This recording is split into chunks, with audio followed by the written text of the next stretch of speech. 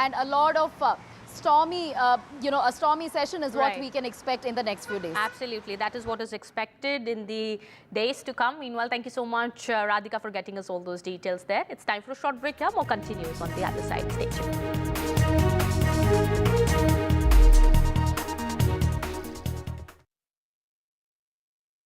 Loan मिलेगा या नहीं ये आपके क्रेडिट स्कोर पे डिपेंड करता है। तो आज ही पैसाबाजार.com पर जाइए और अपना क्रेडिट स्कोर चेक कीजिए फ्री में, क्योंकि लोन की जरूरत कभी भी किसी को भी पड़ सकती है।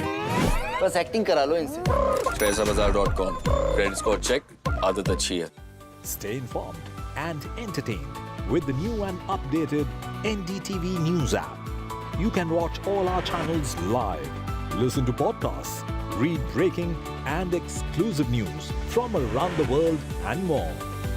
Download the NDTV app today and get access to the best journalism and storytelling on your smartphone or tablet. The NDTV app. News that matters to you. NDTV proudly upholds its legacy of trust and credibility. According to the prestigious Reuters Institute's Digital News Report 2024, NDTV is the topmost news platform in the country. Number one in both online and offline reach in India. Beating all its competition, NDTV stands for trust. Get ready for the ride of your life. NDTV brings you the NDTV Auto Show with me, Mugdha Mishra.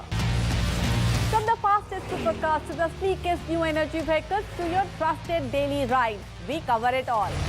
Every Saturday at 10:30 a.m. and Sunday at 8:30 p.m. only on NDTV 24/7. Your next great escape starts here.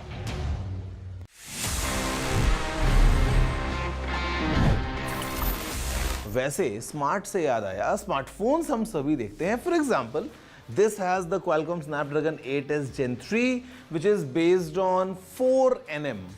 आपने सुना होगा ना अक्सर ऐसा 4nm, 5nm, 3nm. What is this nm if I were to tell you? Well, पता है क्या है? यहाँ पे nm is a nanometer. It's basically a unit of length.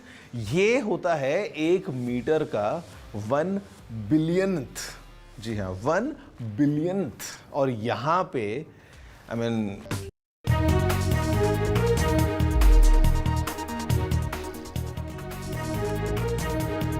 Welcome back after the break. We have some news that we're tracking at the moment from Bengal. Well, what we are learning at the moment is that West Bengal Chief Minister Mamata Banerjee has launched a scathing attack against Governor C.V. Ananda Bose for the delay and confusion over the swearing-in ceremony of the two newly elected Trinamool Congress legislators Sayantika Banerjee and Rayat Hussain Sarkar.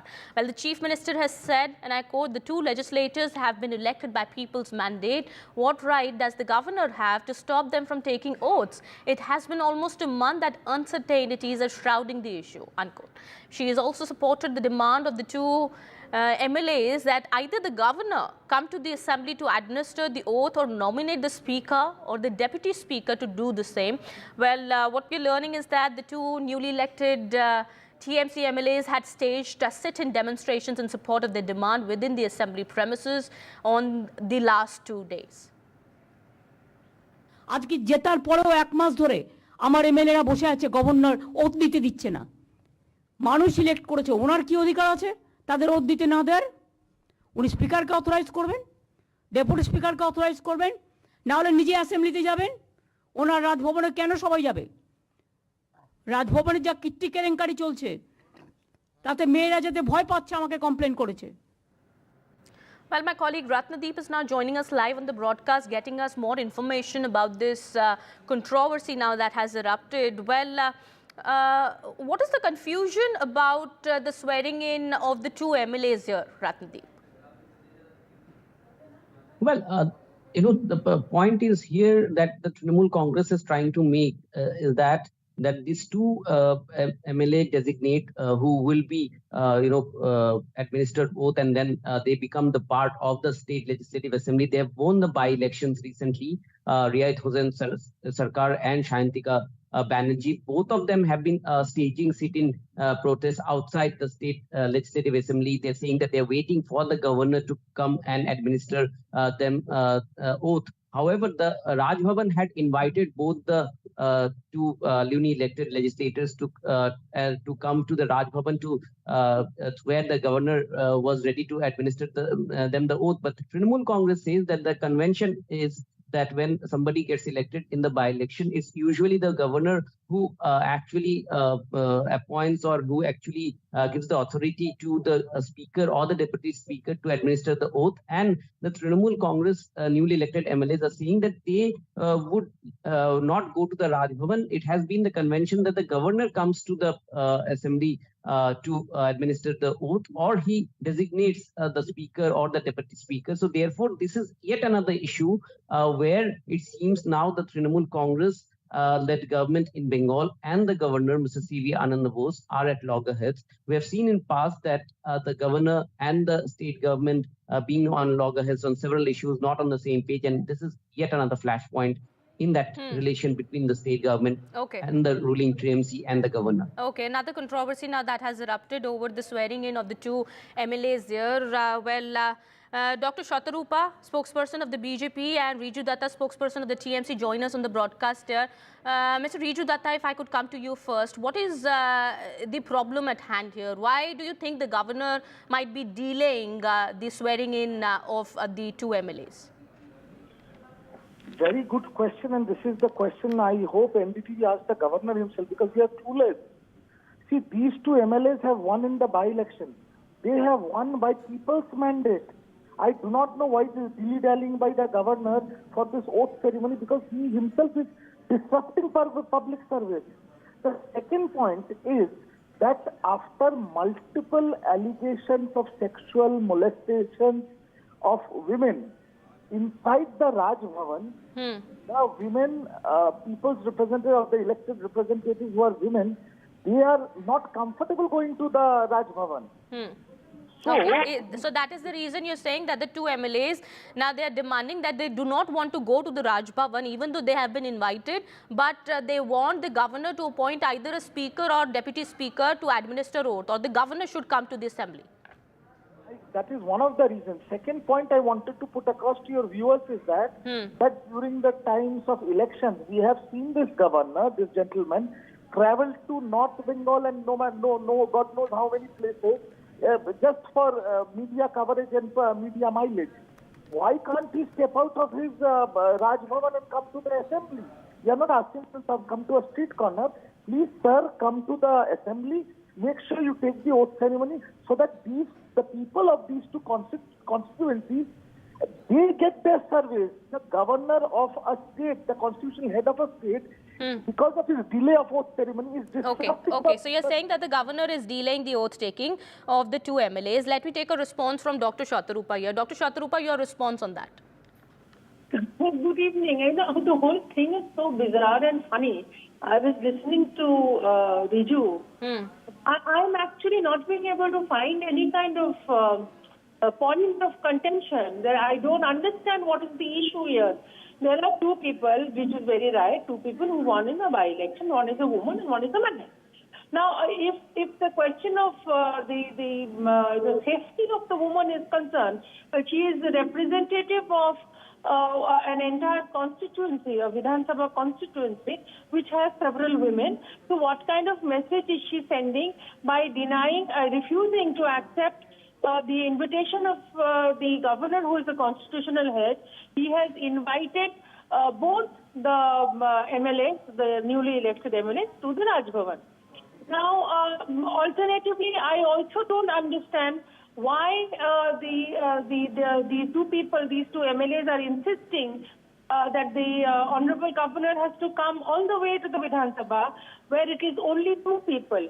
In this context, perhaps it would be pertinent to mention that very recently, Mr. Shamik Bhattacharya, who is the chief spokesperson for BJP West Bengal, has been elected to the Rajya Sabha, and his swearing in happened not in a huge manner. The people, the Rajya Sabha MLAs who were elected in the middle, just before the elections, Lok Sabha elections were declared, they were called to the parliament, where not in the parliament hall, In some other hall, I think the Vice President of India conducted this. Okay, but is there a problem? Is there a problem now? We do understand there have been certain allegations against the governor, and there are some apprehensions that have been expressed by the TMC MLAs. But what we are learning is that the governor has denied their request altogether. But should there have been any concern or issue? A problem with the governor if the two MLAs had been asking for something, or do you think is it just to create a political standoff here, a controversy here that the TMC is doing that? Listen.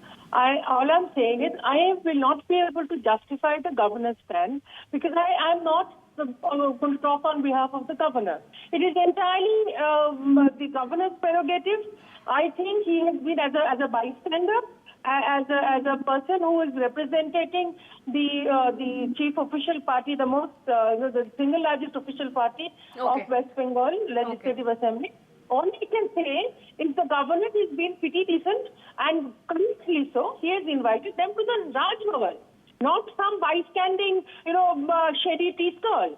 He has invited them to the Raj Bhavan, come and do the oath. But I really don't understand what this hue and cry is all about. And if at all I take your stand that this woman is very scared because of some sexual assault case or a couple of sexual assault cases, and that the government is going to justify. Last response from Riju Datta here. All right, I won't have much time. Last response from Riju Datta here. See, Shwatrupa ji does not know the full story. The governor, I don't know whether NDTV is privy to the letter that has been sent to these elected representatives from the house of the governor. The governor said you are asked to come to the Raj Bhavan for your oath ceremony, where I will denote an appropriate person for the same. That means the governor will not hold the oath ceremony himself. He has called the elected representatives to the Raj Bhavan, and then probably he's going to denote some Tom, Dick or Harry for this oath ceremony. Not only this is an insult, secondly, this is an insult to the elected representatives. Secondly, the women MLA, the woman MLA, Sayantika Banerjee, this question, she's not comfortable going to the Raj Bhavan. So all we are saying is, as the constitutional head of the state, if he can come to the legislative assembly, we are not, again I'm specializing on this point, the legislative assembly. Please come and do this oath ceremony so that the people of these constituencies are not devoid of public service. And today and yesterday, I just want one more thing. These two elected representatives have sat in dharna in Vidhan Sabha under the statue of B.R. Ambedkar. Right. That is what they're saying. Well, the two MLAs who'd been sitting at the stairs of the Vidhan Sabha saying that they're going to sit there and wait for the governor to arrive. However, we do understand the governor has clearly denied their request, saying that he is not going to administer oaths to them in the assembly. Well, this of course has emerged as a huge political face-off between the BJP here and the TMC. We'll keep an eye on the developments here and see how far this really goes. Meanwhile, some more news now that we are tracking at the moment. The Sengol installed next to the Speaker's chair in Lok Sabha has emerged as the latest flashpoint this Parliament session after opposition MPs have questioned its relevance. The ongoing debate over Sengol has been triggered by Samajwadi Party MP R.K. Chaudhary's letter to Speaker Om Birla. The SP MP has said the Sengol must be removed from the Parliament and replaced by a copy of the Constitution. He is referred to Sengol as Raja Ka Dand or the King's Baton. SP Chief Akhilesh Yadav defended his party MP, saying that when Sengol was installed, the Prime Minister had bowed to it, but he forgot to bow to it while taking oath this time. Well, our MP had wanted to remind the Prime Minister about it. Now, the BJP has accused the opposition of disrespecting Indian culture.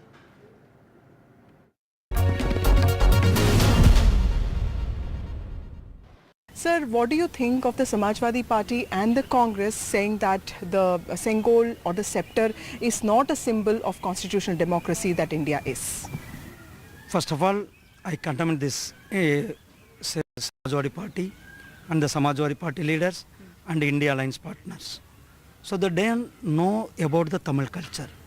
They don't know about the Tamil tradition. They don't know about the Tamil values. See, the democracy first taught to the country or to the world by the Cholas only. In the Cholas, they kept the Sengol for the fair government and the equality government. The Solas, when they are going to transform the government to the next generation, they used to hand over the Sengol. This Sengol is meant for a fair government, and you have to treat all the people to equal, and you have to follow the moral, and you have to follow the legally. So it's reflecting the Sengols, it means Sengol. So like that Sengol, our Prime Minister Sri Narendra Modi ji is identified, and our Prime Minister constructed new parliament to come out, people want to come out from the colonial mindset. So the new parliament is reflecting our Indian ethos, Indian culture, Indian tradition. So there our Sengol is kept. In that, it is not like that it was kept, it is not kept. The Tiruvasagam, you know, and the Tamil Adinams came out from all over Tamil Nadu. They came here, and very big puja was happened, and Tiruvasagam, they sang the Tiruvasagam. Then the Sengol was kept in the parliament. So today also our president is going forward to the Sengol is going before our President of India. So it is pride of Tamilian. Right. It is pride of Tamil people. So like it's in each and every Tamil's pride this is. So the SP, Samajwadi Party or India Alliance people, they are against the Tamil tradition, they are against the Tamil culture, they are against the Tamil value. I strongly condemn this instance. Absolutely. Last question, sir, but they are saying that constitution should be kept and not the Sengol. Do you think that comparison is fair? See, constitution, our Prime Minister is all time. 2014, when our Prime Minister took in charge, that time our Prime Minister told and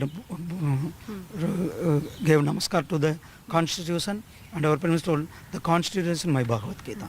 2019 also same.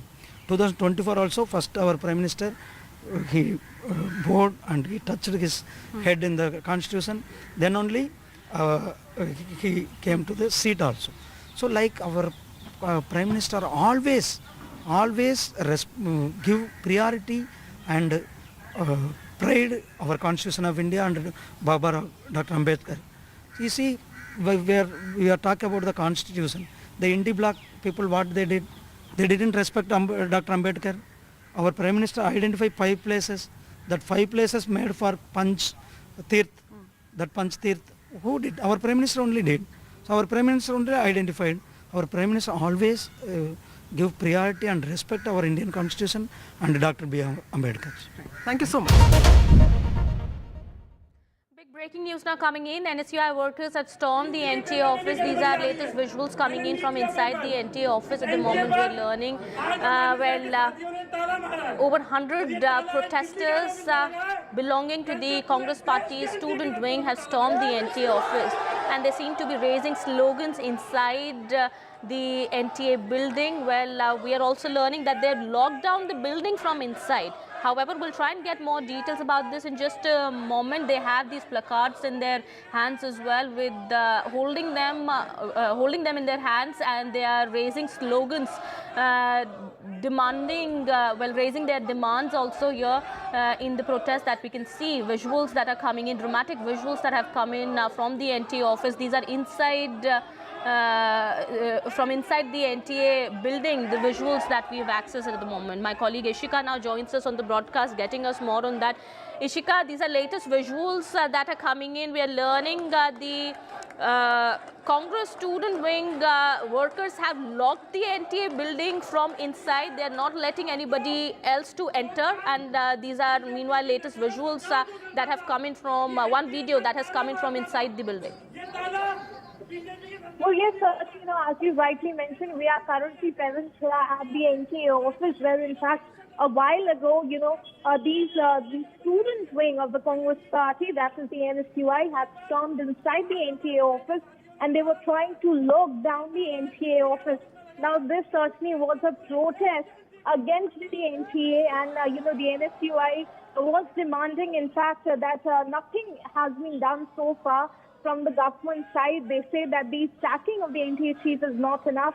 The resignation needs to be done by the Education Minister, but very dramatic visuals that in fact even our viewers can see on the screens how all of these students, there were over 100 students who had in fact barged inside. They are currently, what we are getting to know, they are inside the first floor, and we are showing the visuals how they are sat down, near the lift, and they are raising slogans.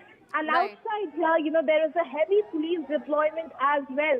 So certainly very dramatic visuals that are now coming to light from the NTA office. Right. Thank you so much, Ashika, for getting us all those details there. We'll keep an eye on the situation there and get you more. Meanwhile, some more news relating to the NEET controversy. The CBI has made its first arrest in the NEET-UG paper leak case in Bihar. 2 individuals from Patna, Manish Kumar and Ashutosh, have been arrested. As per sources, Manish Kumar had facilitated the transportation of students in his car and is suspected of providing the use of an empty school where at least 24 students were given the leaked paper and memorized it, while Ashutosh provided lodging for these students at his residence. The 2 men had been called by the agency for questioning and they were arrested after that. All right, my colleague Prabhakar is now joining us on the broadcast here. Well, first arrest by the CBI in connection with the NEET-UG paper leak in Bihar. What more details are now coming about the arrest? Could there more people be involved and linked to these 2 men? We do understand the investigation is taking place at the moment. The interrogation of these 2 men is also taking place at the moment. Exactly, and it's just the beginning. The CBI has just started making arrests. This is one of the first arrests CBI has made in this particular case. Ashutosh and Manish Prakash. These 2 guys have been arrested, and remember, before these arrests, around 17 persons were already under arrest.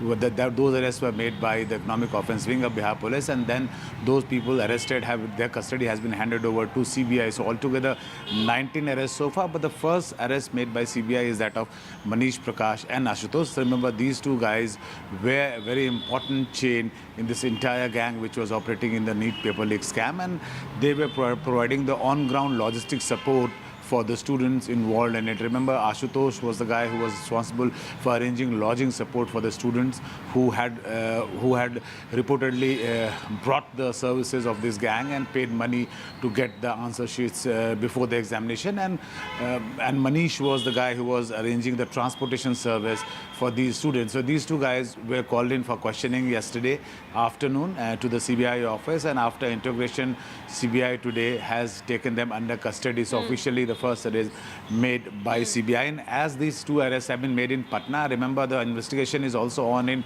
Jharkhand, especially Hazaribagh, that has been seen, that is being seen as the epicenter of this entire controversy which has erupted. And 4 men over there, they are still being integrated by CBI. No officially arrest so far from Jharkhand, but it's not be very late when we actually could hear something about them as well. Absolutely. Well, we are learning now that on the basis of the statements by these 2 men, the police is trying to join the dots, and more arrests could be made, of course. Thank you so much, Prabhakar, for getting us all those details there. It's time for a short break. More continues on the other side.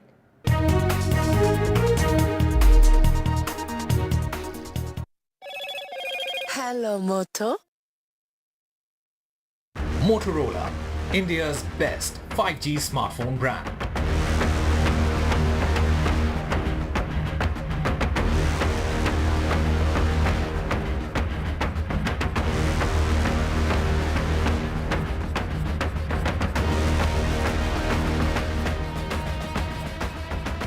Loan मिलेगा या नहीं, ये आपके credit score पर depend करता है। आज ही जाइए पैसाबाजार.com पर और अपना क्रेडिट स्कोर चेक कीजिए फ्री में, क्योंकि लोन की जरूरत किसी को भी कभी भी पड़ सकती है। चल एक्टिंग थोड़ा भेल बनो।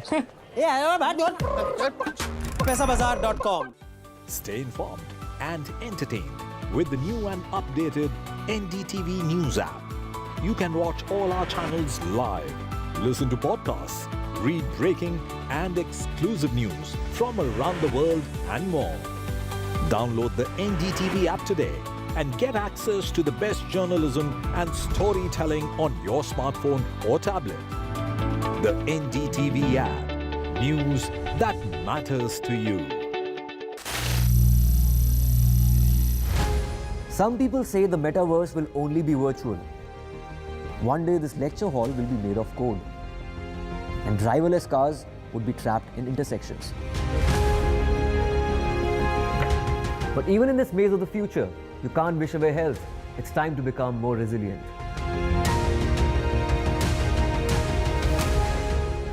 "10 years of Banega Swasth India, we have grown and achieved so many milestones."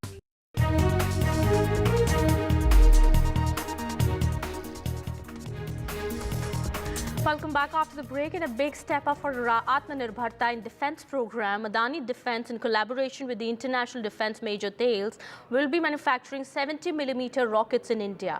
While the rockets can be fired from India's attack helicopters and are considered the gold standard of rockets of this class anywhere in the world. My colleague Vishnu Som has this special report.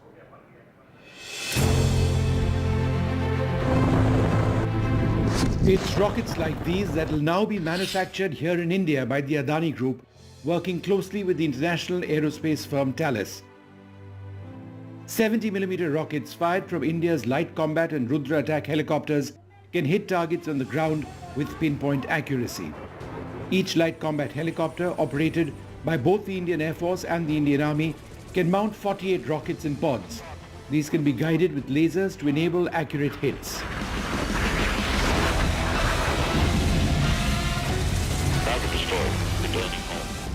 It's also versatile because of the array of weapons that it carries. It can actually carry air-to-air missiles as well, fired from these pods over here, and also rockets which can be used to strike targets on the ground. These rockets can be used against soft and light armored vehicles, air defense facilities, radar sites, and communication installations. What are these rockets meant for? These rockets are generally meant for an area target, like a column of vehicle or even a lightly armored column of vehicle. These are they have a caliber of 70 mm. They have a warhead which is of different types. A different kind of warhead can be chosen depending upon the target. That's called as target to weapon matching. The Indian Air Force and Indian Army are in the process of acquiring 65 and 114 light combat helicopters respectively. In a statement, Thales has said, "This partnership is a key milestone in our continued support of Make in India and the Atmanirbhar Bharat vision for India's growing defense industry." Thales is a world leader in the manufacture of 70mm rocket systems, launcher and firing control systems. 8 million rockets have been delivered around the world to as many as 70 forces. These rockets will now be built in India. Vishnu Shom for NDTV.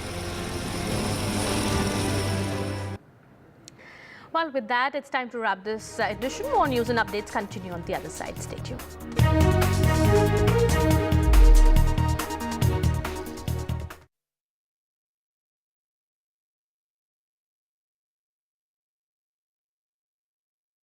Loan मिलेगा या नहीं, ये आपके credit score पे depend करता है। तो आज ही अपना क्रेडिट स्कोर चेक करें फ्री में पैसाबाजार.com पर। लोन की जरूरत कभी भी किसी को भी पड़ सकती है। ठीक से एक्टिंग नहीं। पैसाबाजार.com।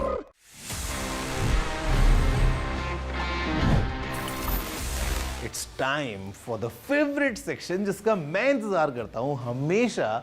It's called Ask TG and यहाँ पे I answer all your questions. Let's see what we have for this week.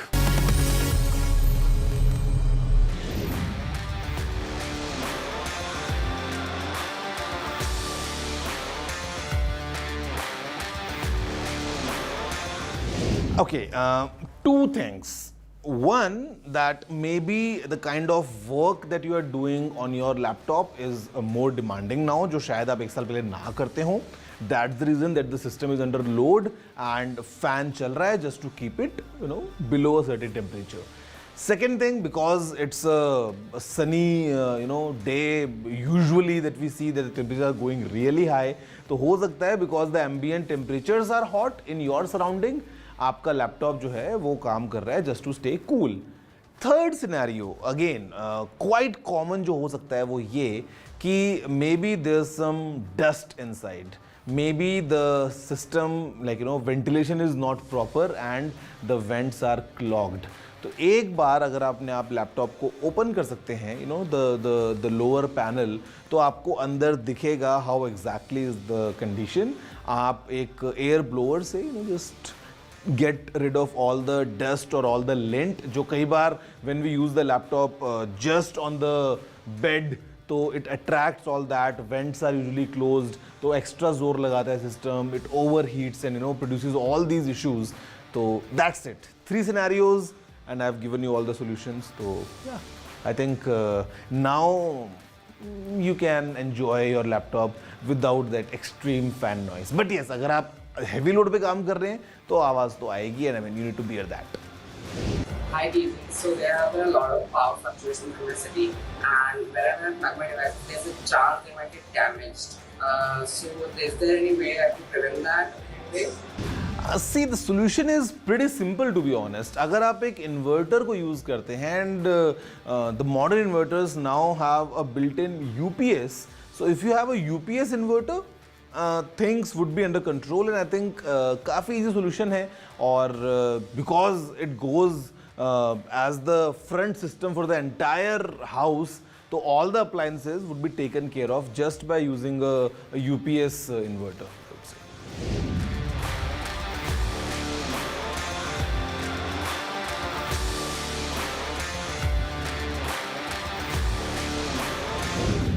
Okay, so you want to shoot nice photos and videos, and your budget is 30 to 40K.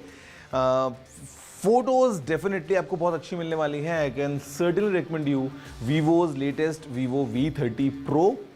It has some interesting features, and definitely would make sure कि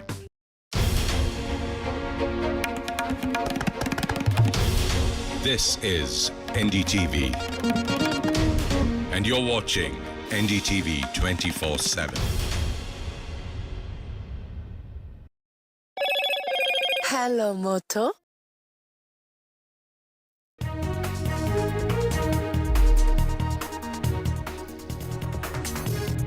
Hello and welcome. You're watching NDTV. I'm Gargi Rao. Stay with us for all the news you need to know. Massive protest over the NEET exam. Let's take a look at the headlines. Over 100 protesters stormed the NTA office, the office of the National Testing Agency that's at the center of the entire NEET controversy. The Congress's student wing storms the NTA office and locks down the office. Deputy Speaker election on the cards. The NDA is likely to keep the position. The opposition had asked the government to give the Deputy Speaker position to the opposition.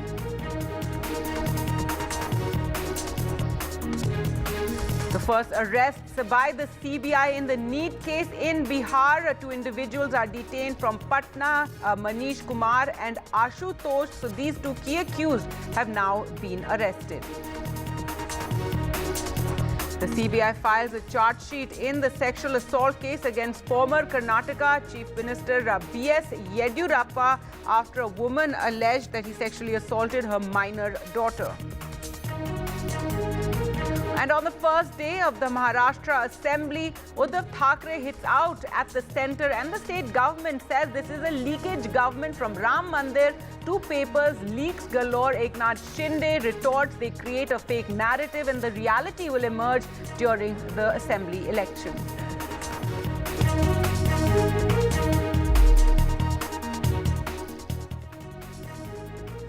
Our top story now, and members of the National Students' Union of India, that's the Congress's student wing, has barged into the Delhi office of the National Testing Agency, the central body that is at the center of this entire controversy over the NEET medical examination that's under scrutiny over question paper leaks and other irregularities that have taken place in the entrance exam. Earlier today, we saw Congress youth workers were protesting at Jantar Mantar, attempting to march to Parliament. However, now the NSUI members have stormed the office. You can see visuals from the office, which showed the crowd there.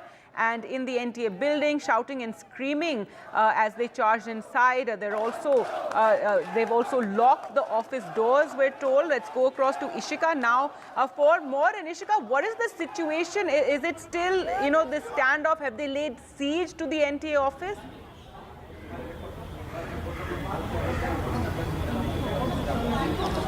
Well, guys, Gargi, as you rightly pointed out, we have seen that over 100 students barged inside the NTA office where we are currently standing. You can see that this is the NTA office where over 100 protesters of the NSUI, that is the student wing of the Congress party, tried to barge inside. In fact, they also tried to lock the front door that you can see currently. And after that, we also saw the dramatic visuals of them raising slogans on the first floor and demanding that NTA be scrapped. Now, shortly after that, all of these protesters left from the spot, and after this is the visuals that we are getting for you.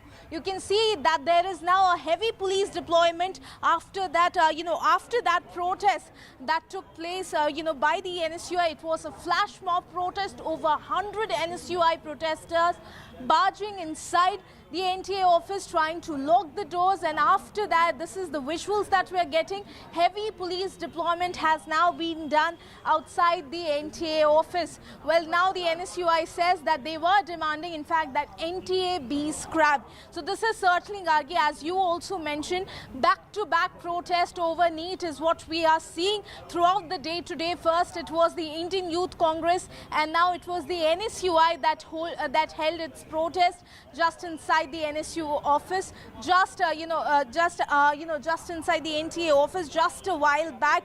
Very dramatic visuals that came to light from here. All of these students trying to storm in, and then they were sitting near the lift at the first floor, continuing to raise slogans. And after that, just as the police was about to arrive here at the spot, all of them left from the spot, and now a heavy police deployment has now been done at the NTA office. Over to you. Right, and Ishika, the NTA is really at the center of, this entire controversy over NEET in the Supreme Court, even as the petitions are being heard, questions over the NTA's handling of the examination. Initially, the NTA claiming that there was no leakage that had taken place. That's something the Education Minister, Dharmendra Pradhan, too said. But since that last hearing, and the next hearing, as we know, is on the 8th of July, so much more has emerged, and, these cases are now being investigated by the CBI in Bihar, in Gujarat, etc., where there are, there's evidence of paper leak having taken place. So this is, this is just added fuel to the fire and the anger against the NTA, which the Congress is really, zoned in on. Well, that's right, Gargi. As you rightly mentioned it, we have seen that it was not just the NEET, where the paper leak allegations were made. We have seen it was the other tests, if you look at, that have been conducted by the NTA, be it, NET, how that was also, in fact, postponed because it was said from the government authorities itself that an input was received, that, that the exam has been compromised, after which the case was handed over to the CBI. So certainly, with not just one test but multiple examination, very important examination, all being now handed over to CBI for further investigation, has only added fuel to the fire. We have seen how, in fact, the students across the country and also their parents have, had only angry reactions to the NTA, and then we are seeing that multiple student organizations, be it the Congress student wing, NSUI, be it their youth wing, the IYC, or be it the other, student wing of the left parties, all of them had in fact held protests against the NTA. Now, government, did sack the NTA chief, but even after that, the anger against the NTA continues, and today we saw back-to-back protest over and against the NTA by the Congress, both of its wing, the IYC and then the NSUI. The NSUI, who in fact, brought the protest to now the NTA office itself. They stormed in, they raised slogans, they sat down, and they also tried to lock the NTA office, and just as the police was about to arrive, they left from the spot. Now, all of these student organizations, they say that currently they demand that NTA be scrapped and also demand the resignation from the Education Minister, Dharmendra Pradhan. But certainly very dramatic visuals, Gargi, that we have seen throughout the day. Even today, you know, right now also you can see the heavy police deployment that continues to be there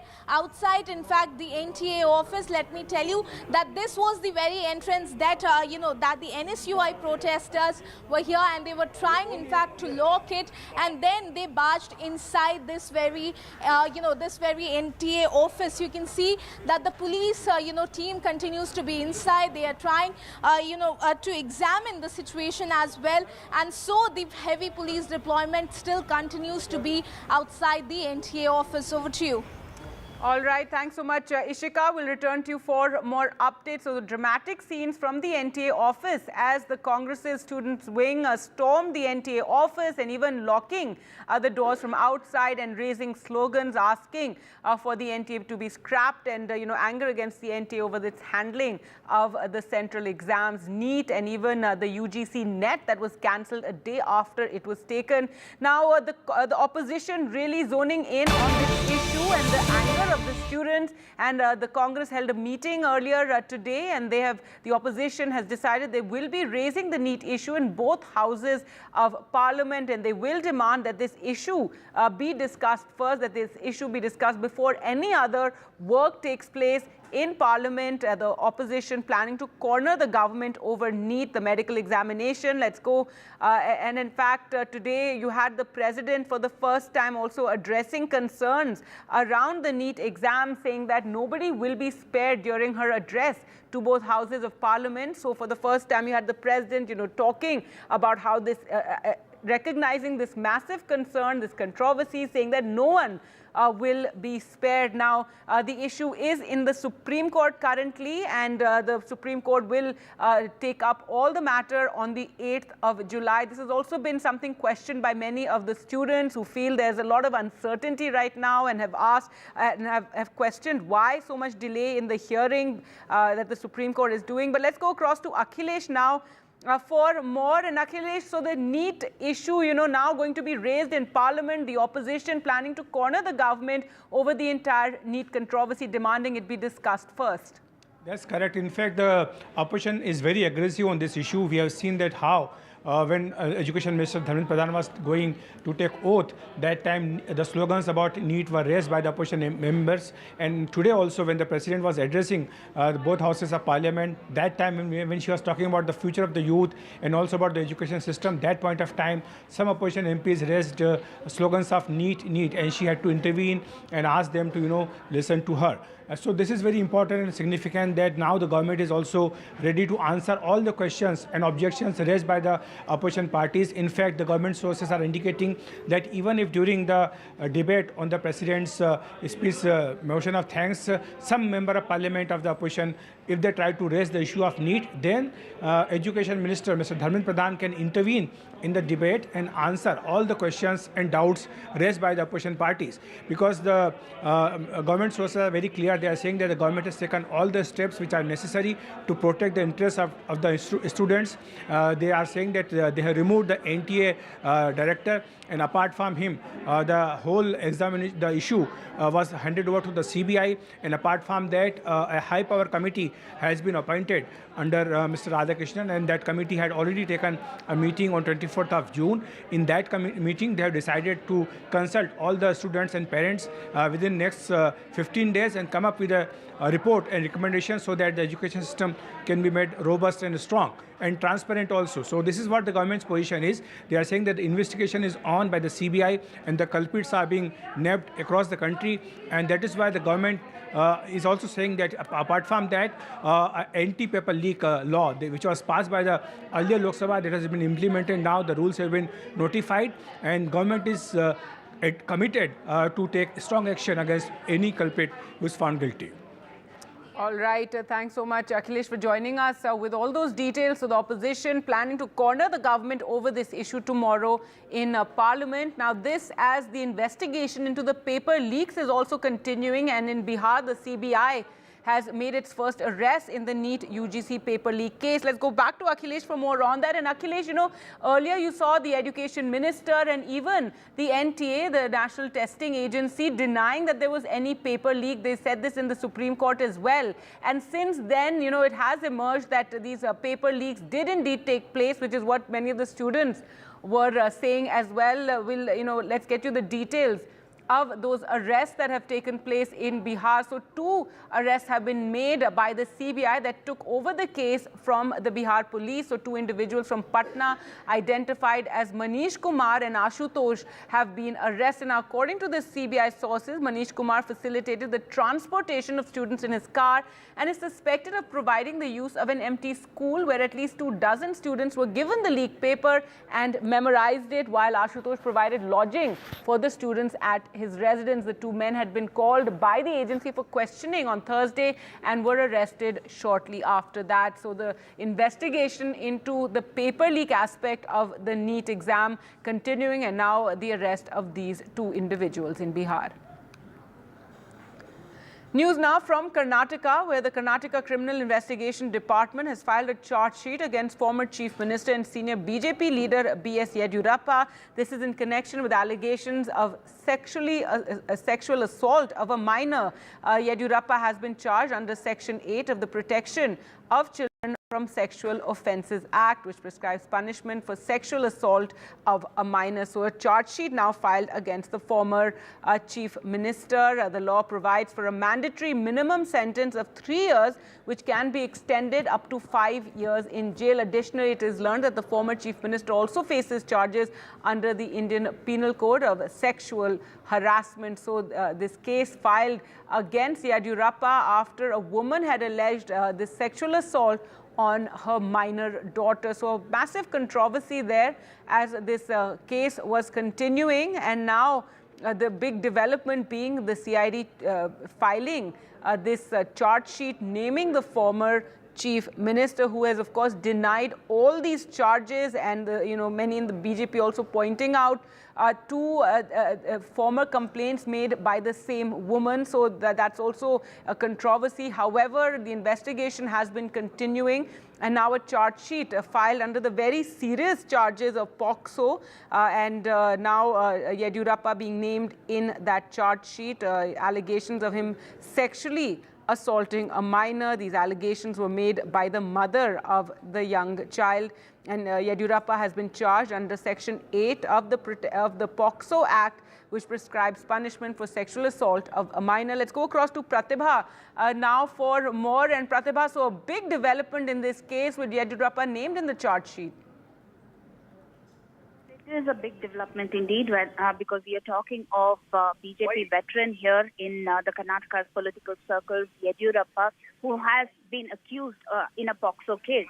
And the incident came to light in February when a complaint was filed by a mother who alleged that Yediyurappa had sexually assaulted her minor child.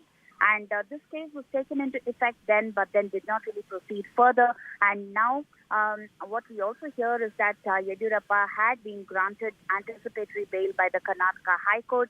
And after the mother's death, that is the complainant's death, it was the brother who followed up on the case, and the matter was taken forward. The CID has taken up the case, and now the charge sheet has been filed. We also have details emerging from sources where in the charge sheet, Mr. Yediyurappa's name as well as 3 others' names have been mentioned, and the 3 others have been mentioned under charges of destroying evidence. This is the information that we gather so far. More details is likely to emerge as the legal procedures go forward. Whether it would be a setback for Mr. Yediyurappa or not is also something that needs to be closely watched. Back to you. All right. Thanks so much, Pratibha, for joining us on these latest developments. So a very serious charge there against a very senior BJP leader, former Chief Minister B.S. Yediyurappa.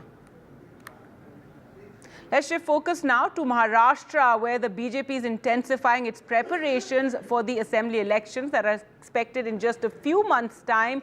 And a core group meeting of the BJP will be held in Mumbai tomorrow. This is going to be, the election, the leaders who are in charge of the election. So BJP's Maharashtra election in charge, and Union Minister Bhupender Yadav will be in Mumbai tomorrow for this meeting. He will participate in this key meeting and also hold one-on-one meetings with top leaders of Maharashtra. After assessing the political situation, Bhupender Yadav will then provide feedback to the party's central leadership. The party's strategy for the Maharashtra Assembly elections will be formulated on this feedback. Remember, there has been tension between the allies of the Mahayuti, between Eknath Shinde and Ajit Pawar as well. So all that will be taken into account tomorrow when Bhupender Yadav will hold this key meeting. Well, today was the first day of the Maharashtra Assembly session, and Uddhav Thackeray, following the session, slammed the Modi government as well as the Maharashtra government and attacked them over the Ram Mandir leak. Remember, it's been in the news of a complaint that the Ram Mandir had started leaking, as well as the NEET leak case. And he said that this is a leak sarkar, and both the Ram Mandir and NEET leak have taken place, while the Chief Minister Eknath Shinde hit back and said this is a fake narrative created during the Lok Sabha polls, and people are aware of Maharashtra government's work, and people will realize the true picture in a few months after the assembly elections. पण एकूणच जर बघितलं तर केंद्र आणि राज्य हे त्यांच्याच भाषेत डबल इंजिन सरकार आपण किंवा ते म्हणत असतील तर ही दोन्ही सरकार महागळती सरकार आहेत. हे लिकेज सरकार आहे. कारण राम मंदिराच्या गाभाऱ्यात सुद्धा लिकेज झालेलं आहे. पेपर फुटी झालेली आहे. म्हणजे पेपर सुद्धा लीक होत आहेत, मंदिर सुद्धा लीक होते आणि ह्यांना लाज लज्जा शर्म काही नाहीये. चेहरे की बात करते हो, कई लोग एक चेहरे पे कई चेहरे लगा लेते हैं, वो एक गाना है ना, वैसे चेहरे उनके पास. अभी उनके सही चेहरे अगले 2-3 महीने में लोग जनता बराबर खींच लेगी और असली चेहरे उनके जनता के सामने आएंगे. ये लोकसभा के चुनाव में फेक नैरेटिव, झूठा ये सब प्रचार प्रसार किया.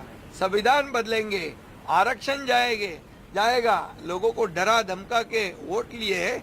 ये परमानेंट नहीं है. लोगों को पता चल चुका है काम करने वाली सरकार कौन है, झूठे वादे देने वाली सरकार कौन थी. Well, let's go across to Radhika now for more. And Radhika, quite an eventful first day of the assembly session. Uddhav Thackeray, alleging this is a leak sarkar, and Eknath Shinde, hitting back and saying the true picture will emerge in a few months after the elections. That's right. The monsoon session of Maharashtra Assembly is starting today, and the top leaders of the government and oppositions in the House. Of course, the House was adjourned today. It will continue tomorrow, but press conferences and interactions happen post the session. Of course, the session is significant ahead of assembly elections. We did see Mr. Thackeray targeting the centre over NEET test. He referred to reports of rainwater leaking into the sanctum sanctorum of Ram Temple in Ayodhya, calling the centre as a leakage government, pointing at both Ayodhya issue as well as NEET leak issue, calling them a leakage government in Delhi. Now, also countering Mr. Devendra Fadnavis's charge that question papers of competitive exams were leaked during Uddhav's tenure. He said that this was a fake narrative. Most of the exams happened during COVID-19 and they were online. Now, Shinde also hitting back, saying that false narratives were spread by the opposition about the state government, which is what led to the Lok Sabha results. But people of the state know what the reality is, and therefore it is the Mahayuti that will emerge victorious during assembly elections. So just months ahead of assembly elections, this is the last monsoon session. Uddhav also targeting the government, saying promises are given by the state but never fulfilled, talking about farmers' distress and failure to disburse loan and so on. So multiple issues. Certainly from tomorrow, we can see the opposition targeting and cornering the state government over a range of issues, from farmers' distress to Maratha Arakshan, and also the Pune drug issue and so on. And of course, we know for a fact that opposition has an impetus here. There is benefit opposition, benefit MDA, considering the way they performed in the Lok Sabha elections. Therefore, this has given them a boost of sorts. So it remains to be seen how the next few days are going to be. Certainly a stormy session expected in the next 2 weeks. All right. Thanks so much, Radhika, for joining us with all those latest developments. With that, time for us to slip into a short break. More news coming up on the other side.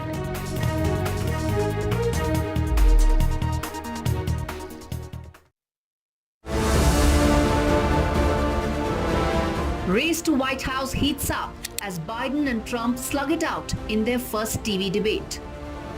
Will Macron's gambit pay off, or will France see its first far-right government?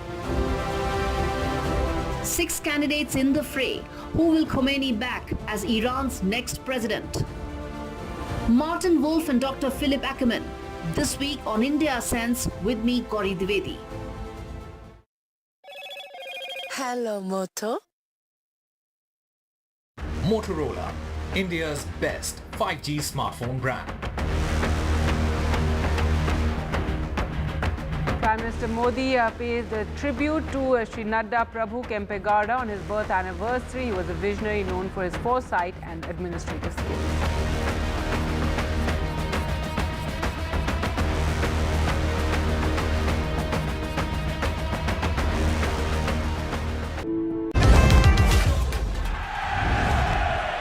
Get the magic of the best working for you now. Link your payment cards once, collect rewards forever.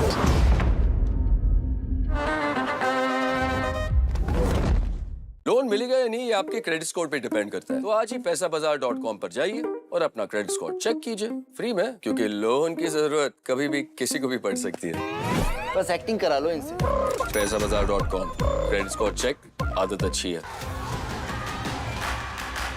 The biggest democratic exercise in the world. Team NDTV covers it from ground zero. BJP really had to fight a tough election this time. Unprecedented exercise. Unmatched coverage. There is no dispute. जनता को decide करना है. From polling to counting, NDTV brought you the most trustworthy news and updates.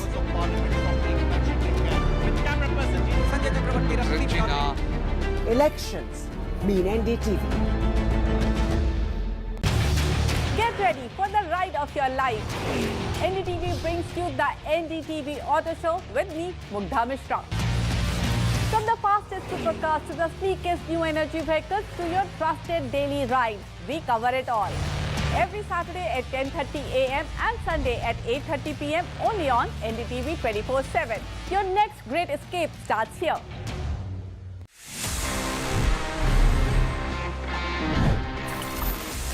बहुत बार ऐसा होता है and I have seen many guys जो कि 2 phone carry करते हैं सिर्फ इसलिए कि उनको 2 अलग-अलग व्हाट्सएप को रन करना है। एंड समटाइम्स आई अंडरस्टैंड कि मतलब एक फोन होना मुश्किल हो जाता है, but WhatsApp has a built-in option. अगर आपको नहीं पता है, you can just add an account in the same application.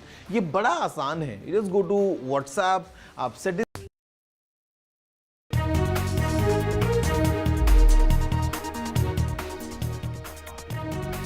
Welcome back. NDTV has learned from sources that after the showdown over the Speaker's election, the Deputy Speaker election is on the cards and the NDA is likely to keep that position. Remember, the opposition wanted that position even during the negotiations for supporting the Speaker and not having an election. The opposition had demanded they be given the Deputy Speaker's position, which the government was not inclined to do. And now it's expected that the NDA is likely to make that announcement soon and keep the Deputy Speaker's position as well. Meanwhile, the Congress has written to the Speaker over his resolution on emergency. There were protests yesterday after Om Birla, shortly after his re-election, had addressed the Parliament and the Lok Sabha and then spoken on the emergency and dark days of the emergency. Now, K.C. Venugopal, in his letter to the Speaker, said it's a grave matter impacting credibility of Parliament and that making such a reference from the chair is unprecedented in the House. So many things we discussed about the parliamentary functioning. Of course, this issue also came. Rahul ji, leader of opposition, had informed the honorable speaker. It could have been avoided from the speaker's reference. Because that is clearly a political reference. It could have been avoided. A letter by K.C. Venugopal has been shared with the Lok Sabha Speaker Om Birla, and it was also leader of opposition in Lok Sabha, Mr. Rahul Gandhi, who met Lok Sabha Speaker Om Birla after the Lok Sabha got adjourned for the day, and it was a courtesy meeting. But in that courtesy meeting, it was Rahul Gandhi who stated that after being elected as the Lok Sabha Speaker and thanking all the respected members of the lower house of the parliament, it was an unfortunate decision by the treasury benches, and someone like Lok Sabha Speaker, who is well respected across the party lines, should not have brought the resolution on the emergency. This could have been something which could be avoidable. Also, it was Rahul Gandhi who stated that this is politically motivated. Several of the opposition leaders categorically stated that when the government is focusing on 2047 as developed India, they wanted to see what's going to be the roadmap for the country, for the progressive parliamentary democracy, and also for the developed nation.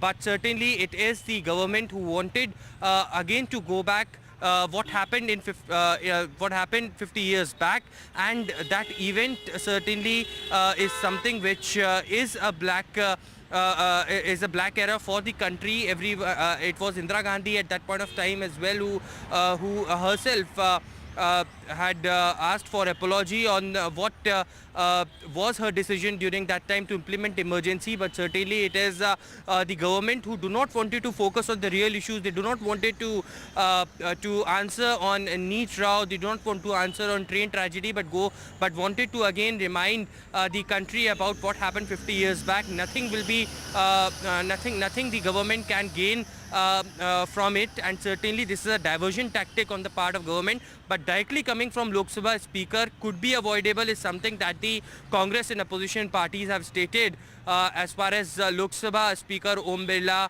bringing that resolution against the emergency in the lower house of the parliament yesterday.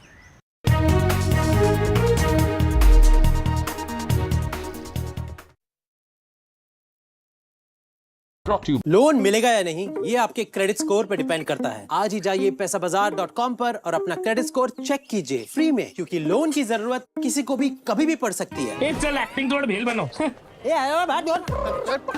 पैसाबाजार.com। Stay informed and entertained with the new and updated NDTV News app. You can watch all our channels live, listen to podcasts, read breaking and exclusive news from around the world and more. Download the NDTV app today and get access to the best journalism and storytelling on your smartphone or tablet. The NDTV app. News that matters to you. NDTV proudly upholds its legacy of trust and credibility. According to the prestigious Reuters Institute's Digital News Report 2024, NDTV is the topmost news platform in the country. Number one in both online and offline reach in India. Beating all its competition, NDTV stands for trust. Get ready for the ride of your life.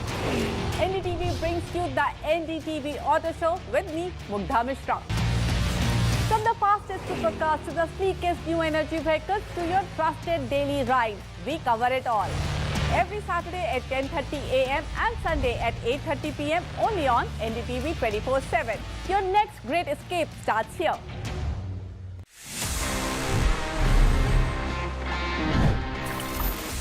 वैसे smart से याद आया, smartphones हम सभी देखते हैं. For example, this has the Qualcomm Snapdragon 8s Gen 3 which is based on 4nm. आपने सुना होगा ना अक्सर ऐसा 4nm, 5nm, 3nm. What is this nm if I were to tell you? Well, पता है क्या है? यहाँ पे nm is a nanometer. It's basically a unit.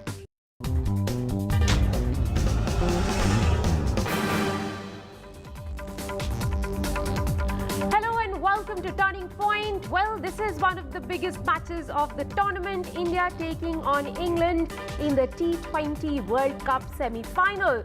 What will Providence serve up at the Providence Stadium in Guyana? We'll have to wait and watch.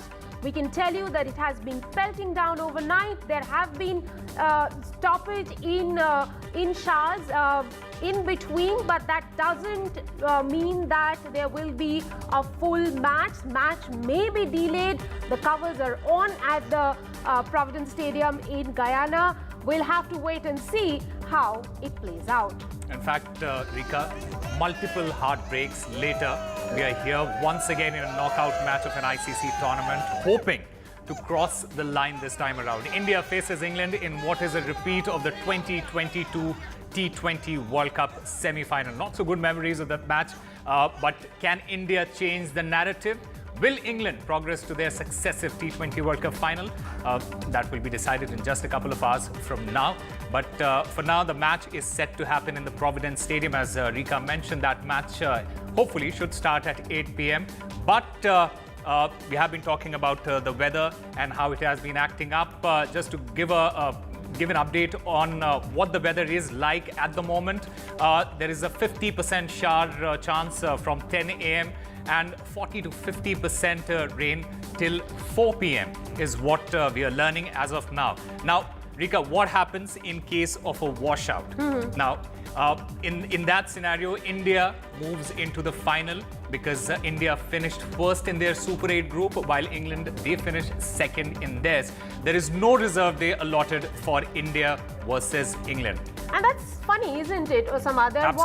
There was a contingency plan for the first semi-final, but no such contingencies for the second semi-final that's going to happen between India versus England. And the reason that ICC has given its fans is that because that match happens 48 hours to the final, hence there is no contingency plan. There is no reserve day, so to say, for the semi-final. Well, there are going to be a lot of conversation around that as Absolutely. well. I'm telling you over the internet.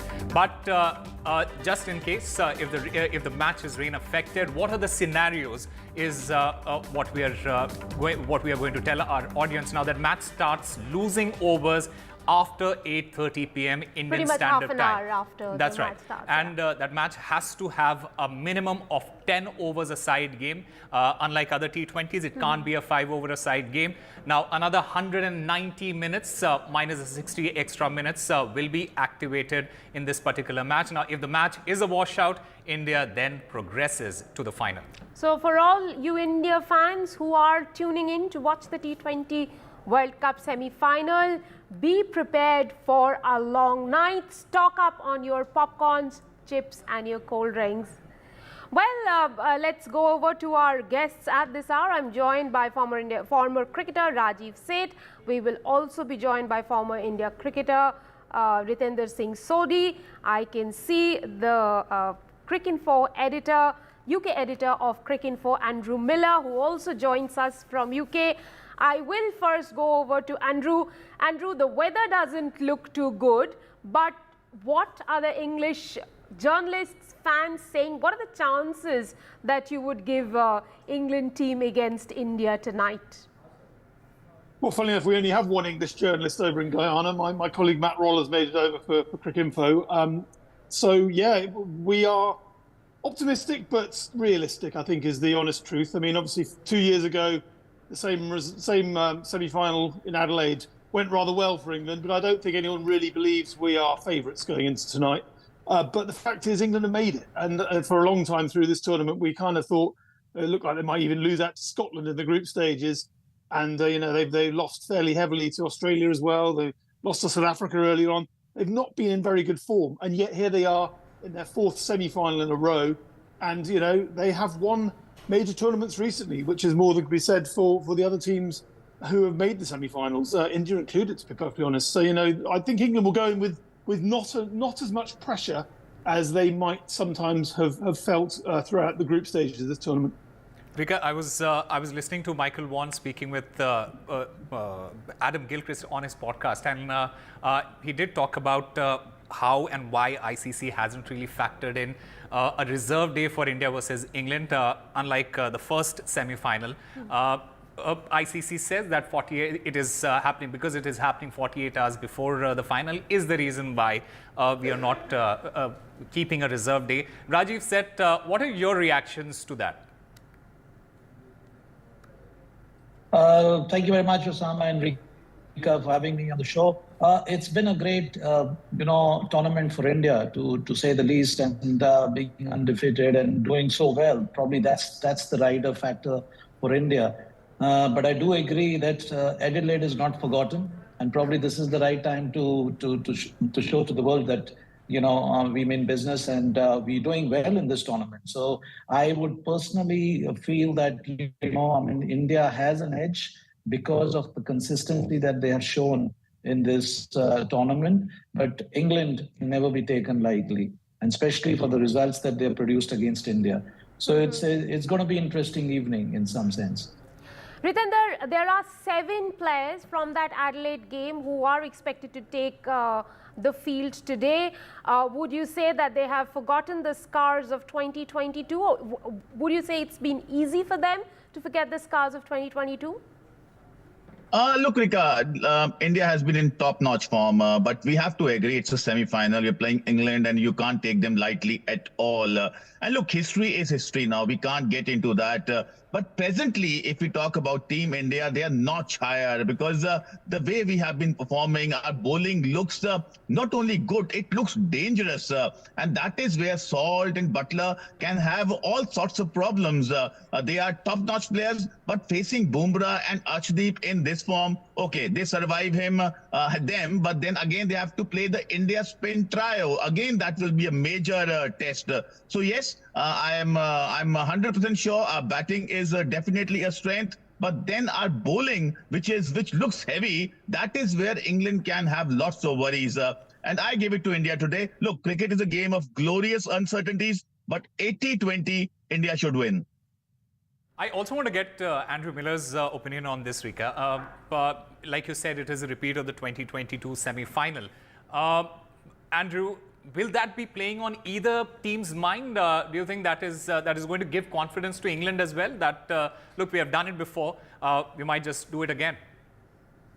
Well, I think the confidence that England can get from this is having got to the semi-final. It's probably the bare minimum of the expectations around this team. Because let's face it, they are the best England team that England have produced in white ball cricket ever. And they may be evolving a bit, but a lot of the players who won in 2019 are still there. It's a side that had expectations of getting to the knockouts. It looked at one stage they wouldn't get there. They've made it. So I think England will be pretty relaxed.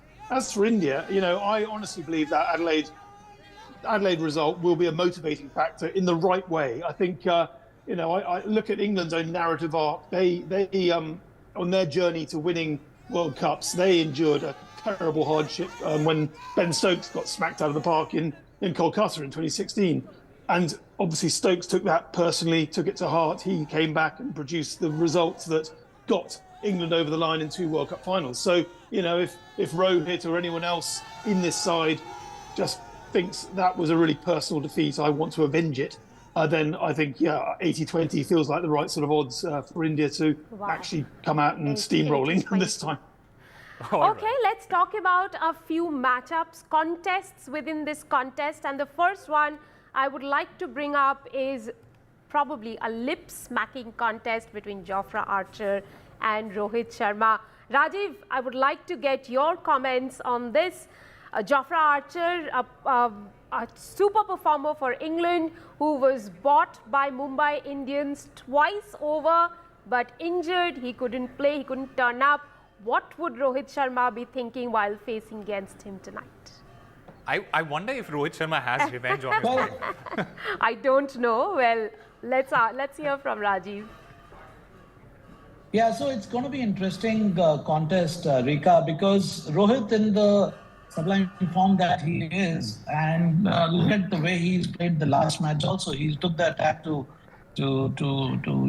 challenge and played the shots, that unbelievable shots, and the timing that he has. So it's not going to be easy for England bowlers, which I feel is probably England's not best bet, to be very frank. England would rely more on their batting strength. as I would put. So hence, bowling is going to be under tremendous pressure, and first 6 overs will make huge difference. And I'm sure Rohit is going to go for his natural flair, and he's just going to manage those quick runs initially to put pressure back on me. All right, another big contest that we are really looking forward to is Virat Kohli versus Moeen Ali, and we have seen Virat Kohli struggle against spinners. But when it comes to an ICC and knockout, particularly Moeen Ali, absolutely he struggled against Moeen and Ali. in fact, when you look at Virat Kohli's record in an ICC tournament, he has almost always he has taken that responsibility to bring his best, especially in big matches. Ritinder, is a big knock coming today? Yes, Osama, I am very sure about it. And we have been waiting for a big match. We have been talking on our shows with Abhishek, Ashokipa, that he's a big match player. So no day can be bigger than the semifinals of the World Cup.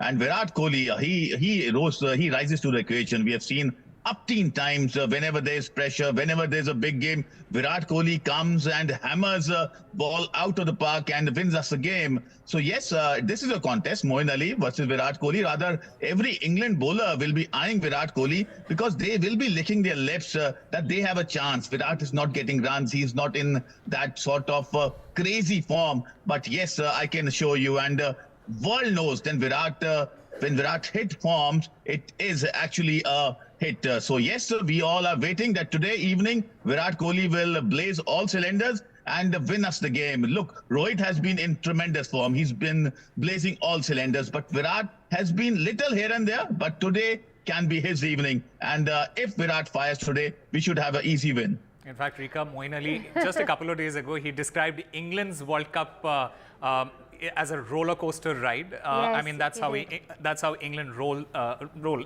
isn't it?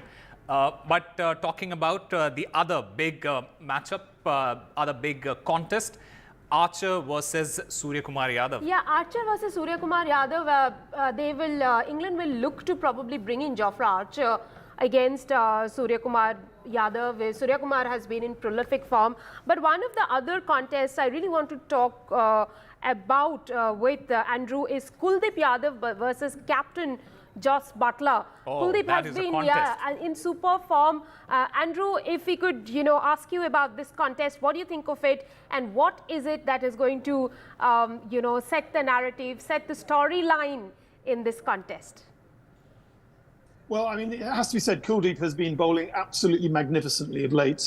He's, the skill value of having a left arm wrist spinner is one thing, but the way in which he has just nailed his brief. He's got the perfect pace, got the perfect flight, the variations, and his record against Buttler is pretty good, I believe. I think he about a strike rate of about 105 to 110 and got him out 3 times in T20 history previously. So England haven't really been able to accelerate against Kuldeep, and that I suppose is the key thing. It's like even if they do get off to a decent power play, they're going to have to come up against this guy who will just put the handbrake on. And I think England have just got to be ready for the expectation. This will be a low-scoring game. I think spin will be a factor. Adil Rashid will be a big factor as well. I mean, he bowled magnificently in Adelaide as well. He's probably the key bowler for England on that night. So the slower bowlers forcing batsmen to make the angles and create the opportunity to put the power through the ball. All these things that I think will be a big factor. When the ball just comes onto the bat and you can launch it, as we saw during the IPL, it's an amazing spectacle. But I think when you have to grind your runs a bit harder against top quality bowlers, it's a very different type of spectacle, and it could be a fascinating one as well. So if England can avoid panicking, if it looks like 150 say is a limiter of ambition, or even in the USA leg 120 was ample for a really tough contest. It's just a matter of holding your nerve, I think, and realizing that these conditions are going to be tricky, and you just got to hang in there. Andrew, it's just a follow-up question to what you mentioned about that England has to be prepared for a low-scoring game. Given the fact that in this World Cup we saw that they hinged much on their power play performance, and England has been one of the sides to have prolific power play, would you say that even today they will hinge on power play, on getting maximum runs in the power play, or they will have that responsibility spread through the batting lineup? And just to add to that question, Andrew, just to add to that question, The match is happening at Guyana, the Providence Stadium. It is the strategy. What is the strategy going to be? Go hard in the power play and then look for the spinners. What do you think should be the strategy there? I think England will go hard. I mean, the way that Butler and Salt have lined up in particular, Phil Salt's been a revelation, particularly in the Caribbean. Last winter, he scored consecutive 50-ball hundreds against West Indies, and he was in fine form again earlier in the tournament. And he's got this ability that Jason Roy had before him in England's previous white ball team to just go hard regardless of the conditions. He has no fear about teeing off from the get-go. And that has helped Butler at the other end to take a little bit longer, a little bit more like a Chris Gale, say. He would just allow himself a few balls to get the measure of the conditions and then launch it. So by having those two in a harness, England are generally in a really good place to be strongly placed after the power play. Lose either of them early, then you're into a difficult scenario, because the one thing England haven't really had, they had a weird group stage where they didn't get a lot of game time because of rain. They still haven't quite got their act together in the middle order. It's no one quite knows whether Johnny Bairstow's in good form. No one quite knows whether Harry Brook is nailing it. Moeen Ali, Liam Livingston, they're all a little bit unsure of where their form is actually at. So yeah, absolutely. The power play is vital to England. They've got to go well on that. Well, Osama, we've been talking about the conditions in Guyana, and one of the key players will be the rain. And when rain comes in, we talk about the rain rule, the Duckworth-Lewis method. Now, Duckworth-Lewis has been, the rain rule has been very close to all of us, journalists, broadcasters. We've always come out with that sheet that has been very, very controversial. Earlier, about 17 years ago, I had a chance of traveling to Gloucestershire, a place in England that was the birthplace of Frank Duckworth, one of the founders of the Duckworth and Lewis rain rule. We went to him after a lot of criticism was heaped on him to ask whether there could be tweaks and whether he could at least end up in being a non-controversial man. Here's the story we bring to you, which we had shot 17 years ago. It's still raining. Rahul Dravid is said to be a great student of the game, but the Duckworth-Lewis system obviously confuses him as well. That's why the Indian captain had to look at this piece of paper during the 5th one-day against England on Sunday. But Frank Duckworth, one half of the two mathematicians who created the system, thinks the concept is quite simple, even if the mathematical formula isn't. When overs are lost to the weather, then you don't correct the target in proportion to the number of overs that are lost, but in proportion to the number of run-scoring resources which are lost. And these are a combination of overs remaining and wickets. And we have a mathematical formula which combines these two resources, and that's what we use. Cricketers aren't meant to be mathematicians, but they're expected to understand the Duckworth and Lewis system.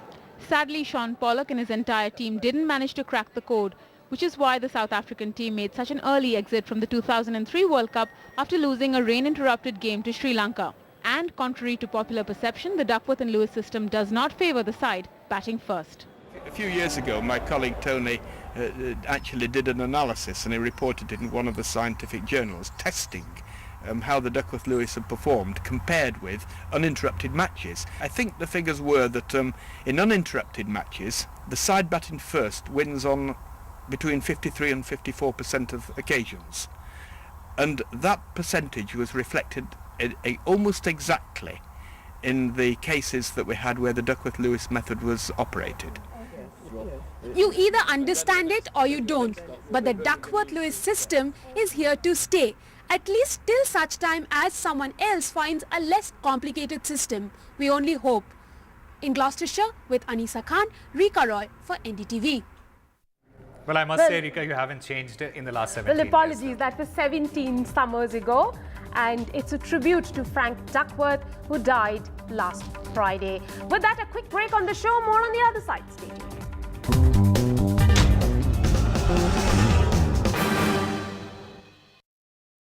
Loan मिलेगा या नहीं, ये आपके credit score पे depend करता है। तो आज ही अपना क्रेडिट स्कोर चेक करें फ्री में पैसाबाजार.com पर। लोन की जरूरत कभी भी किसी को भी पड़ सकती है। ठीक से एक्टिंग नहीं। पैसाबाजार.com। Stay informed and entertained with the new and updated NDTV News app. You can watch all our channels live, listen to podcasts, read breaking and exclusive news from around the world and more. Download the NDTV app today and get access to the best journalism and storytelling on your smartphone or tablet. The NDTV app. News that matters to you. Some people say the metaverse will only be virtual. One day this lecture hall will be made of code, and driverless cars would be trapped in intersections. But even in this maze of the future, you can't wish away health. It's time to become more resilient.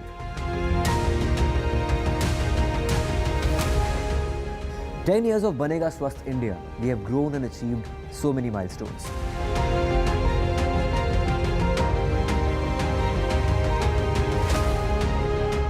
And now I have a plan to beat the urgency, to stop breathing with difficulty, to relieve getting choked with inactivity.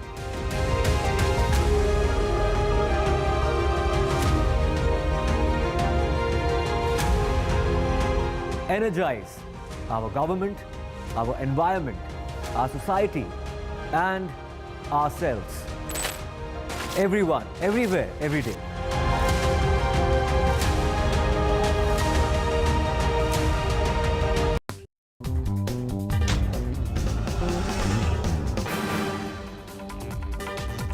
Welcome back. The first semi-final has given us some surprise. South Africa, for the very first time, Are you surprised, really? I'm absolutely surprised. South Africa reaching a final is once in a blue moon occasion, and it was a dominant performance with the ball that saw South Africa pump Afghanistan in the first semi-final of the T20 World Cup.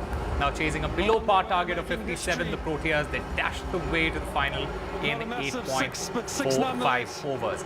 Like I said, this is their first ever appearance in a T20 World Cup final. And as the famous song goes, this time for Africa, well, we'll be asking that question, is this the time for Africa? So, Osama, are you surprised that South Africa has made it, or how South Africa managed to break the knockout jinx? Well, we'll try and get those answers from our guests right now.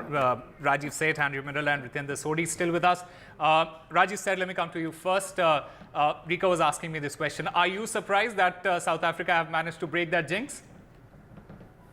Not at all. In fact, in my last conversation with you all, though we were all riding over Afghanistan's consistency and we all appreciated that, but I did mention that, to beat South Africa would be a different ball game for them because of the factor, the X factor, which South Africa holds in their batting as well as bowling balance. And I think this is where they made the difference, getting them out for 56. In fact, broke the back. And I mean, then it was the question of applying and just playing your natural shots. So I'm not surprised, frankly, though I give it to Afghanistan, as I mentioned early on, that they have already won the World Cup with their consistency and beating the best in the business in this tournament. Mm-hmm. So they also need to rejoice from this tournament. Andrew, let me ask you, was it the schedule that did them in, Afghans in, or all the celebrations, they just got a little carried away by that? Well, I don't think the schedule helped. I think that's perfectly fair to say that they were a bit unsettled by that. But no, I mean, let's face it, you can't take it away from South Africa. They are an exceptionally good team at the moment, and they were too good for Afghanistan, who I totally agree, they've exceeded, well, not exceeded expectations, because actually, they did really well in the 50 over World Cup as well. So they've lived up to expectations, in my opinion. But semi-finals is probably about as far as they could hope to go. But South Africa are unbeaten. They have done the needful. They saw off England. They saw off West Indies. They have faced down every challenge that has come to them so far. And for the first time, I think 8 losing semi-finals in World Cups. They finally got to a final. I mean, that is just a huge moment for them. You can't escape the magnitude of that. They were very unlucky against Australia in the 50 over World Cup as well. I mean, there's an absolute humdinger of a match, and to pretend that they choked in that one, I think would be disingenuous. They certainly gave England a hiding in the 50 over World Cup in Mumbai, and they looked a really powerful team for a really long time now. So they will be ready to fight their corner in that final because, you know, whoever they face, they've got the monkey off their back by getting past that semi-final hoodoo. And, you know, a bit like England getting to the knockouts, they will probably be in a better position to be relaxed going into that, thinking, you know what, we've actually made a huge step that no one really believed we would ever make. And as far as Afghanistan go, Ritinder, your final word on this. Where does Afghanistan cricket go from here? Look, it has to go high and high, Osama. They have done their job. They have reached the semifinals of the World Cup. Nobody thought that they will ever play the semifinals, but they played, and they go out with respect and dignity. I think they did their part. They have a tremendous team, and definitely in years to come, they will be forced to reckon with. They can upset many bigger teams. So definitely with this World Cup, they've got that much needed confidence. And Rika, you look the same what you looked 17 years back. I agree. Well, as far as Afghanistan goes, their journey has just begun. Now, there are many teams that will be vying to play bilateral series against Afghanistan. Will that happen? Will that not? We'll have to wait for that in the future. But for now, we leave you with these pictures of the Afghan cricketers celebrating because they deserve it, honestly. We haven't slept. Nobody slept so far. The whole night we were up. We celebrated a lot. Along with the people back home in Afghanistan, it was a daytime there, and they were celebrating, and even we were celebrating with our friends, family. My wife's dead. Sleepy. Very sleepy, bhai. Just we need to reach to the hotel and order some food to eat and then sleep. Just wake up tomorrow for semi-final. Rashid is singing still. See?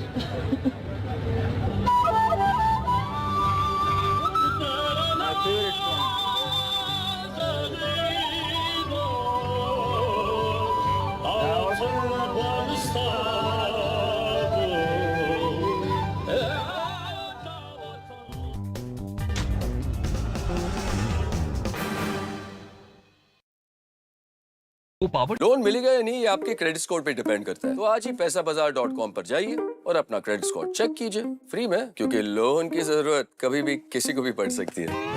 बस acting करा लो इनसे। पैसाबाजार.com, credit score check, आदत अच्छी है।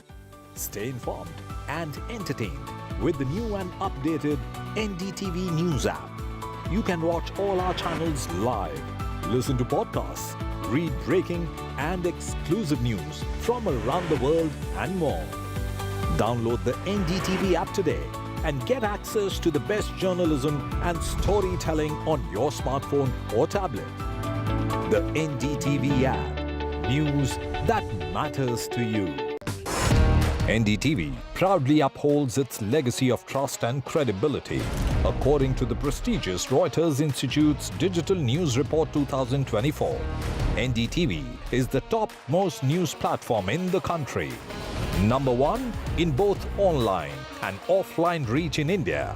Beating all its competition, NDTV stands for trust. More than 50% of Indians will be living in its cities by 2050. How do we ensure a decent quality of life for all? With clean air, green open spaces and no traffic jams.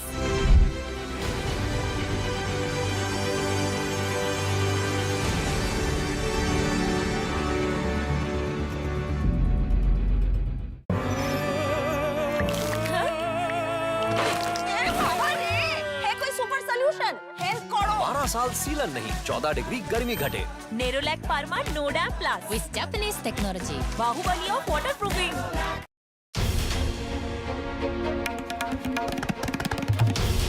This is NDTV, and you're watching NDTV 24/7. Hello, Moto.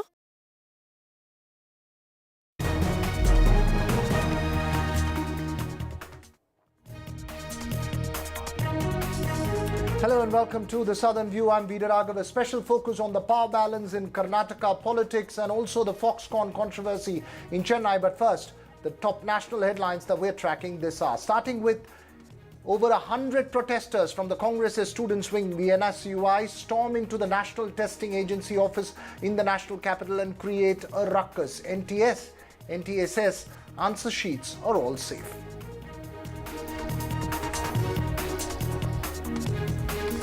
An election for the Deputy Speaker's post likely as NDA braces for another face-off with the opposition in Parliament, which is likely to field K. Suresh as a contender for the post. The NDA is likely to field a TDP candidate. The CBI detains 2 men in Patna as it makes the first arrests in the NEET controversy case. And down south, the Karnataka CID files a charge sheet in the POXO case against former Karnataka Chief Minister B.S. Yediyurappa.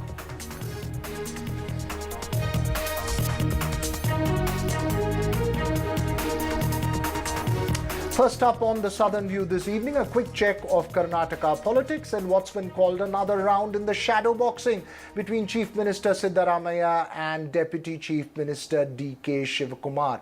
Both leaders are in Delhi to meet the party's newly elected MPs and the central leadership after the Lok Sabha polls. However, the focus of their meetings with the central leadership is likely to be on senior ministers in the state demanding the creation of more Deputy Chief Minister posts in Karnataka. Interestingly, a seer belonging to the OBC Vokkaliga caste, to which D.K. Shivakumar belongs as well, Chandrasekhar Nath Swamy, today publicly demanded that D.K. Shivakumar be made the Chief Minister. Chief Minister Siddaramaiah has maintained that all decisions will be made by the Congress High Command. Remember, D.K. Shivakumar was made the only Deputy Chief Minister along with holding the state Congress President's post after the mammoth victory for the party in the 2023 Assembly elections.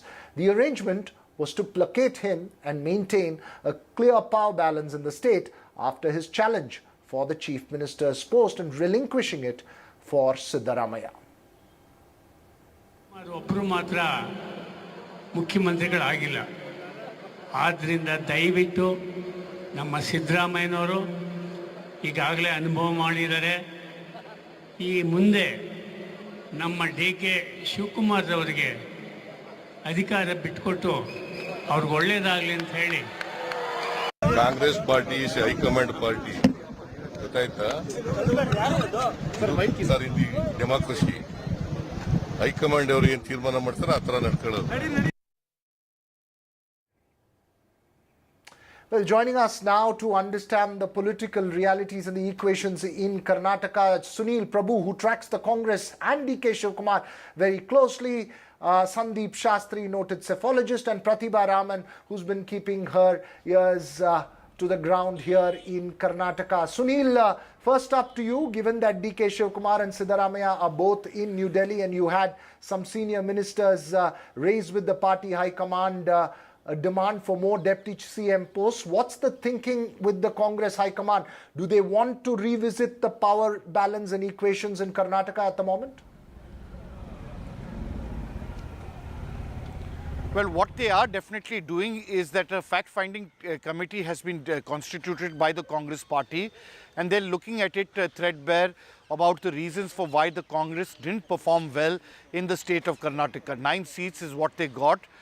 There is a JDS as well as a BJP combined. It's a lethal combination against the Congress party in terms of, the political combination and the kind of chemistry that the Vokkaligas as well as the Lingayats and the BJP's co-base in terms of formation. So the Congress definitely, if it has to be in the reckoning, and it's an important state, Karnataka, and they have to fulfill those promises that they have made, they will need to do some soul searching and understand what are the reasons, what needs to be done, what is the course correction, and why haven't things been gone as per plan in the Lok Sabha elections. Because if you remember last year when the Karnataka elections took place, the indication was that we will have to wait and see how you perform in the Lok Sabha elections. Now that has happened, the Congress party has constituted it. D.K. Shivakumar definitely aspires to be Chief Minister. He's also been the man for all seasons whenever there's been an issue, be it in Telangana or wherever.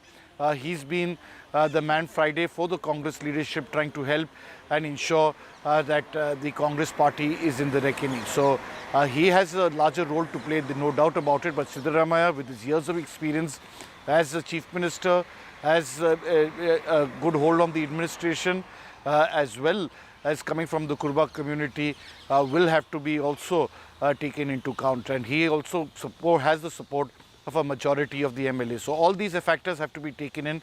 I don't think they're going to rock the boat as of now immediately. It will take a long period of time. There is no immediate urgency, is what we have been told.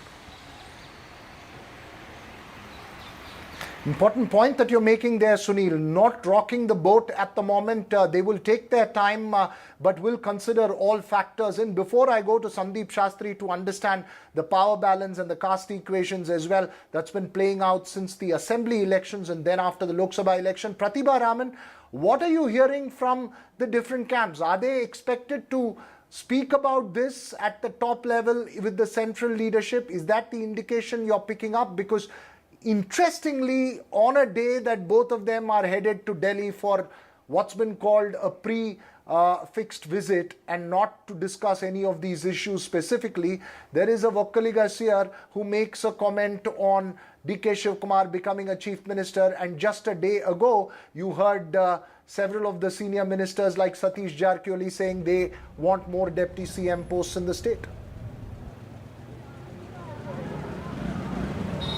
Well, that's precisely why this meeting definitely gains a lot of significance. Even though it has been pre-decided, there are three factors leading us to believe that there could be an impact on the power equations here with respect to this meeting. Mainly because, number one, ahead of the assembly elections here in Karnataka, there was a decision taken that this power equation would be revisited after the Lok Sabha election. And now that the Lok Sabha election is over, there have been demands made by both the camps, the Siddaramaiah camp as well as DK Shivkumar camp. Like you mentioned, yes, there was a Vokkaliga seer who made a comment just today talking about how DK Shivkumar, being a Vokkaliga leader himself, must be given a chance to be or to get onto the chief minister's throne.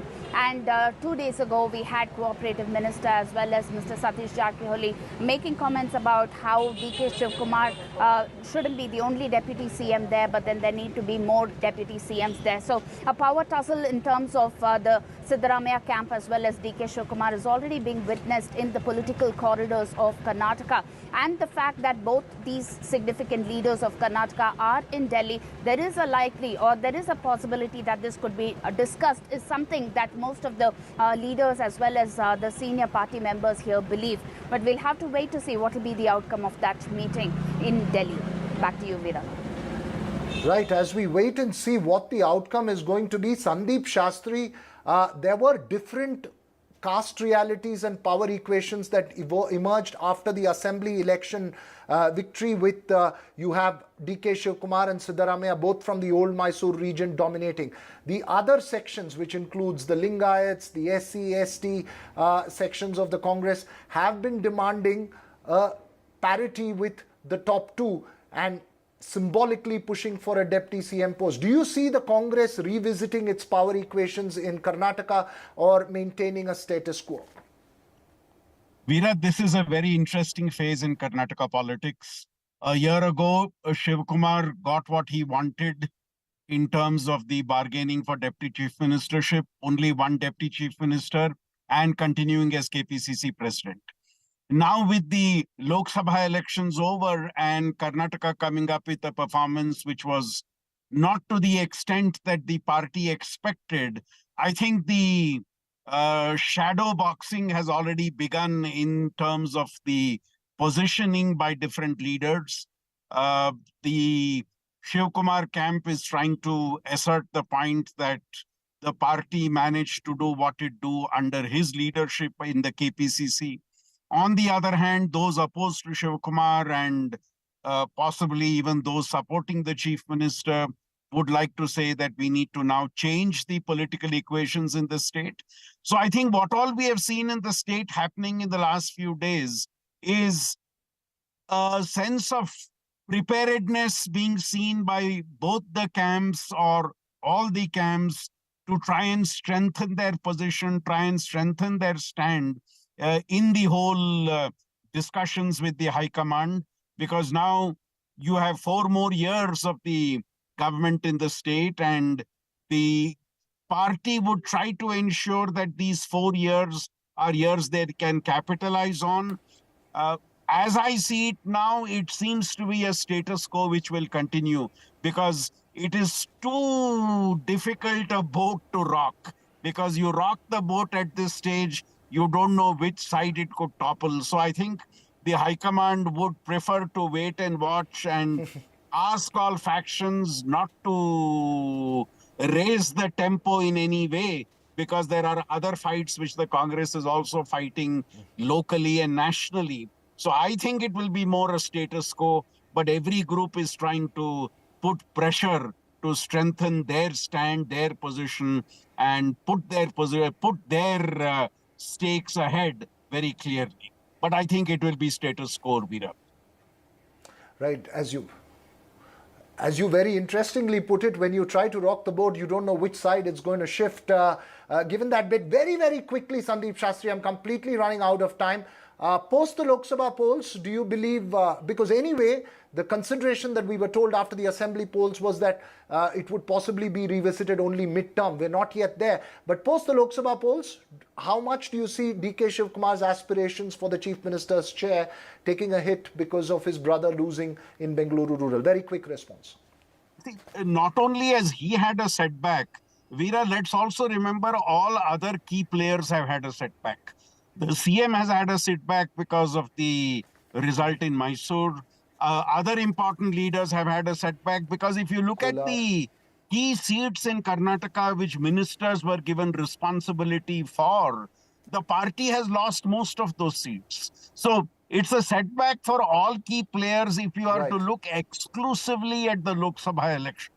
But now I think the argument would be the Lok Sabha election is behind us. What we need to do is to strengthen the government at the state level and its capacities to perform.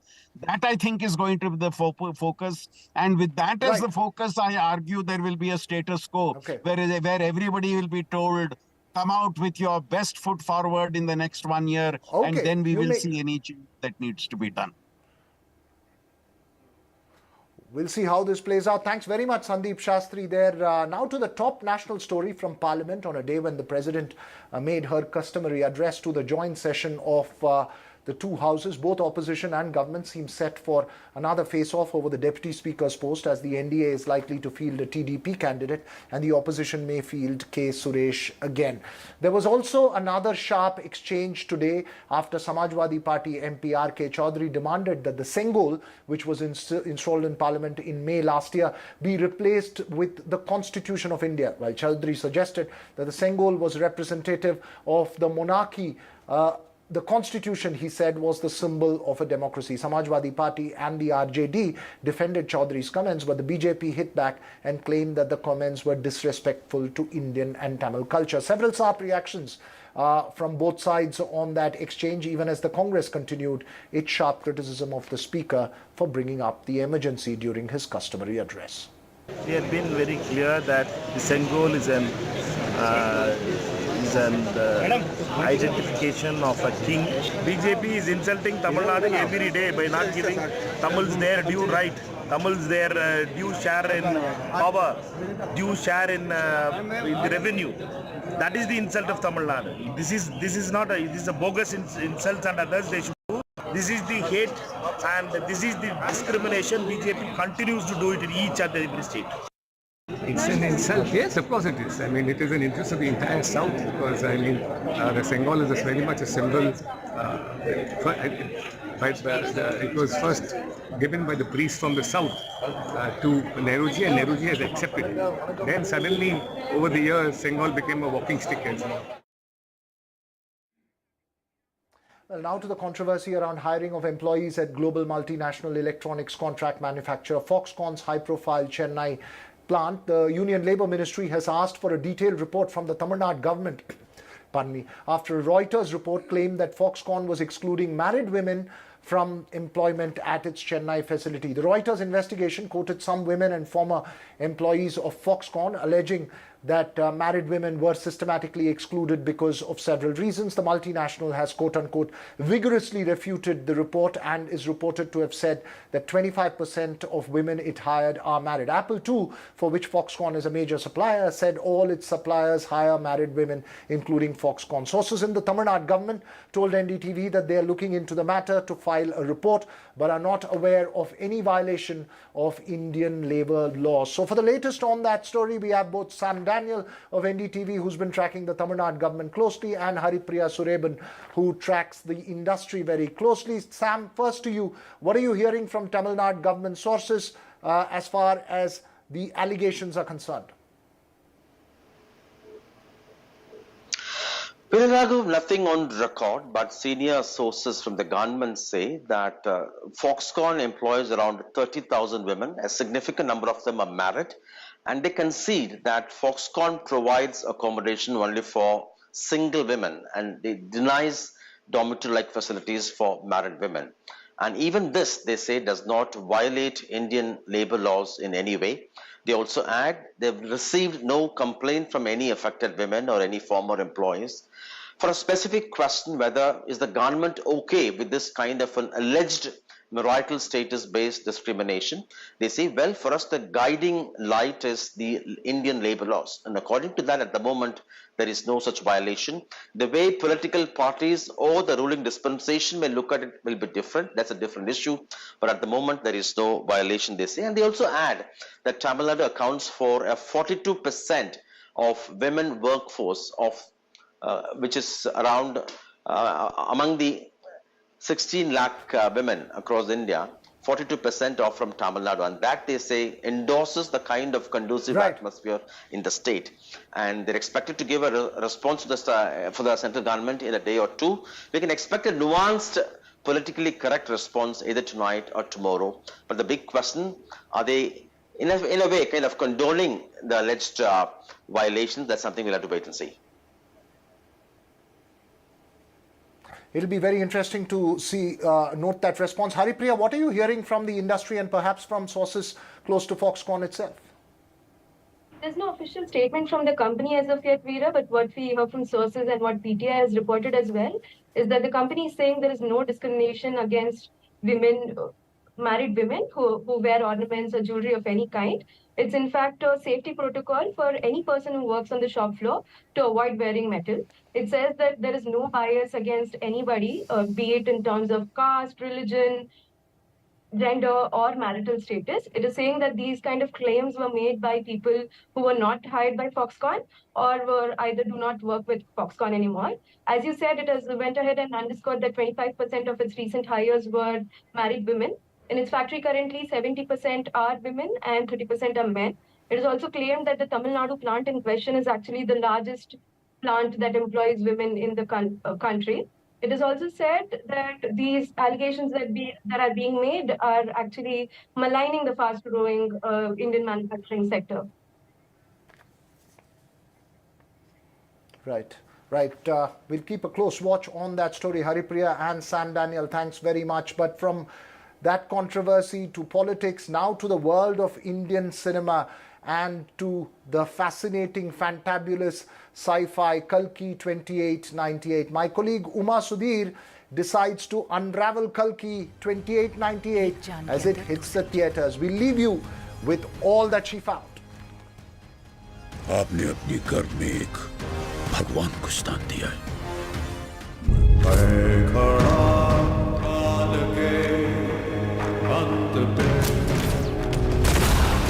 Record check कर रहा हूं, मैं आज तक एक fight नहीं हारा। तुम्हारी जंग फिर से शुरू हो गई है।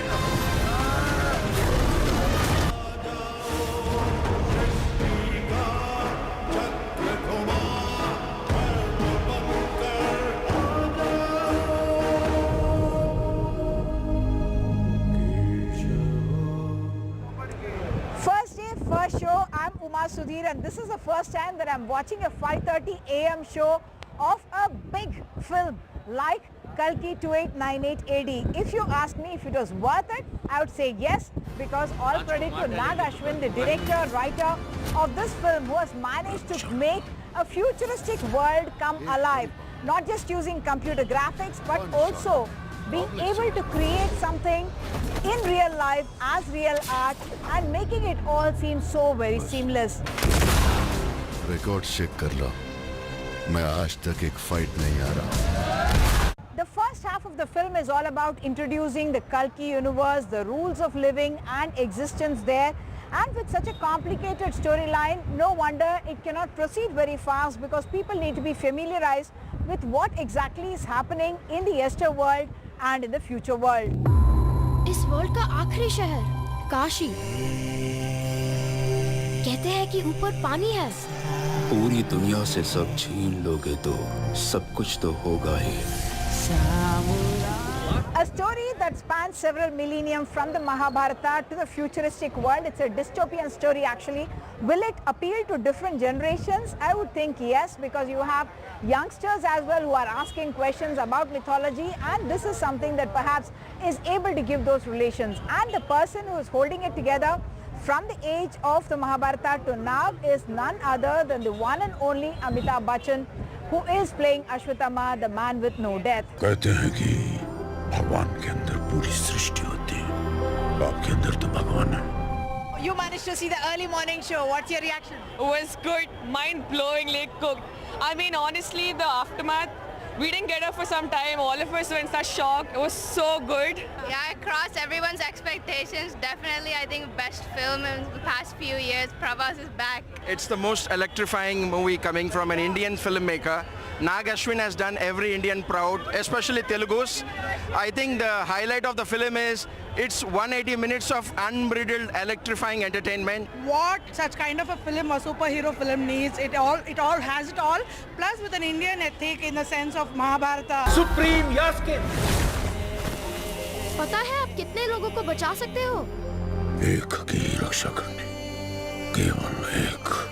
So this is a post-apocalyptic, dystopian kind of a science fiction action film, and if you thought that the characters are going to be not relatable, no, they are very relatable in many different ways. Amitabh Bachchan, as befits a person of his stature, actually carries the film through. He is the only one who can beat up that rebel star Prabhas.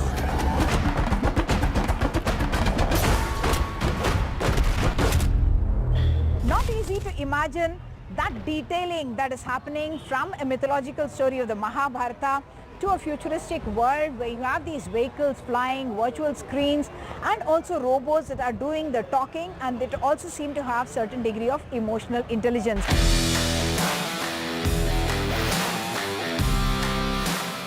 Who is actually a car that was made specially by the filmmakers for the sake of this film, and this is the vehicle that in fact plays the sidekick to the rebel star Prabhas, and this is the very seat in which he sits, and all the action sequences actually follow.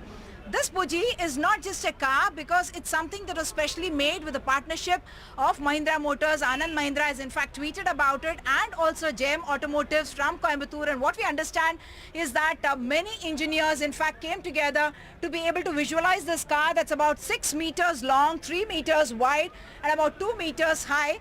And this, which he is trying to show us, is actually the robo which talks on behalf. So this is a robo, very futuristic vehicle, something that's actually dystopian in nature, and it plays not just a sidekick, but in a sense, should I say, almost like a romantic interest of Prabhas.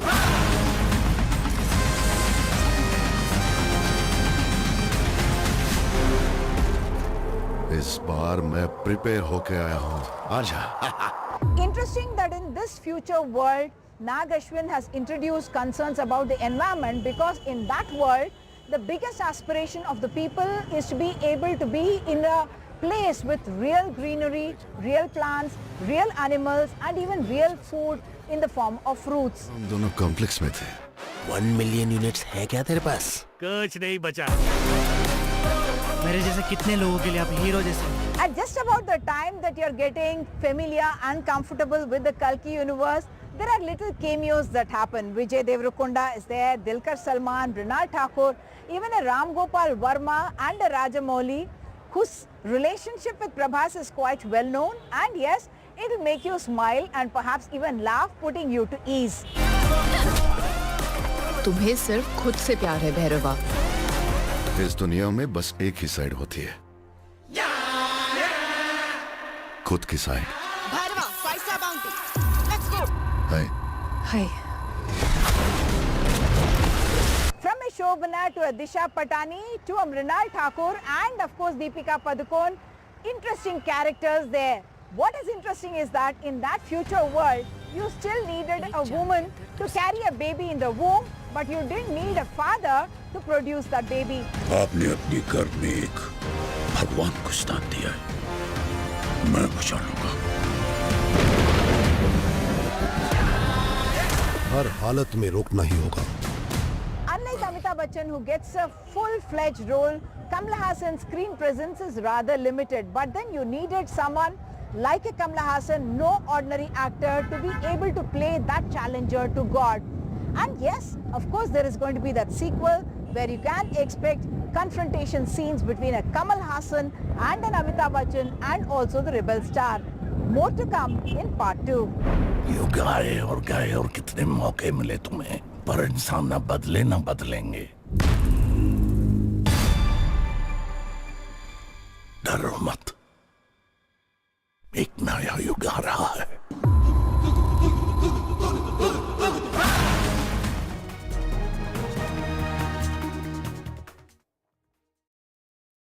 Loan मिलेगा या नहीं, ये आपके credit score पे depend करता है। आज ही जाइए पैसाबाजार.com पर और अपना क्रेडिट स्कोर चेक कीजिए फ्री में, क्योंकि लोन की जरूरत किसी को भी कभी भी पड़ सकती है। चल एक्टिंग थोड़ा भेल बनो। ये आयो बात बोल। पैसाबाजार.com। Get ready for the ride of your life. NDTV brings you the NDTV Auto Show with me, Mugdha Mishra. From the fastest supercars to the sleekest new energy vehicles to your trusted daily ride, we cover it all. Every Saturday at 10:30 a.m. and Sunday at 8:30 p.m. only on NDTV 24/7. Your next great escape starts here.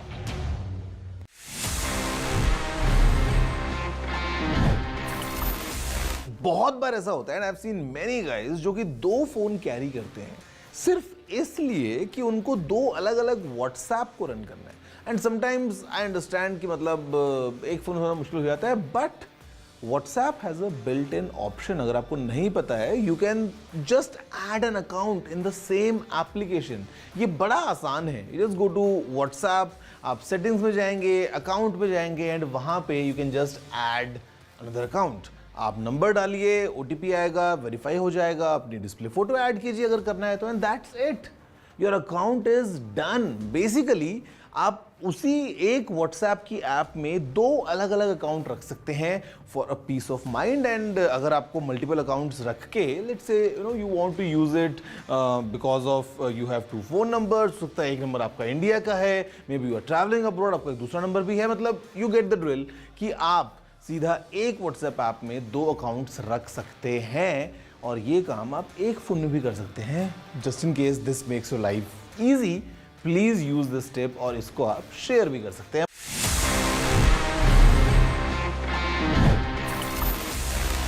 Stay informed and entertained with the new and updated NDTV News app. You can watch all our channels live, listen to podcasts, read breaking and exclusive news from around the world and more. Download the NDTV app today and get access to the best journalism and storytelling on your smartphone.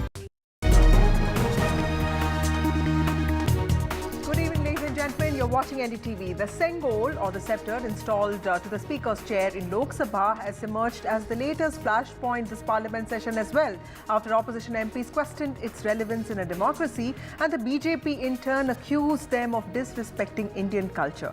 Now, Sengol, used by ancient Chola kings, is often seen as a marker of rule of righteousness and justice. It's something that was expected to guide a king. It has historical significance as well as it was seen as a symbol of a handover of power from the British to Indians. Something something that the Modi government recalled and brought back in the spotlight when the new parliament was inaugurated last year in a ceremonial affair in the presence of multiple Tamil seers or Adinams. But a lot of water has flowed under the bridge since then. A new Lok Sabha is in place with a renewed, resized opposition, a reduced BJP but a dominant NDA. Today the debate over Sengol was triggered by Samajwadi Party MP R.K. Chaudhry's letter to Speaker Om Birla. The MP from Mohanlalganj has said that Sengol must be replaced by a copy of the constitution. He's joining us for a chat right now. Thank you, Mr. Chaudhry, for speaking to NDTV. Sir, आपने कहा है कि संविधान से ही भारत की democracy की पहचान है, तो ये बताइए कि सेंगोल की जगह संविधान, आप क्यों चाहते हैं कि सेंगोल की जगह संविधान आ जाए? निश्चित तौर पे हमने तो एक चिट्ठी लिखी है और जब शपथ लिया, शपथ लेने के तुरंत बाद मैंने चिट्ठी दे दिया है स्पीकर को, प्रोटेम स्पीकर को। अब मैं तो शांत हो गया था, लेकिन कहाँ से उछल गया मैं जानता नहीं। अब अगर उछला भी तभी सही है, क्योंकि सेंगोल का मामला है और सेंगोल तमिल भाषा का शब्द है। उसका माने होता है राजदंड। राजदंड का सीधा मतलब होता है राजा की छड़ी या राजा डंडा। जब राजे रजवाड़े थे तो दरबार लगा फैसला करते थे और डंडा पटकते थे मेज पे। अब राजे रजवाड़े नहीं हैं।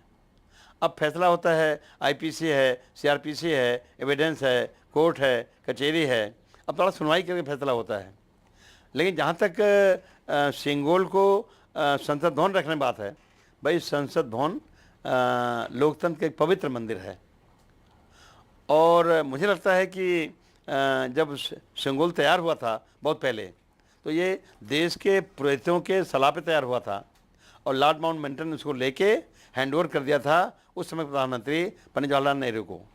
पंडित जवाहरलाल नेहरू ने बड़ा सम्मान के साथ उसको लिया और इलाहाबाद के संग्रहालय में रख दिया। सही जगह वही थी। पता नहीं क्या सूझा मोदी सरकार को, उन्होंने उसको उखाड़ा वहाँ से ला के रख दिया यहाँ लोकतंत्र के मंदिर में, संसद भवन में। तो हमारा कहना है कि अगर संविधान को बचाना है, लोकतंत्र बचाना है, तो निश्चित तौर पे संविधान को सही जगह रखना पड़ेगा। सही जगह है संसद भवन। तो संसद भवन से सेंगोल को हटा के उसके ओरिजिनल जगह पे जहाँ पंडित जवाहरलाल नेहरू रखा था वहाँ पहुँचाना चाहिए, सम्मान पहुँचाना चाहिए। और जिस स्थान पर सेंगोल लगा था या लगा है, उसे उसकी जगह पे भारत का संविधान का एक कापी, एक प्रति विशाल काय उसका आकार हो, वहाँ स्थापित कर देना चाहिए कि देश चलेगा संविधान से और संसद चलेगा संविधान से। लोकतंत्र बचाना है तो सेंगोल को हटाना है। ओके, बट पॉलिटिकली ये कहा जा रहा है मिस्टर चौधरी कि संविधान खतरे में है। ये जो नैरेटिव है, इससे समाजवादी पार्टी, आपकी पार्टी को काफ़ी फायदा हुआ था इलेक्शंस चुनाव 2024 में, इसीलिए इस टॉपिक को आपने फिर से छेड़ा है।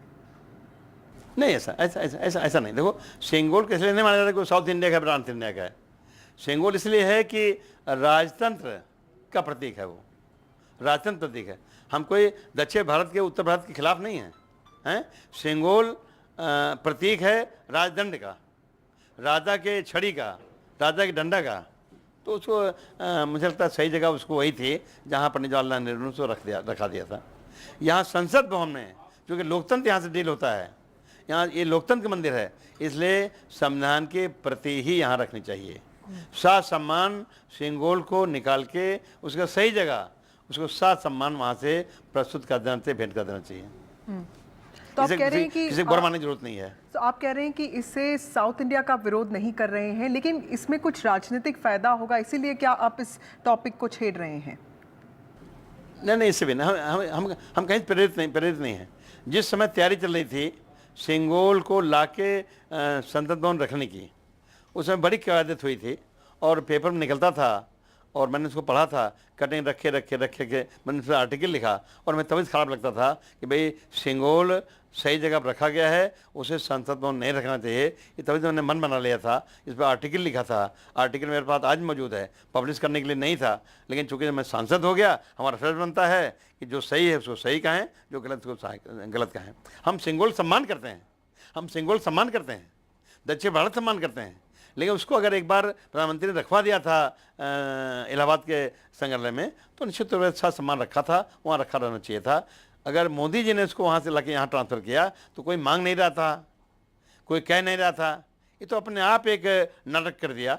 और ऐसा नाटक किया मोदी जी ने कि उस फंक्शन में जब सेंगोल यहाँ स्थापित करना था या नए संसद भवन का उद्घाटन करना था, तो मोदी जी ने ये ध्यान रखा कि उसमें राष्ट्रपति जी को इनवाइट नहीं किया।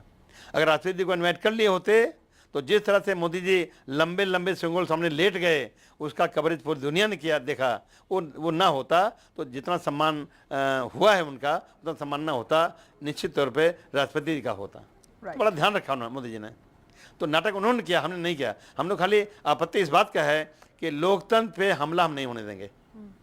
Well, thank you, Mr. Chaudhary. हमसे जुड़ने के लिए. That was K. Chaudhary, Samajwadi Party MP, who's was basically defending his claim, his ask that the Sengol in the new parliament be replaced by a copy of the constitution. Well, the Congress has also come forward to support the Samajwadi Party MP's assertions here. Joining us now is Congress MP from Tamil Nadu, Manikam Tagore. Thank you so much for your time, sir. My first question to you: many believe that the Sengol, which was used during the times of the Chola kings, actually has a deeper meaning to it. It was expected to guide the king on matters of justice and rule of law. Today, an SP MP is asking for the constitution to replace the Sengol in the parliament, and you have supported that. How do you see that, sir? We need to understand that those who celebrate Sengol wants to use that as a tool, as if they are glorifying the Tamil pride, which is not that, which is clearly we know that there are 100 other things to celebrate Tamil. Tamil only doesn't mean that only Sengol is the only Tamil story. BJP and the RSS think tank has always been trying to build some kind of narrative in Tamil Nadu on Tamil culture and others, which they are unable to do. They are still struggling to find any kind of connection with Tamil Nadu, because they are not able to understand the DNA of Tamil Nadu. And to compare the Sengol with Chola Empire or the kingdom, all this is all BJP tried to do this kind of narrative, which is not working in Tamil Nadu. We are very clear that Sengol means on the king's rule. When a king rules, Sengol comes into picture. We are into a people's democracy. We believe in the people's verdict. And therefore, now there is no need for a Sengol here. Okay. Mr. Tagore, this emphasis on constitutional monarchy by the opposition, constitutional democracy by the opposition party, is it also because you feel it has been of politically advantage for the opposition with the election of 2024 revolving around the constitution? Are you also raising this as you think this is a powerful counter to, or a unifier against the politics of the BJP? It's a very important debate which is going on in this country, because we have not started it. It is the BJP friends like Jyoti Mirda, like the Deputy Chief Minister of Rajasthan, in the election time has started it, that how, what they are going to do with the 400 par story. They will change the constitution narrative came from BJP. Therefore, that part, 400 par and the change of constitution came from BJP only. We are only realizing that constitution is the thing on which we should all travel, and we should respect constitution. We on vote and affirmation also, we take in the name of the constitution only. We all believe that constitution is the biggest thing for us as in the democratic structure. Therefore, this debate, monarchical mindset of the RSS think tank and the constitution is always two different directions. Therefore, again, it has come on their own only. They are only created, they are only fallen into it. Well, sir, also, what would your response be to this controversy? How do you see the response of BJP leaders such as Annamalai, who is the state president of the BJP, and the Uttar Pradesh Chief Minister Yogi Adityanath, who have called it an insult to Tamil Adinams, the seers, who were honoured as part of the inauguration of the new parliament during the installation of the Sengol, and also they are saying that it is an insult to Tamil symbols? There are two things you are asked it. One is our friend Annamalai's words. Annamalai's words, he don't stand by his words itself. In your program, I think, or somebody else's program, He told that if 25% of votes, if they are not getting it in Tamil Nadu, he will quit the position itself. Therefore, for him, words, what he say and what he does is different things. Therefore, let us not take it seriously. Yogi Adityanath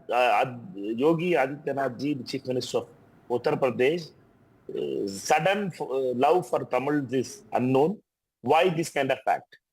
The same BJP made Tamilians as the villains in Orissa elections. They made, the Home Minister made, their whole campaign was against Tamil businessmen, Tamil workers, Tamil engineers taking over their jobs in Odisha. They always use these kind of sentiments against other people. They only try to divide and rule. They try to create a narrative that it is against Tamils, it is against Odia, it is against Hindi, all these kind of narratives. We believe that these kind of dramas will never work in Tamil Nadu. And Yogi Adityanath's sudden love for Tamil is well known. He is the only guy who comes to Tamil Nadu and speaks in Hindi, which our people doesn't understand. The common people doesn't understand Hindi there in Tamil Nadu. Therefore, we will only say that BJP and RSS plans to take Sengol into politics in Tamil Nadu is not at all working. We all know that that is always rejected in the ground in Tamil Nadu. Okay, thank you so much, Mr. Manickam Tagore, for joining us on this discussion. Well, the BJP also responded sharply to the ongoing controversy around the Sengol. Earlier today, I spoke to Minister of State of INB and Parliamentary Affairs at the Centre, L. Murugan, and this is what he said. Sir, what do you think of the Samajwadi Party and the Congress saying that the Sengol or the scepter is not a symbol of constitutional democracy that India is? First of all, I condemn this Samajwadi Party and the Samajwadi Party leaders and India Alliance partners. So they don't know about the Tamil culture. They don't know about the Tamil tradition. They don't know about the Tamil values. Sengol was kept in the parliament. So today also our president is going forward to the Sengol is going before our President of India. So it is pride of Tamilian. Right, it is pride of Tamil people. So like it's in each and every Tamil's pride this is. So the SP, Samajwadi Party or India Alliance people, they are against the Tamil tradition, they are against the Tamil culture, they are against the Tamil value. I strongly condemn this instance. Okay, that was L. Murugan, MOS at the Centre on the Sengol controversy. Also joining me now is S. Gurumurthy, editor of the Tughlaq magazine. Thank you so much for speaking to us, sir. The emergency is back in the spotlight now with the Prime Minister, President and Speaker talking about it. And the opposition too is marching with copies of the Constitution. You have witnessed the emergency. In fact, you sort of played a role in anti-emergency protests as well. How do you see the latest controversy of a Samajwadi Party MP saying that the Sengol needs to be replaced with the Constitution in the Parliament in the Lok Sabha? What does the Sengol that was used by Chola kings actually mean for a democracy like India? What does Satyameva Jayate have to do with Indian democracy? What is Yato Dharmas Tato Jayaha? What is Dharmo Rakshati Rakshitaha? What has these things to do with Indian democracy, constitution? This is the soul of the Indian Constitution. Indian Constitution is not a collection of words. If it were a collection of words, the Constitution that Mrs. Gandhi amended in 1976 and made it part of the Constitution on the 17th of December, where the Constitution could be amended by ordinary laws and it could not be questioned by court, that no one could approach the Supreme Court directly, that the state high courts cannot deal with central laws, that all organizations, including political parties, could be banned as unlawful associations, which would have led to the establishment of a single party rule. That would be the Constitution of India. What are these people talking about the Constitution without addressing what is its soul? So the soul of the Constitution did not originate on 26th January 1950. it has thousands of years of continuity. If Xi Jinping recalls 5,000-year Chinese culture and civilization, will we start on 26th January 1950? This is the extent of illiteracy that prevails in the Indian political discourse. The Congress is caught badly because this is the 50th anniversary of the emergency, and I am a personal participant in it in two ways. One, actually doing the underground movement, printing literature, supplying rations to people who are in jail, to the families. And as advisor to India, I joined almost at about the same time, advising the Indian Express and working with Goenka, fighting the cutting off electricity. And then Indian Express machinery, printing machinery was auctioned without the knowledge of Indian Express. They had come to remove. We had to go to the court to stay it. This is the excesses during the emergency. But what is more important is not the 21-year horror. Please understand. The media must understand, the country must understand, the political activists must understand, even the new crop of judges who have come in the court must understand that a permanent reconstitution of the constitution was done on 17th December 1976 after assuring herself that it will be only an autocratic government and there will be only one party because she could ban all other parties. Mrs. Gandhi ordered elections. Advani, I received him in the Chennai railway station from Bangalore. In a small group, I asked him, Advaniji, what is our response? What he told me shook me. He said, Gurumurti ji, my problem is if we don't contest the elections, we are finished. Because that you guys can't even contest the elections against me. If we contest the elections and lose, which is more probable, then what all she said, including the 42nd Amendment, would be valid. Had that happened, had Janata Party not won, Mrs. Gandhi had won, what would be the constitution which Rahul Gandhi would be waving in the parliament today? Should the question not be posed to him? Pre-party. 30 years, this whole thing was done away with. Mrs. Gandhi came, she completely removed all the records about the emergency, including the Shaw Commission report. It is Ira Cheyenne, who had one copy of the Shaw Commission report. He applied under the RTA Act for Shaw Commission report. The government said no, no copy is available. So we had to reprint it. And the title is, it is available on the net, you can go through it. Shaw Commission report, lost and regained. Because of that one man, because one copy was available. That was released in Chennai by Advani and Cho Ramaswamy in the year 2010. So one record is available about what happened during the emergency. The most important thing is they wanted to perpetuate the emergency. Okay. It was not a 21-month-year aura. It was to be permanent. Right. But sir, the opposition is also saying that the emergency happened 49 years ago and there's no use of driving a car by constantly looking at the rearview mirror. How do you respond to that? First of all, the opposition itself is caught on that. They said it is an undeclared emergency. So we have to say what is declared emergency, what would happen in a declared emergency. So let us compare the undeclared emergency and the declared emergency. That you have been talking about undeclared emergency for the last 3 years, gentlemen. Now juxtapose the two. So opposition is caught. They said there is no democracy in this country. Every third day the Supreme Court is slapping the central government. And the Supreme Court, by giving one judgment, if it gives one judgment in favor of the government, a huge show, or the court has succumbed. So two judgments have to go against the government. This is how institutions are being distorted by wrong public discourse.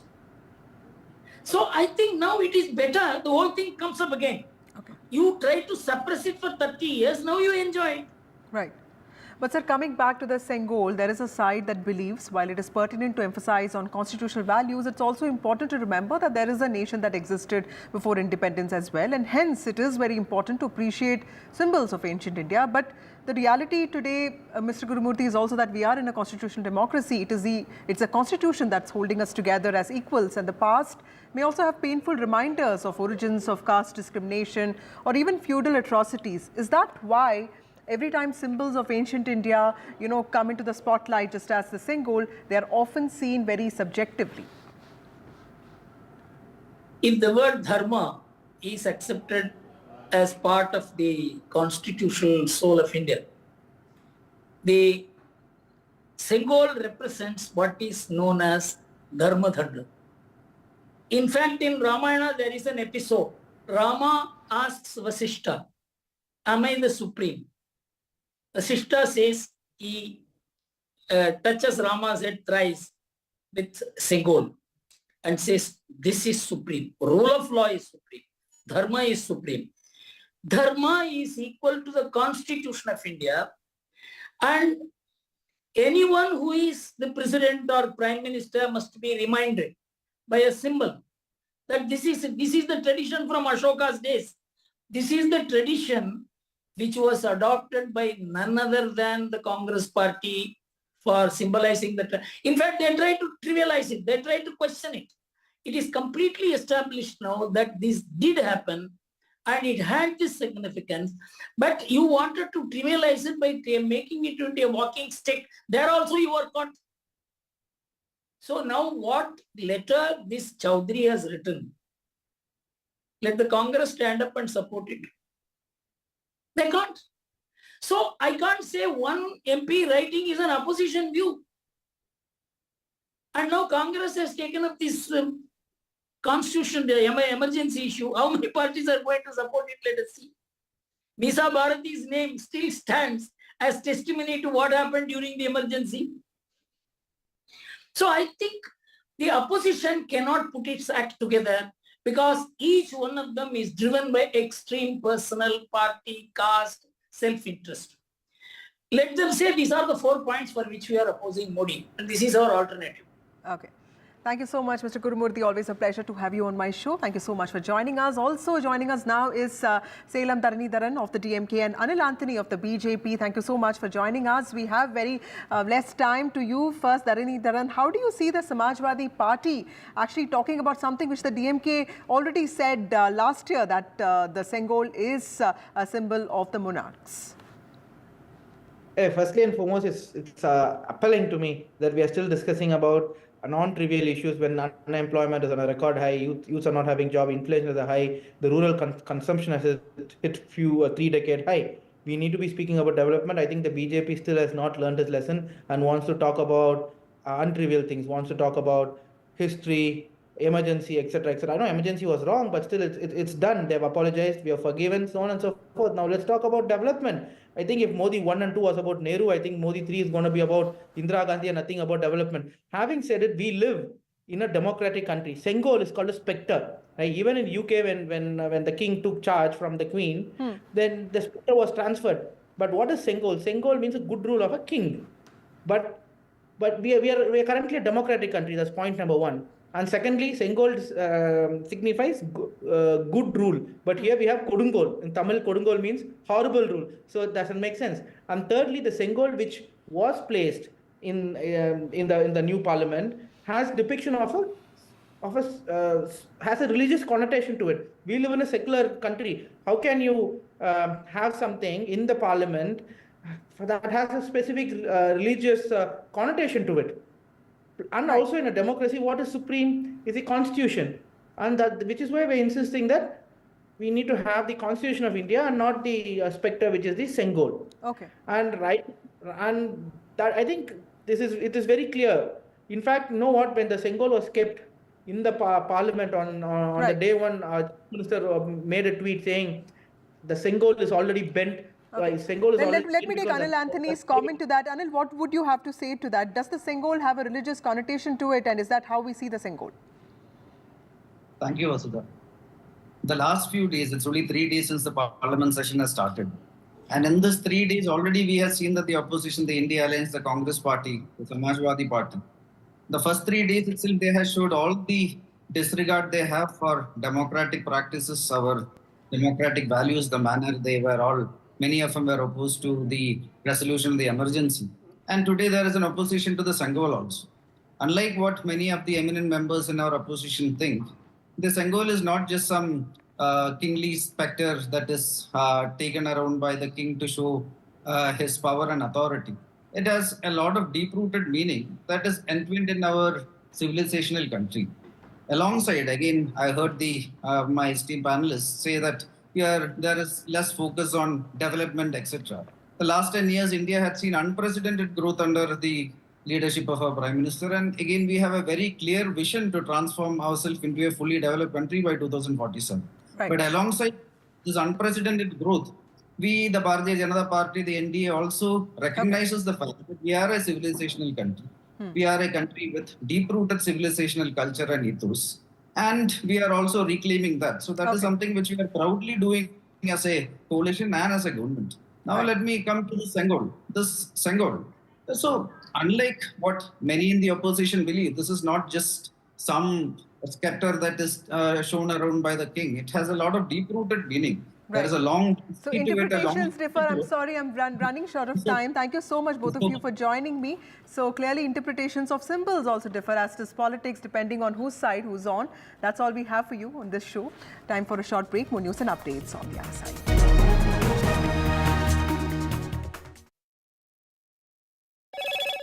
Hello, Moto. Motorola, India's best 5G smartphone brand.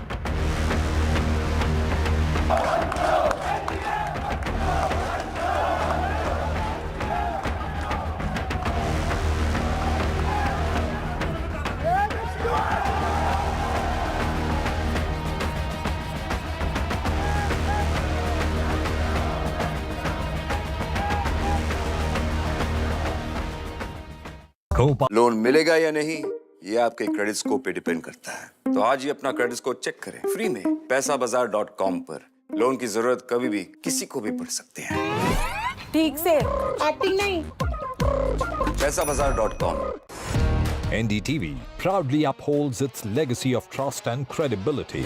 According to the prestigious Reuters Institute's Digital News Report 2024, NDTV is the top-most news platform in the country.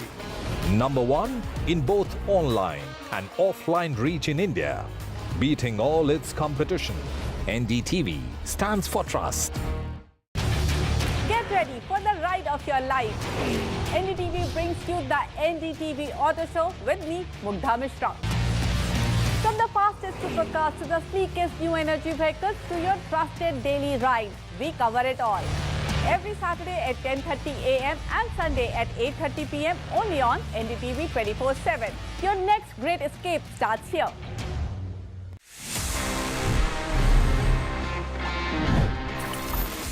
वैसे smart से याद आया, smartphones हम सभी देखते हैं. For example, this has the Qualcomm Snapdragon 8s Gen 3 which is based on 4nm.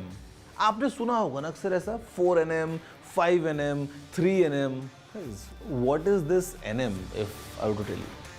Well, पता है क्या है? यहाँ पे nm is a nanometer. It's basically a unit of length. ये होता है 1 मीटर का 1 billionth. जी हाँ, 1 billionth. और यहाँ पे I mean, the smaller is better because all these companies, all these chip manufacturing companies, they are trying to squeeze in.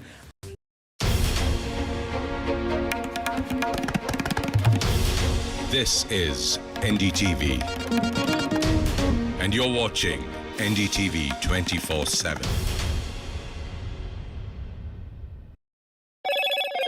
Hello, Moto.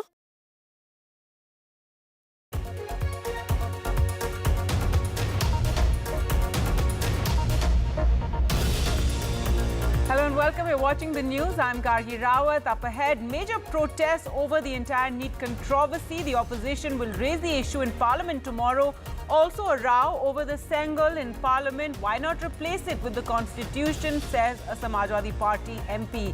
All that and more coming ahead. Let's take a look at the headlines at this hour. The opposition India bloc plans to bring adjournment motions on the NEET row in both houses of Parliament tomorrow. The Education Minister may respond as NSUI protesters storm the office of the National Testing Agency. The CBI also made its first arrests in the paper leak case in Bihar.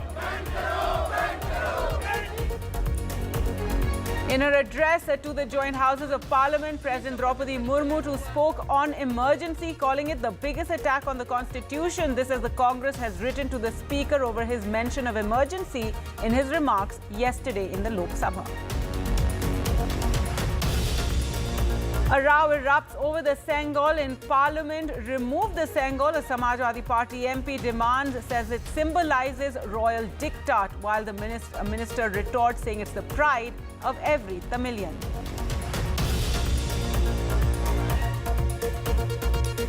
Former Karnataka Chief Minister B.S. Yediyurappa has been named in a POXO case. He's been named in the charge sheet on a minor's assault. The CID has filed this charge sheet against the former Chief Minister as well as 3 others who've been charged with destroying evidence. And another day, another high for the stock markets. The Sensex and Nifty both hit lifetime highs, with the Nifty crossing 24,000. Sensex passed 79,000. And a mega opening at the box office for futuristic dystopian drama Kalki 2898 AD, boasting a massive star cast. Will it break Bahubali box office records?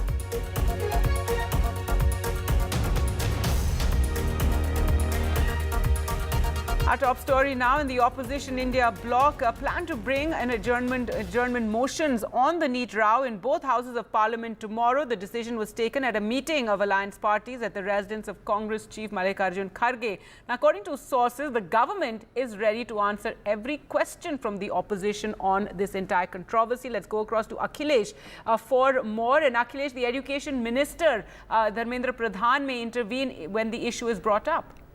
That's correct. In fact, the government says that it has nothing to hide as far as the NEET issue is concerned. They are saying that they have taken the necessary steps. First, the DG was sacked. All the cases pertaining to the NEET leakage, they were handed over to the CBI. And apart from that, a high-level committee under the chairmanship of former ISRO chief, Mr. Radhakrishnan, was appointed, and the committee already had a meeting, and within a fortnight, they are going to consult all the students and their parents, and then they will come up with a mechanism to have robust and transparent examination system. So all the necessary steps have been taken, and the CBI is already on its work. We have seen that how across the country, various places, the CBI is conducting raids. Many people have been arrested, and the government says it has nothing to hide, so it is ready to answer all the questions which are being raised by the opposition parties. But we have seen, Gargi, in the past 2 days how the opposition has been very aggressive on this particular issue. Even today, when the president was giving her speech, that point of time when she was talking about the students' welfare and their future, some opposition MPs actually raised the issue of NEET, and she had to intervene and said that you have to listen to her first. So this shows very clearly that opposition is very aggressive on this issue, and they want to pin down the government. And the government but also says that if the need arises, then Mr. Dharmendra Pradhan, the Education Minister, can intervene during the discussion on motion of thanks to the President's speech. All right, Akhilesh, thanks so much for joining us there. And yes, opposition very aggressive on the NEET issue. In fact, not just in Parliament tomorrow, but on the streets today. There were dramatic scenes at the office of the National Testing Agency as members of the Congress's student wing, NSUI, barged inside the office, raising "Shut Down NTA" slogans. The NTA, remember, is at the center of this raging controversy over NEET and the UGC net. Earlier, Congress youth wing had also protested at Jantar Mantar. And as Akhilesh mentioned there, the probe is also continuing, and the CBI made its first arrest in the NEET-UG paper leak case in Bihar, detaining 2 individuals from Patna identified as Manish Kumar and Ashutosh. Now, according to CBI sources, Manish Kumar facilitated the transportation of students and is suspected of providing the use of an empty school where at least 24 students were given the leak paper and memorized it, while Ashutosh provided lodging for the students at his residence. The two men had been called by the agency for questioning on Thursday and they were arrested after that. Now, President Draupadi Murmu, in her address to a joint sitting of Parliament today, did speak on the NEET controversy for the first time, saying that those accused will get the strictest punishment. She also spoke about the emergency as the biggest attack on the Constitution. This as there's a raging row between the government and opposition over the emergency and protecting the Constitution. The Congress today has written to the Speaker, Om Birla, over his mentioning of the emergency during his first address after being re-elected in Parliament yesterday.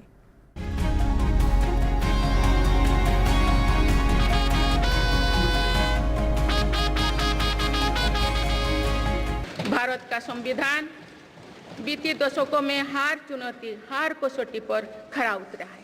25 जून 1975 को लागू हुआ आपातकाल संविधान पर सीधे हमले का सबसे बड़ा और काला अध्याय था। मुझे विश्वास है कि वे लोकतांत्रिक President Draupadi Murmu's address to the joint session of Parliament added fire to the BJP's emergency offensive against the Congress.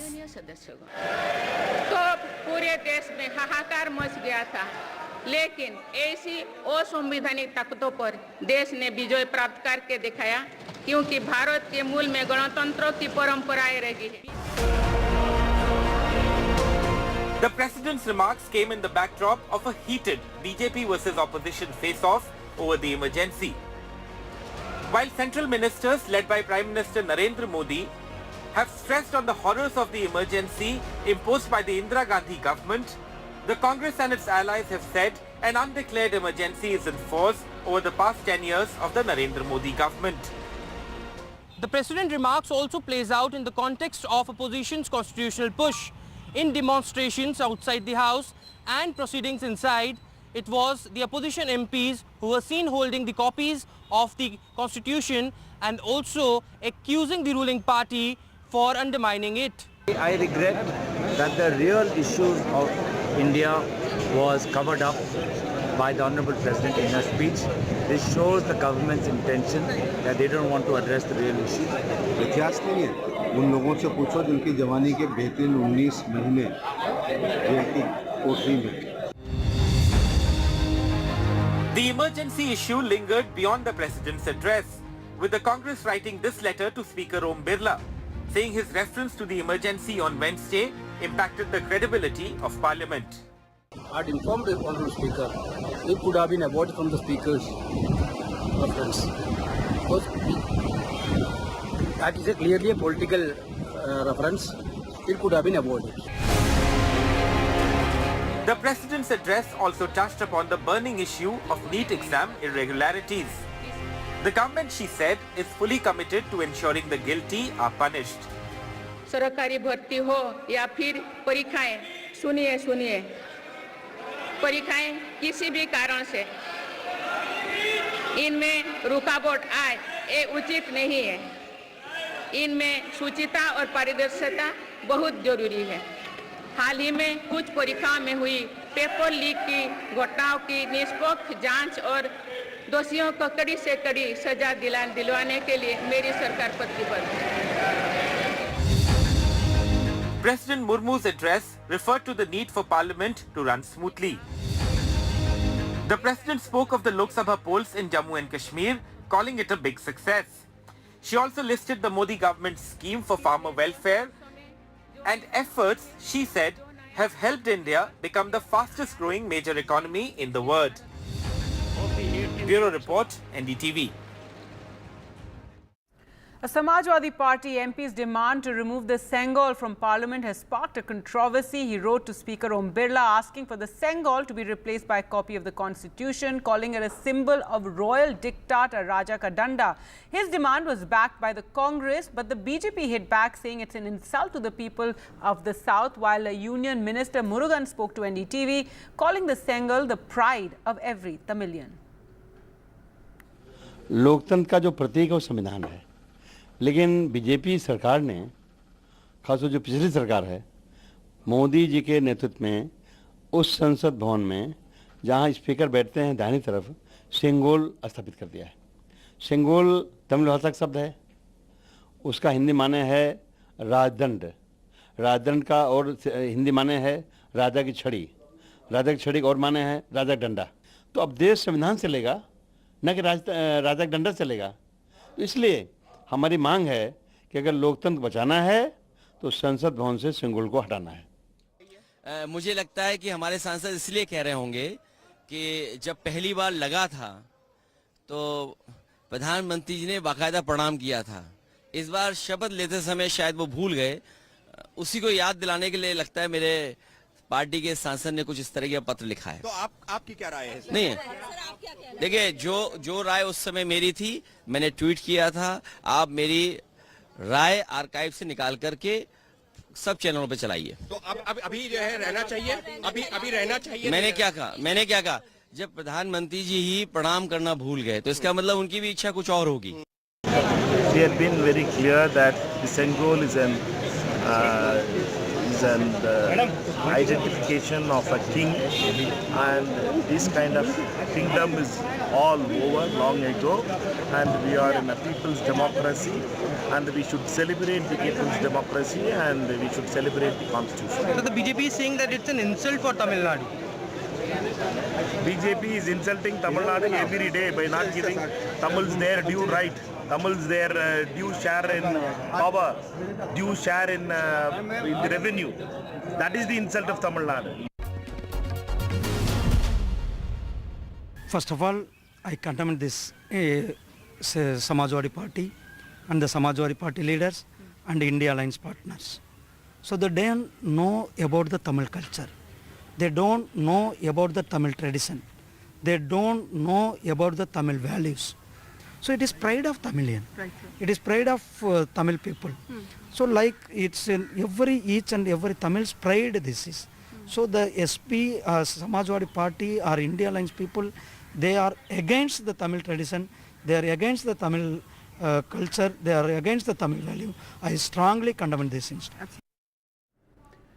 Fresh trouble for former Karnataka Chief Minister B.S. Yediyurappa. The state police's CID filed a charge sheet naming him and 3 others in a case filed under the Protection of Children from Sexual Offences Act, that's POXO. The BJP leader is accused of touching a 17-year-old girl inappropriately when she and her mother went to meet him at his house earlier in the year to seek his help. The survivor's mother had filed a case under POXO in March. Well, this definitely gains a lot of significance as far as BJP veteran B.S. Yediyurappa is concerned, because we are talking of a case that surfaced in February where a mother had accused Yediyurappa of allegedly sexually assaulting her minor daughter. Later, the mother passed away, but then the brother took over the matter and tried to pursue this particular case, which was then handed over to the CID. What is also significant is that Yediyurappa has already been granted anticipatory bail by the Karnataka High Court, and now as per the procedure the CID has filed the charge sheet.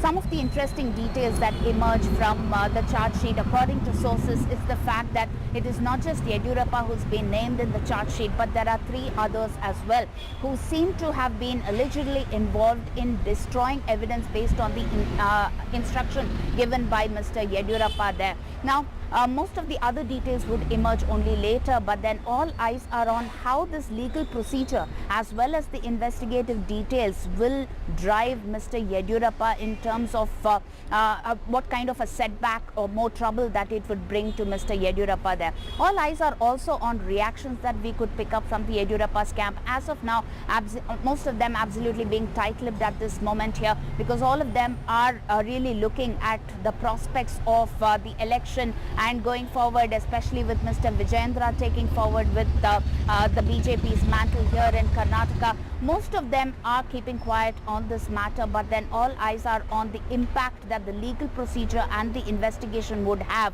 on a veteran like Mr. Yediyurappa here in Karnataka. Back to you.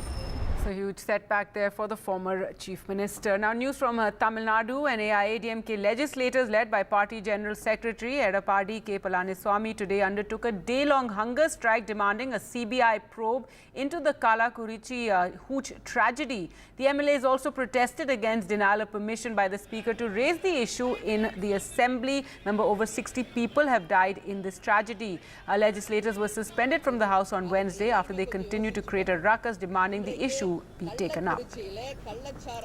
As the monsoon intensifies in Bengaluru, dengue cases have risen significantly in the last 2 months, recording a 400% jump.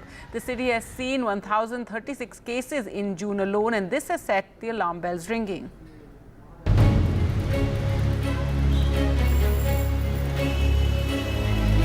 Karnataka has witnessed a sudden spike in dengue cases. What was 200 cases in the summer months turned into 797 in May and 1,036 in June, putting Bengaluru city on guard. 20-year-old Debarjo Basubal is one among those affected by dengue. A sudden fever brought his platelets down drastically, and he is now on his road to recovery.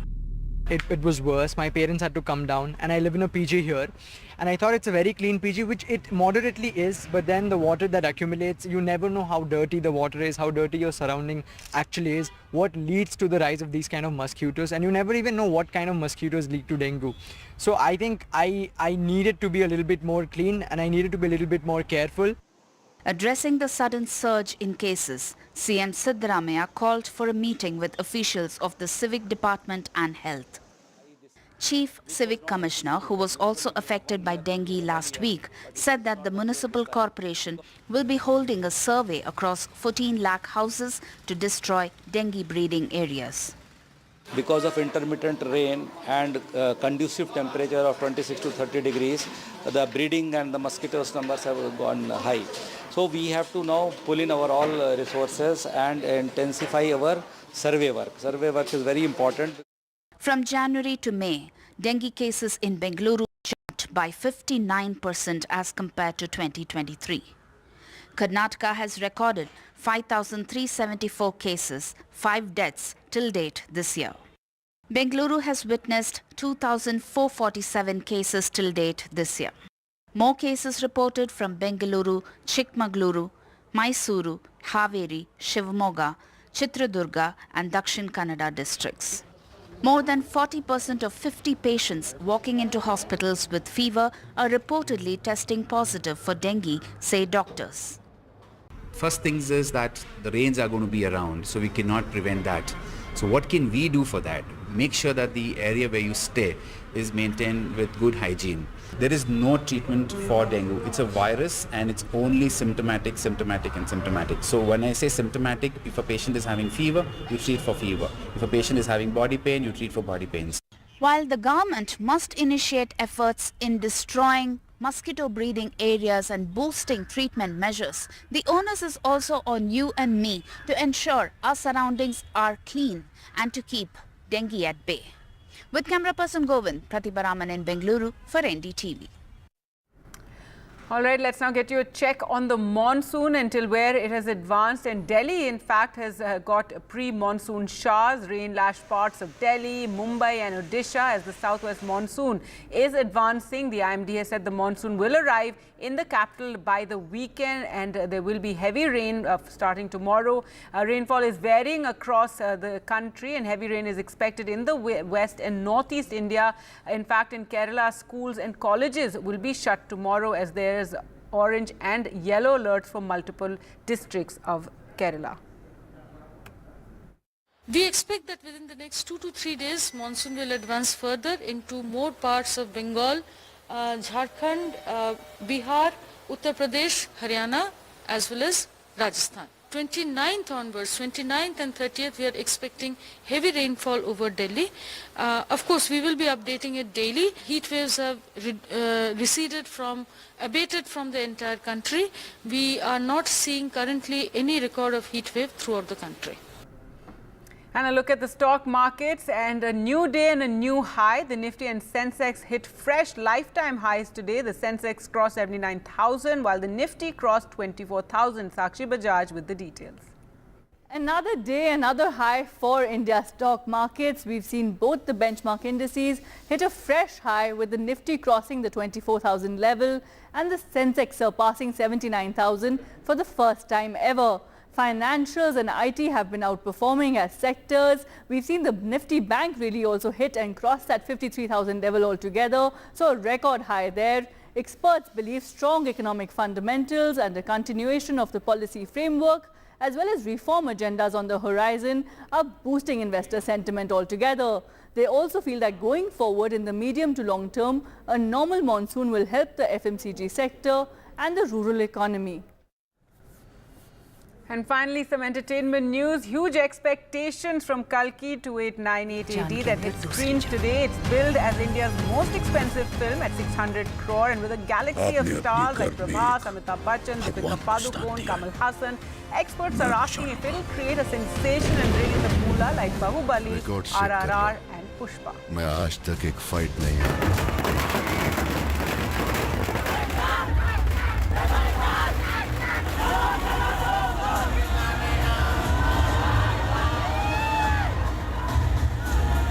Pre-dawn excitement at Hyderabad's IMAX multiplex that was hosting a 5:30 AM screening of Kalki 2898 AD.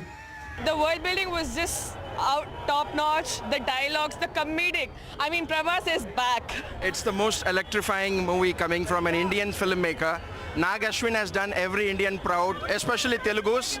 I think the highlight of the film is it's 180 minutes of unbridled, electrifying entertainment.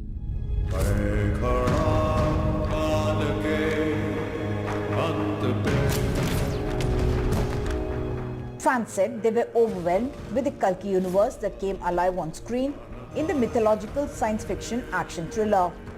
Why can't we make such kind of films is what we hear when we watch a English film. I mean, multiverse, DC Comics, Marvel. I think in that sense, this film has used technology so well. Yeah, it crossed everyone's expectations. Definitely, I think best film in the past few years. Prabhas is back. A star attraction at the theatre was Bujji, a futuristic vehicle specially made for the film.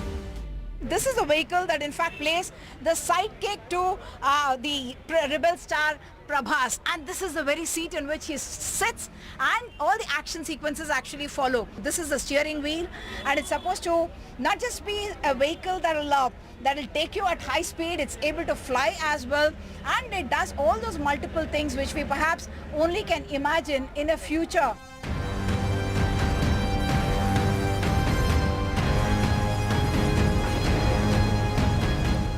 Nag Ashwin's 600 crore film that stars Amitabh Bachchan, Prabhas, Deepika Padukone and Kamal Hassan already had huge advance bookings.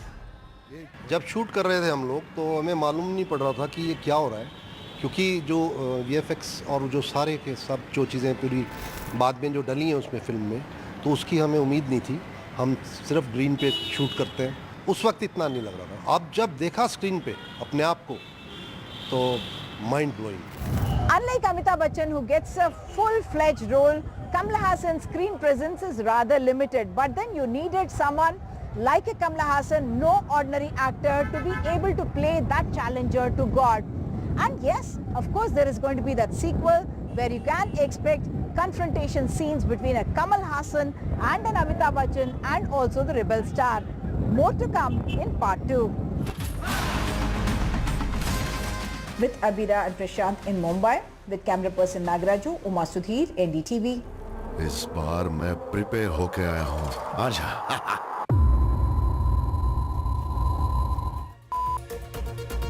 Well, Uma certainly had fun filing that report, and with that, it's a wrap from me. Thanks for watching. Goodbye.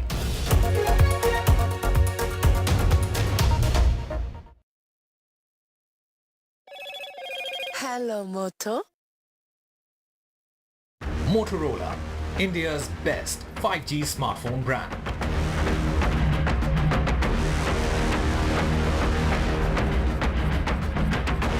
The opposition India bloc plans to bring in adjournment motions on the NEET row in both houses of parliament tomorrow. The education minister may respond.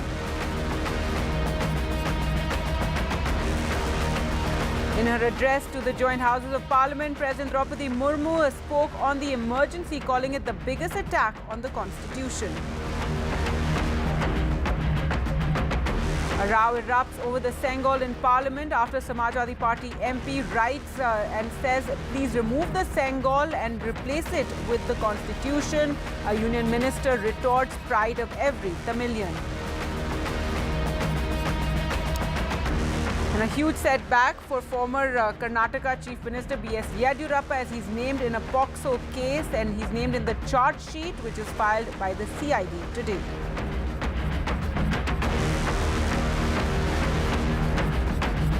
Loan मिलेगा या नहीं ये आपके credit score पे depend करता है। तो आज ही पैसाबाजार.com पर जाइए और अपना क्रेडिट स्कोर चेक कीजिए फ्री में, क्योंकि लोन की जरूरत कभी भी किसी को भी पड़ सकती है। बस एक्टिंग करा लो इनसे। पैसाबाजार.com, क्रेडिट स्कोर चेक, आदत अच्छी है। Stay informed and entertained with the new and updated NDTV News app.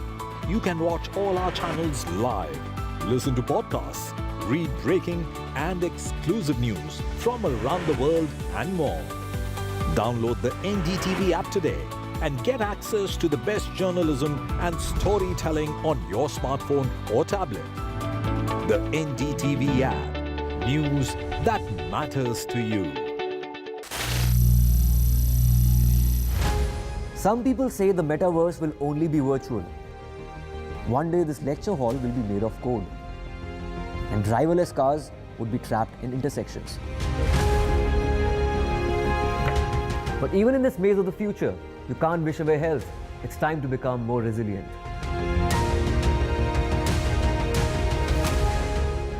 "10 years of Banega Swasth India, we have grown and achieved so many milestones.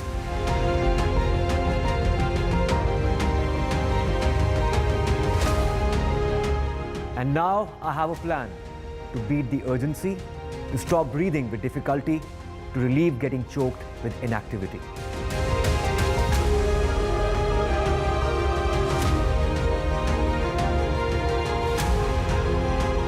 Energize our government, our environment, our society, and ourselves. Everyone, everywhere, every day.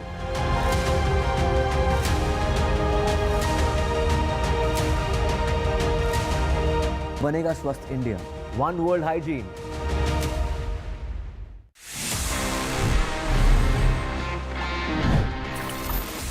It's time for the favorite section जिसका मैं इंतजार करता हूँ हमेशा.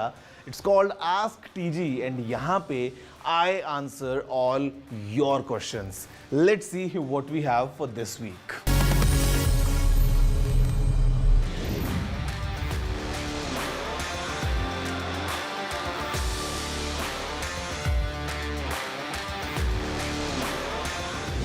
Okay, two things. One, that maybe the kind of work that you are doing on your laptop is more demanding now, जो शायद आप एक साल पहले ना करते हो. That's the reason that the system is under load and fan चल रहा है just to keep it, below a certain temperature. Second thing, because it's a sunny, day, usually that we see that the temperatures are going really high. तो हो सकता है because the ambient temperatures are hot in your surrounding, आपका laptop जो है वो काम कर रहा है just to stay cool. Third scenario again quite common जो हो सकता है वो ये कि maybe there is some dust inside, maybe the system ventilation is not proper and the vents are clogged. तो एक बार अगर आपने आप लैपटॉप को ओपन कर सकते हैं द लोअर पैनल, तो आपको अंदर दिखेगा how exactly is the condition. आप एक एयर ब्लोअर से just get rid of all the dust or all the lint जो कई बार when we use the laptop just on the bed, तो it attracts all that. Vents are usually closed, तो extra जोर लगाता है system, it overheats and produces all these issues. तो that's it. 3 scenarios and I've given you all the solutions. So yeah, I think now you can enjoy your laptop without that extreme fan.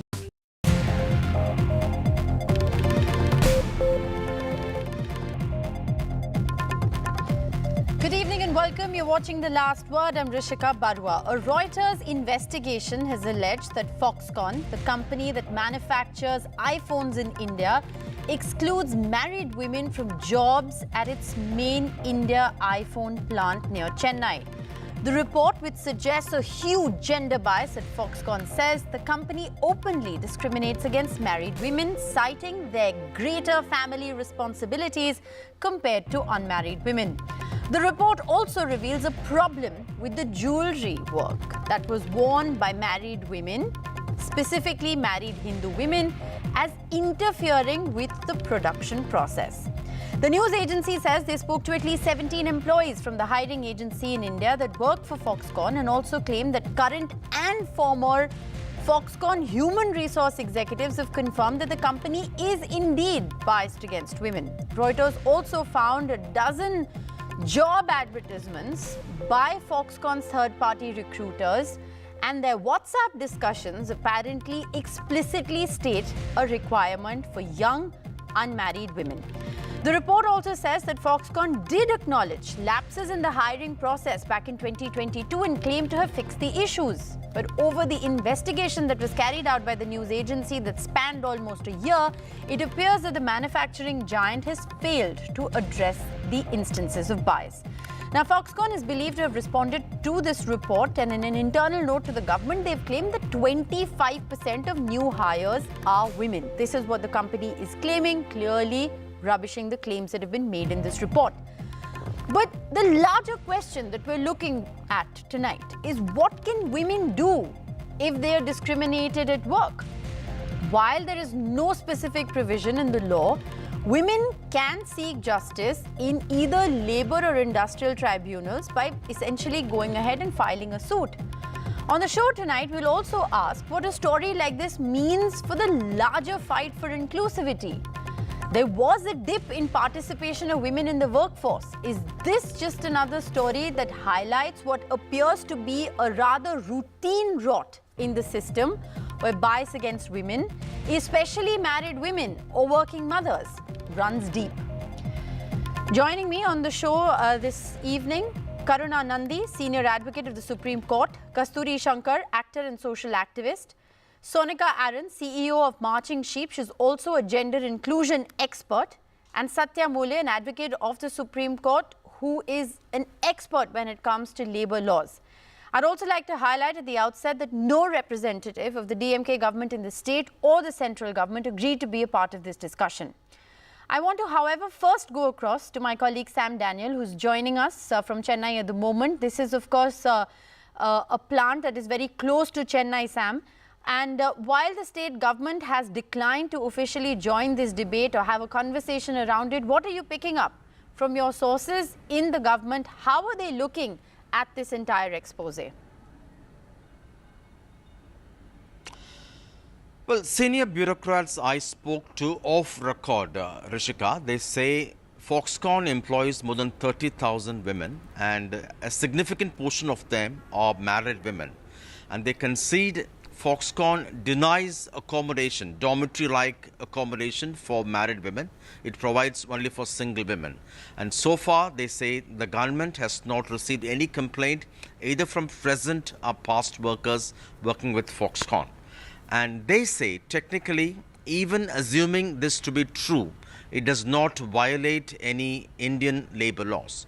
For a specific question, whether is the government okay with this kind of a discrimination against married women on the basis of their marital status, they say, well, we go only by the rule book, the Indian labour law as a guiding light, and according to that, it's not a violation yet. And they say the way political parties or even the ruling dispensation may look at this could be different, but according to law, at the moment they say there's no violation. And they point out that Tamil Nadu accounts for more than 42% of the registered women workers in industries. And this, they say, endorses that Tamil Nadu has a conducive atmosphere for women to work. Whether this would mean that they condone what could be an alleged violation by Foxconn, that's something we'll have to wait and watch. But we could expect a nuanced, politically correct statement from the government either tonight or tomorrow. And the Labour Department is expected to give its report to the central government on the broad lines of what I explained to you either tomorrow or the day after. All right. Well, these are very interesting facts of the matter. The fact that, the housing that is provided to women employees is something that is only provided to unmarried women. is also a very important point that you're highlighting. We're awaiting any kind of an official word from either the Government of India or the state government in Tamil Nadu. Thanks very much, Sam, for joining us with that piece of information. We will, of course, try and get an official reaction to the story. So far, all of the officials we've spoken to have declined to comment. But let me begin this conversation with the question that Sam also raised, which is about what happens legally in a case like this, and then we'll talk about the larger question of whether this is a routine rot or whether this is a bias that actually runs deeper. Satya Mule, advocate of the Supreme Court, is with us. He's an expert in this particular field. Satya, thanks very much for being with us. I wanted to ask you, what is the law for any woman who's watching this broadcast tonight who has been discriminated against on grounds of her marital status or on grounds of gender? What is the kind of recourse, if at all, is available to that woman to take this up with her employer? Well, this is a very peculiar case. What we can say here is that Section 5 of Equal Remuneration Act of 1976 provides that there shall be no discrimination on various grounds, which also includes opportunities in employment. So this clarifies the position in Indian law. Having said this, there are over 200 to 225 state laws, and these particular situations create various confusion in the minds of employers as well as the what we can say employees. But nothing prohibits an individual or a person who feels that he or she has been discriminated to seek justice under Article 14 of the Constitution of India. In this particular case, definitely if a class, that is married women, have been discriminated, then they can seek justice at first level with the regional labor commissioner, citing to him if there is a trend in discrimination against the married woman, debarring them or prohibiting them from joining this kind of opportunity at the Foxconn's facility. Then in this particular case, the labor commissioner, regional labor commissioner, can act upon it. There are powers vested in the regional labor commissioner. Right. And definitely an action can be taken against the particular facility. All right. But apart from the fact that, women have to either approach the labor tribunal or the industrial tribunal, there's no recourse or no provision per se in the law which says that, this is a provision in the law that can essentially fight gender bias at the workspace. Karuna Nandi is also with us. Karuna Nandi, I want to get in a word from you because this is a story that, that many would say highlights a larger rot in the system or highlights intrinsic biases in the system that only really come to light when an investigation or an expose to this tune is carried out. In this case, a journalists who've done the investigation were working on this particular case for over a year, and they've sort of, gotten versions from not just people who were affected, but also from employers, also from ex-employees within Foxconn. So it's quite a detailed investigation that has been carried out. Is there any provision in the law, or is this just a huge lacuna that we don't have a law which protects women from gender bias or discrimination at the workplace? Karuna Nandi.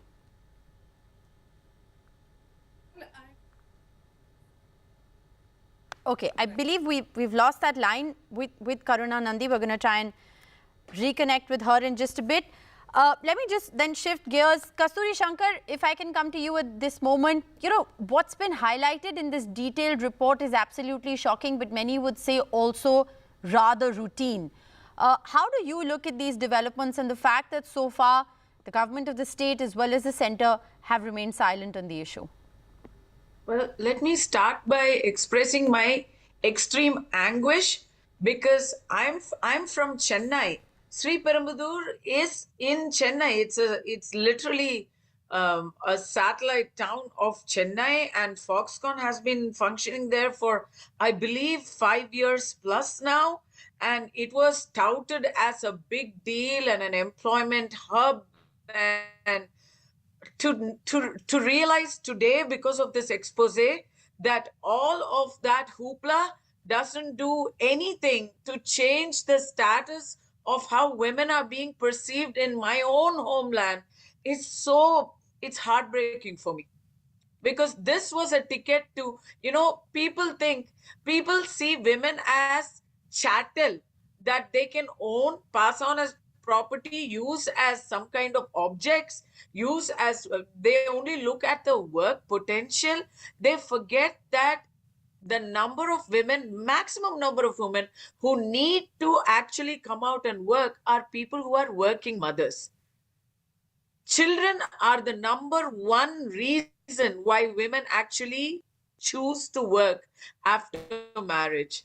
And I learned from the report that there is not even a provision for childcare in this organization. Yes.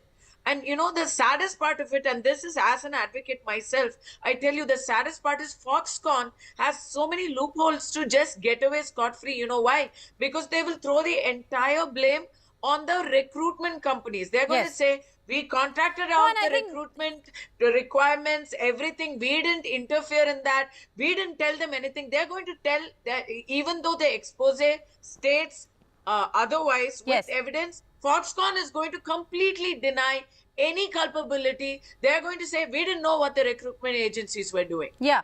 And I think also what's important here is the fact that all of this is verbal communication, as it is in most such cases.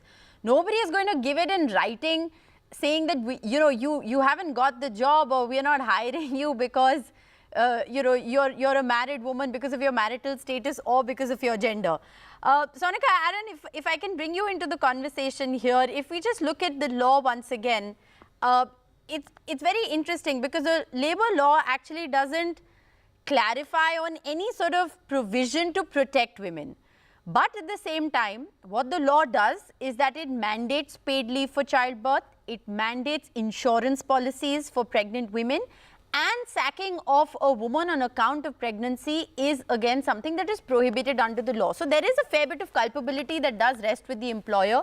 Do you believe that it is these provisions that have led to this kind of a bias?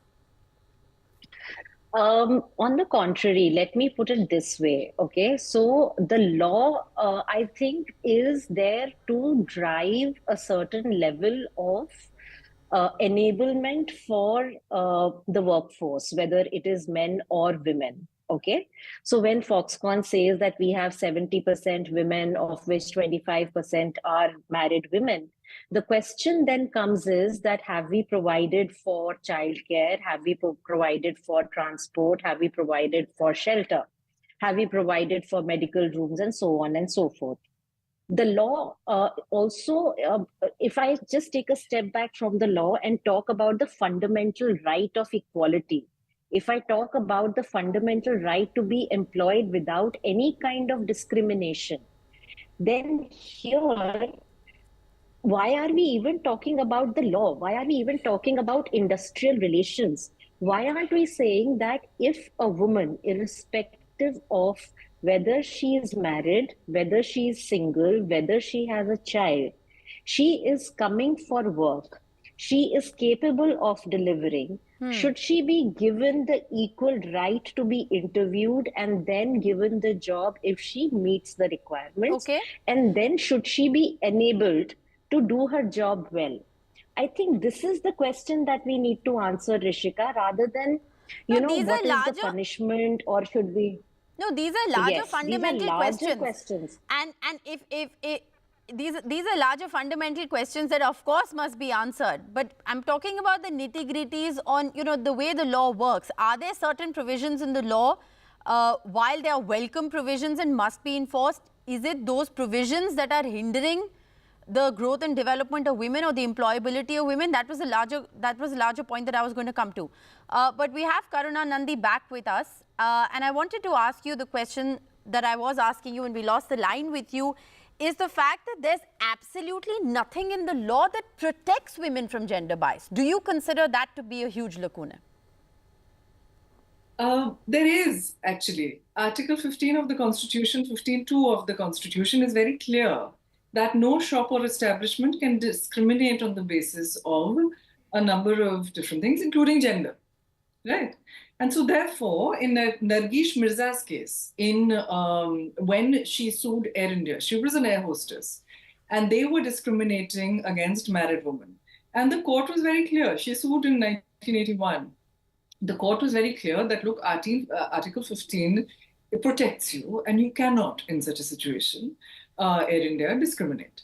In another case, and this was quite interesting, this was the case of Anuj Garg. In the case of Anuj Garg, there were bartenders, both girls and boys, and it discriminated against the girls and said that you can't be bartenders. It was a kind of protective sort of paternalistic sort of move. Okay. And this was struck down by the Supreme Court. So there is law. Let us not think that there is not law. There is not just law, there is the Constitution of India that prohibits discrimination. Let us be clear about that. But the larger question, Karuna Nandi, therefore, is that apart from going to an industrial tribunal or a legal tribunal, women don't have another recourse that is available. You can't just file a complaint at a cop station or initiate legal action. It's a complicated process to be able to take on this bias. And in this case, when we're talking about the labor force, and we're talking about the bias that's been exposed in this particular case, which is against the labor force, it becomes all the more difficult. I mean, these women have absolutely no recourse readily available to them except for maybe, you know, WhatsApp conversations, or maybe not even that, because they've just been verbally told that this is the case. I mean, in this case, if you read the investigation, it says that even the auto driver who drove these women to the particular unit said that, you know, married women are not employed here. So that's how readily available this information is, but yet there's no evidence. Yeah, so Ms. Barua, you have a couple of points that you're making. Let's pass them, right? The first point you're making is that the remedy which exists in the Constitution of India, that belongs to every woman in this country, is not accessible, right? And the second point you're making is that evidence is hard to supply. Now let's address both points. With regard to the first point, the Prevention of Sexual Harassment Act has provided a structure that is, and let us be clear, this is only in the formal sector, right? Yes. Provided a remedy to those in the formal sector. That is very easily accessible. There are questions about its fairness because internal committees tend to be biased because of the structure, but at least it exists. So what we've been doing when we are asked to create a policy is asking the company, would you prefer to make an equality policy rather than just preventing sexual harassment? Now, why is that? Because if somebody touches you on the shoulder and says, hey, baby, right, you have a remedy? Yes. But if somebody says you're a complete idiot and you're completely useless because you're a woman, then company is suffering, you are suffering, the bottom line is suffering, and there's nowhere to go. Yes. So leaders in various industries like Penguin Random House, like also The Wire, have now, pursued this path. So Penguin Random House in particular, actually, there's a very strong and progressive equality policy. And also when we do the workshops, we kind of break down gender in the sense of, we ask the men to think about their gender and how that is operated for them, right? Initially, sometimes you get, because it's, Penguin Random House, you get a lot of guilt. So we're saying like, no, it's not about the guilt. How do you think it operates for you? And then you get these very aha moments where they're open to listening to the women, and it's transformative because then people can actually talk to each other about what works, what doesn't. But there's also a penal element. Yes. Which is that if somebody discriminates against a woman because she's pregnant, because she's wearing whatever, because she's wearing a hijab or because she's wearing a Mangal Sutra or whatever it is, right? And it's not interfering with her work. Then there is some kind of remedy that's very easily accessible. Now, when it comes to evidence, we also actually train for that, which is that there are Supreme Court judgments to say that simultaneous evidence is of sterling quality. For example, if you have been sexually harassed, right, if you immediately tell somebody, or if you tell 3 people, and you also say write to somebody about it, even if you are not making a complaint, then that is evidence. Okay. Right? I think some of what you've said is very useful. Like I said at the very outset, that we're having this conversation because there probably are viewers who felt this or been through this, but perhaps don't understand that there is actually recourse available, or if so, what is the recourse that is available. But I'll come back to you, Sonika, on the larger hiring question. And this is like I said at the very outset, is this one of those investigations or one of those cases that has highlighted what is a routine bias? As somebody who works closely in the sector, I want to understand from you, do these biases play up even now when women are hired, whether it's marital status or whether it's hiring women who have children? Does age play up as a factor? How real is the rot, whether documented or undocumented? So the biases are very much real, and nobody is going to document it. Nobody is going to say that we have a policy of not hiring women. And what you said, that when the maternity act was extended from 3 months to 6 months, there was a backlash, right? Today, people do say that it is very difficult to give feedback to women in closed doors because tomorrow she might say there is a posh case, right? Yes. So there are these issues very much, and life stages, a single woman would get married, a married woman would have children, she would relocate with her husband, she would have child caring or elderly care responsibilities, and she would get menopausal. Having said that, the needle is slowly moving, because that is where the awareness and the entire conversations that we are having right now make a difference. Right. The entire noise that gets created is there, and that was a larger picture that I was talking about. And I'm very thankful to Karuna Nandi that she brought back the conversation to the Constitution. Because end of the day, the Constitution still holds firm, whether we have state laws or whether we have the central law, that, right to equality stands. The other point I would like to make, Rishika, is that even if something happens, you forget about what happened with women. Think about the number of unconstitutional layoffs that happened during COVID. How many men moved to the court? Yes. How many employees really move to the court when they are discriminated against? Well, absolutely. That's what I said. The last thing you can think of is taking on another, legal battle while you've just been sacked or discriminated against at the workplace, which is why I said that it's almost inaccessible, the solutions that Satya talked about right at the outset. But Kasturi Shankar, if I can just come back to you at the moment, solutions. Who do we seek accountability from? I mean, like I said, we invited the government of the day, the new, Women and Child Development Minister. We invited the state government to participate in this conversation to actually understand what is the kind of action that they want to take, and they absolutely declined to participate. So who do we seek answers from? It's very unfortunate that right now in Tamil Nadu, we have a government that that really concentrates on everything other than benefiting its people. We've had 63 huge deaths, and the number is climbing. And the government in Tamil Nadu right now is doing everything to just pass the buck. And they really don't, at this point, they're probably thinking, you're calling us to talk about women's rights and anti-discrimination issues when we are dealing with people. If somebody didn't die, I don't want to be on this debate. As harsh as what you're saying is, the truth is that's how all governments look at it, whether it's the central government or the state government. Well, the question is, where do people go and where do people seek recourse? The apathy, I mean, today you have told me, and while other people were talking, especially when Ms. Nandi was talking, I'm sitting here thinking, I went to law school and I probably have to do something about stuff like this. I learned about this expose today. And thanks to you, NDTV, the nation is going to be knowing.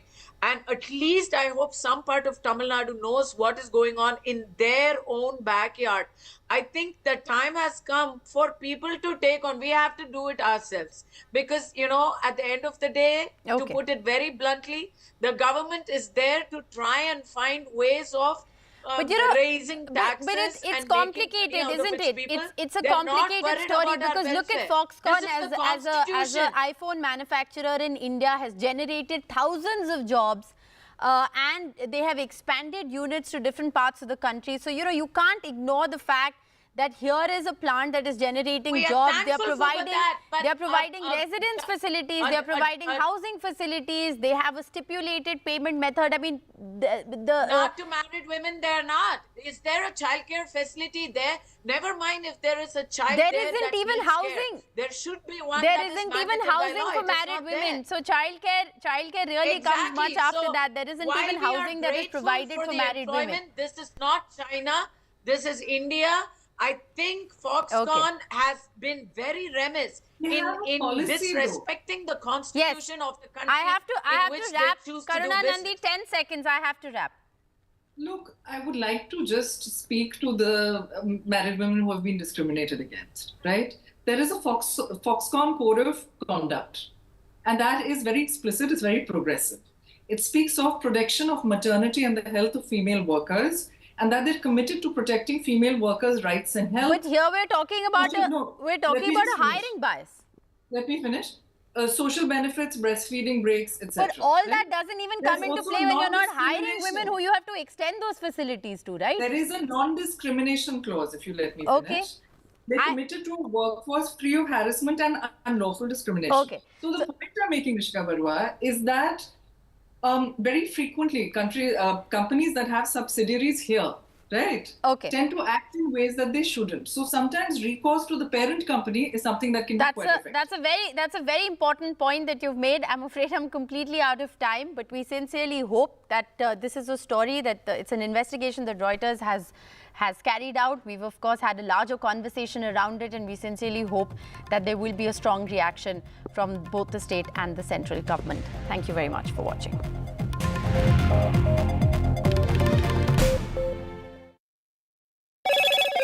Hello, Moto. Motorola, India's best 5G smartphone brand.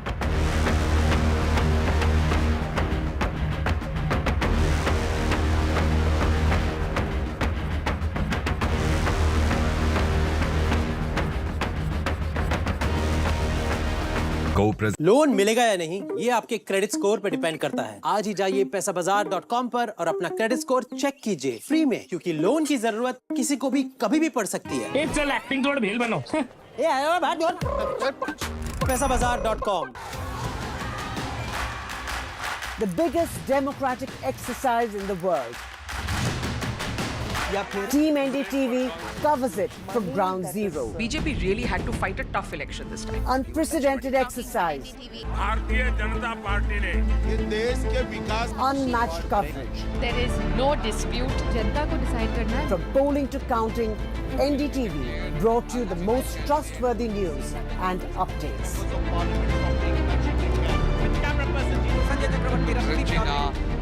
Elections mean NDTV. Get ready for the ride of your life. NDTV brings you the NDTV Auto Show with me, Mugdha Mishra. From the fastest supercars to the sleekest new energy vehicles to your trusted daily ride, we cover it all. Every Saturday at 10:30 a.m. and Sunday at 8:30 p.m. only on NDTV 24/7. Your next great escape starts here.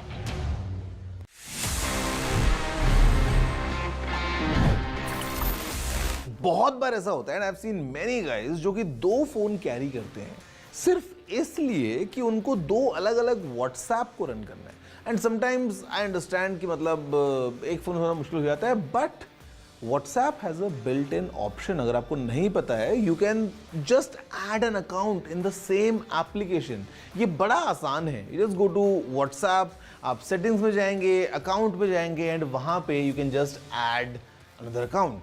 आप number डालिए, OTP आएगा, verify हो जाएगा, अपनी display photo add कीजिए अगर करना है तो, and that's it, your account is done. Basically आप उसी एक व्हाट्सएप की ऐप में 2 अलग अलग अकाउंट रख सकते हैं for a piece of mind. And अगर आपको मल्टीपल अकाउंट्स रख के let's say you want to use it because of you have 2 phone number, हो सकता है एक नंबर आपका इंडिया का है, maybe you are travelling abroad, आपका एक दूसरा नंबर भी है, मतलब यू गेट द ड्रिल कि आप सीधा एक व्हाट्सएप ऐप में 2 अकाउंट्स रख सकते हैं और ये काम आप एक फोन में भी कर सकते हैं। Just in case this makes your life easy. This is Left, Right and Centre and I'm Maria Shakil. The first big formal event of the 18th Lok Sabha is over. President Draupadi Murmu addressed the joint session of Parliament, adding fire to the BJP's offensive against the Congress on emergency. The President said that imposition of emergency on 25th June 1975 was the biggest and darkest chapter of direct attack on the Constitution. The entire country felt outraged. The President's remark comes against the backdrop of a heated exchange between the ruling BJP and the opposition on emergency, and the opposition registering the protest with the Speaker over his resolution moved yesterday. We will be joined by senior Congress leader Dr. Shashi Tharoor and BJP's National Vice President Jay Panda shortly. Also on the show, the NEET row, which found a mention in the President's address. President Draupadi Murmu saying that the government is committed to a fair investigation. But the opposition continues to build pressure on the government, and tomorrow NEET is bound to dominate the House, with the opposition demanding answers and complete cleanup of what is an examination mess. Today, the Congress student wing, NSUI, barged into the office of the National Testing Agency, which conducts the NEET exam, demanding that it be shut down. The protest came shortly after the Youth Congress held a protest near Parliament as well. Since June 4th, when the results were declared, protests and demonstrations have swept the country over the allegations of paper leak and preferential marking of NEET. On the investigation front, the Central Bureau of Investigation, that is the CBI, has made its first arrest, detaining one individual from Patna. Then we will be joined by Congress Overseas Chief Sam Pitroda, who has been reinstated. What does he think about the BJP's charge that his removal over his statements were a mere poll gimmick? I asked that question to Mr. Pitroda shortly. But first up, we are being joined by senior Congress leader Dr. Shashi Tharoor. Dr. Shashi Tharoor, congratulations. You have won the Thiruvananthapuram seat for the 4th straight term. So, sir, it's certainly a big victory for you. I want to start by asking you that we have seen confrontation between the opposition and government from the word go. Do you see any scope for this acrimony going down going forward? I certainly hope so, because it's in the government's interest as well that they should focus on cooperation and conciliation rather than confrontation and clashes with the opposition. This is no longer a small number of MPs that you can just roll over with a brute majority. This is a very large swathe of Indian public opinion represented in these elections. And we're talking about 234 members in the India Alliance alone, as well as others who are not affiliated to the government. I think the government has every interest in cooperating. And if they take that step forward, I'm sure that we will meet them halfway. The problem often is that the government acts as if they don't really need to consult the opposition, and that, I believe, would be very unwise. Dr. Tharoor, the Congress and other opposition leaders have protested against the Speaker's resolution on emergency. Why do you object to it? Well, first of all, there's some question as to why it's relevant to dredge up a matter that occurred 49 years ago. It is, after all, part of the kind of past, the political past of our country from which we have all evolved and moved on. And it would seem to me that we should be focusing on the problems of today and tomorrow. But this business of the government constantly moving the goalposts, whether it is to 1975 when talking about the emergency or to 2047 when talking about the future, and not focusing on the problems of 24 and 25, that seems to me to be somewhat, shall we say, diversionary. What we need in our politics is to focus on the problems of today. The young people of today, people facing serious unemployment, people facing this catastrophic confusion over the NEET examinations, people facing the kinds of difficulties that every ordinary Indian is living with day after day. And then, of course, there are other issues that government has never debated. Manipur was a word that never escaped the Prime Minister's lips or the President's. We've heard nothing about the tensions on the India-China frontier. There are so many national issues that the government wants not to talk about. And instead, they're raising the emergency from 49 years ago, with not even the convenience of a round number anniversary to talk about. Why is this so relevant today?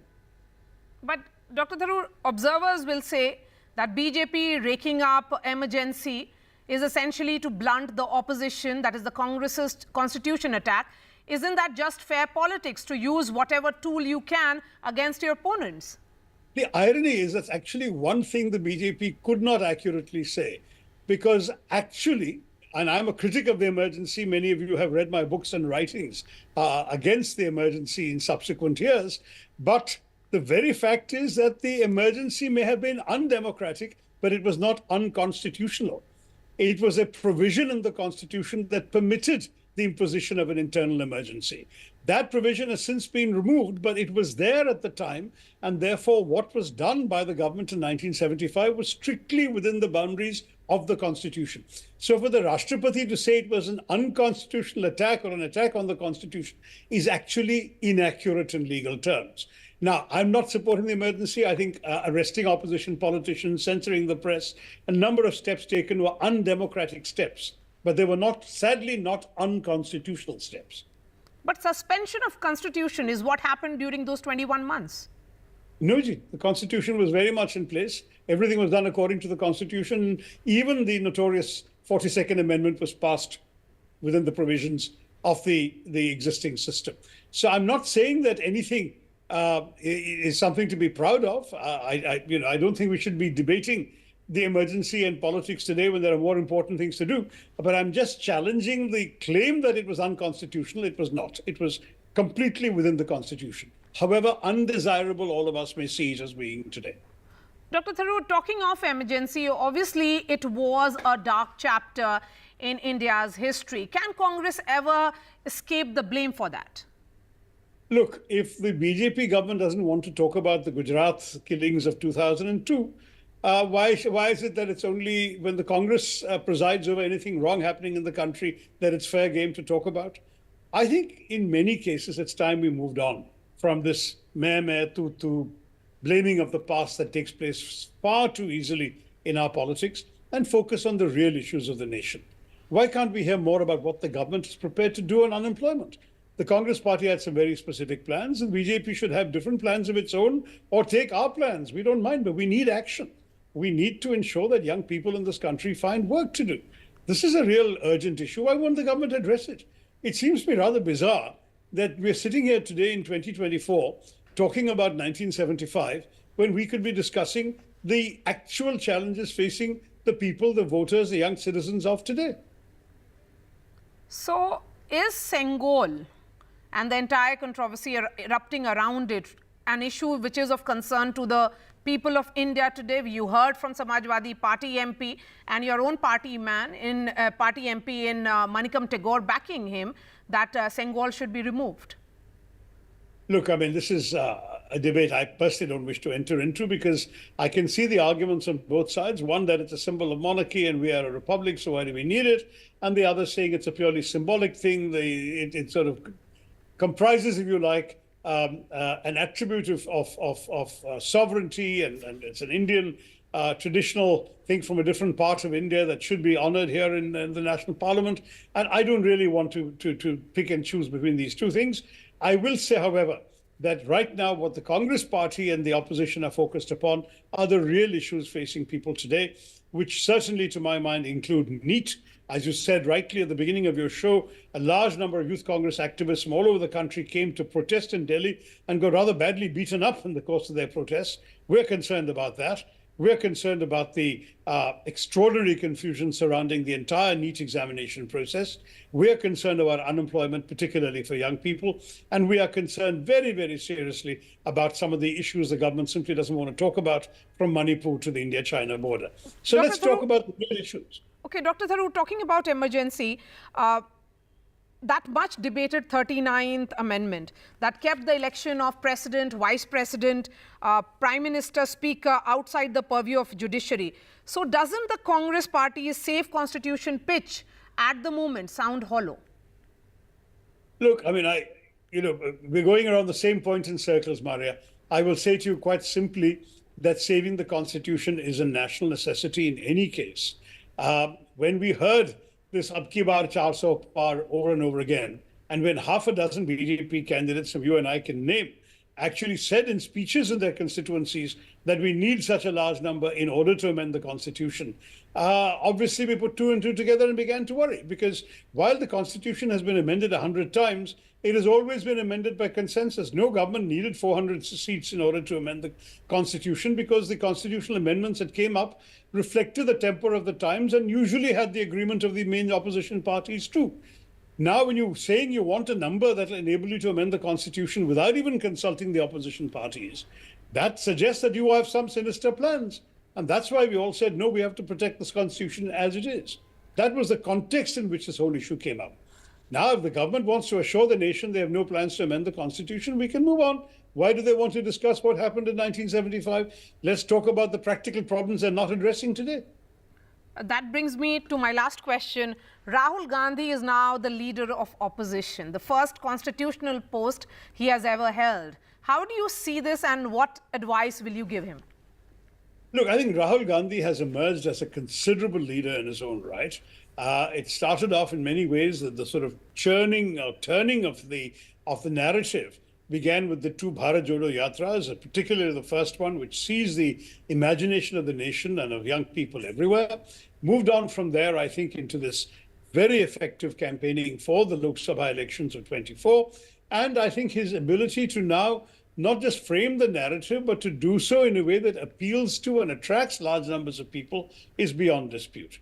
So I would say that he doesn't need any advice from the likes of me. What he needs is now the opportunity to use the platform of being leader of the opposition to set the agenda for the government to respond to, and to ensure that the government is kept on the nation's business rather than, frankly, distracting us with what are really not relevant debates. You know that a vast majority of the Indian population wasn't even born when the emergency was declared. That's right. It is something for them that's part of history.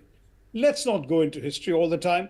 We've already had this government. Every time you raise an issue, they talk about an 18th century mosque or temple. They talk about 2047 on the other side of the goalposts. There just isn't enough effort to focus on the problems of today and tomorrow. That's what we want them to do. And if they do that, we'll be there working with them to solve. All right, Dr. Shashi Tharoor, pleasure speaking to you. Thank you so much for your time here on NDTV. Thanks, Maria. All the best.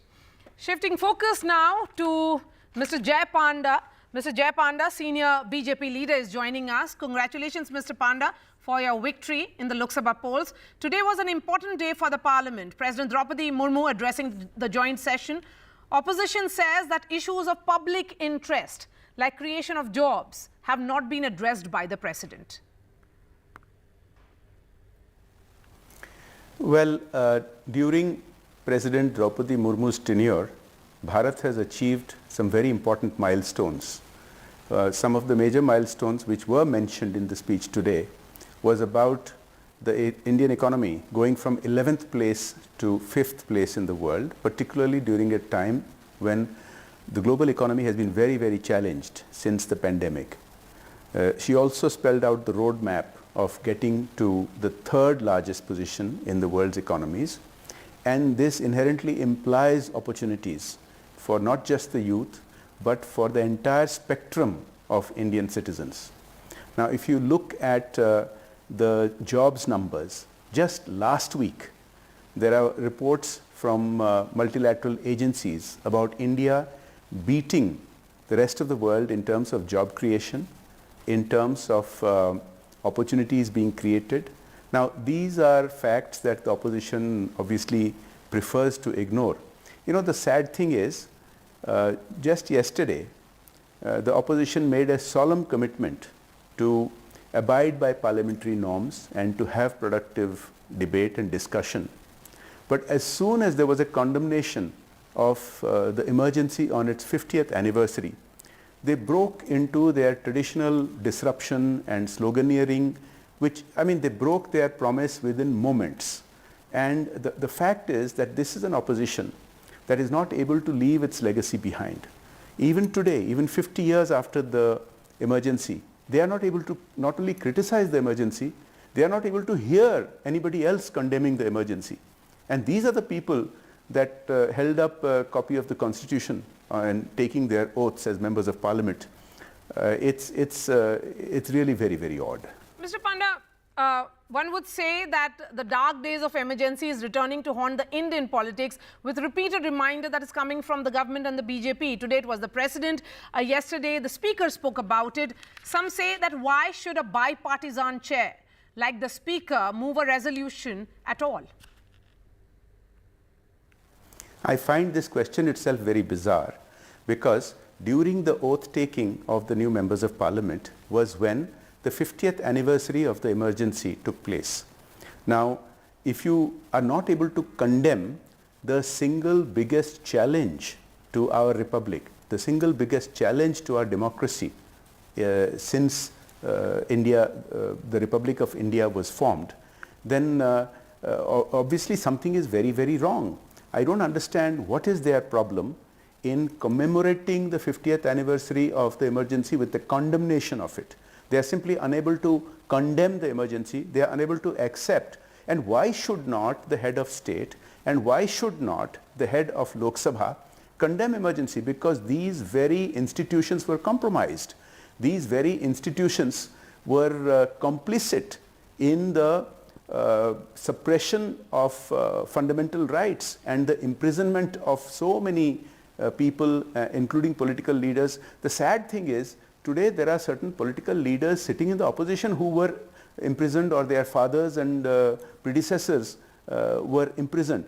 Now, it's bizarre that the opposition, which keeps talking about freedom of the press, keeps talking about alleged challenges to freedoms, is unwilling to condemn the actual suppression of freedoms which took place. Their hypocrisy is exposed, and the only way they can get around it is to make these fake arguments, and as I said, asking this question itself is very odd. Okay, so, a number of opposition MPs are of the opinion that the president should have spoken on issues which are far more relevant in current times. But shifting focus now, a member of parliament from Samajwadi Party, R.K. Chaudhary, has said that Sengol actually symbolizes Dandaraj and hence it should be removed. Congress Party's Manikam Tagore has come out in his support as well. So Sengol is back in focus. Look, the fact is, it is really not up to members of the opposition to decide what is required and what is not required to be mentioned by the Honorable President in talking about her government. These are very odd stands to take. Now, let's talk about the Sengol. These people have no problem with the symbolism of a colonial Raj which existed for so many decades.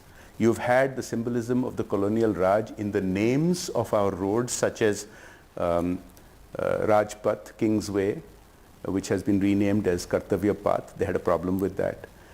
They had a problem with the changing of the emblems of some of our armed forces to reflect our own history and our own culture, rather than that imported from foreign nations which ruled us for many centuries.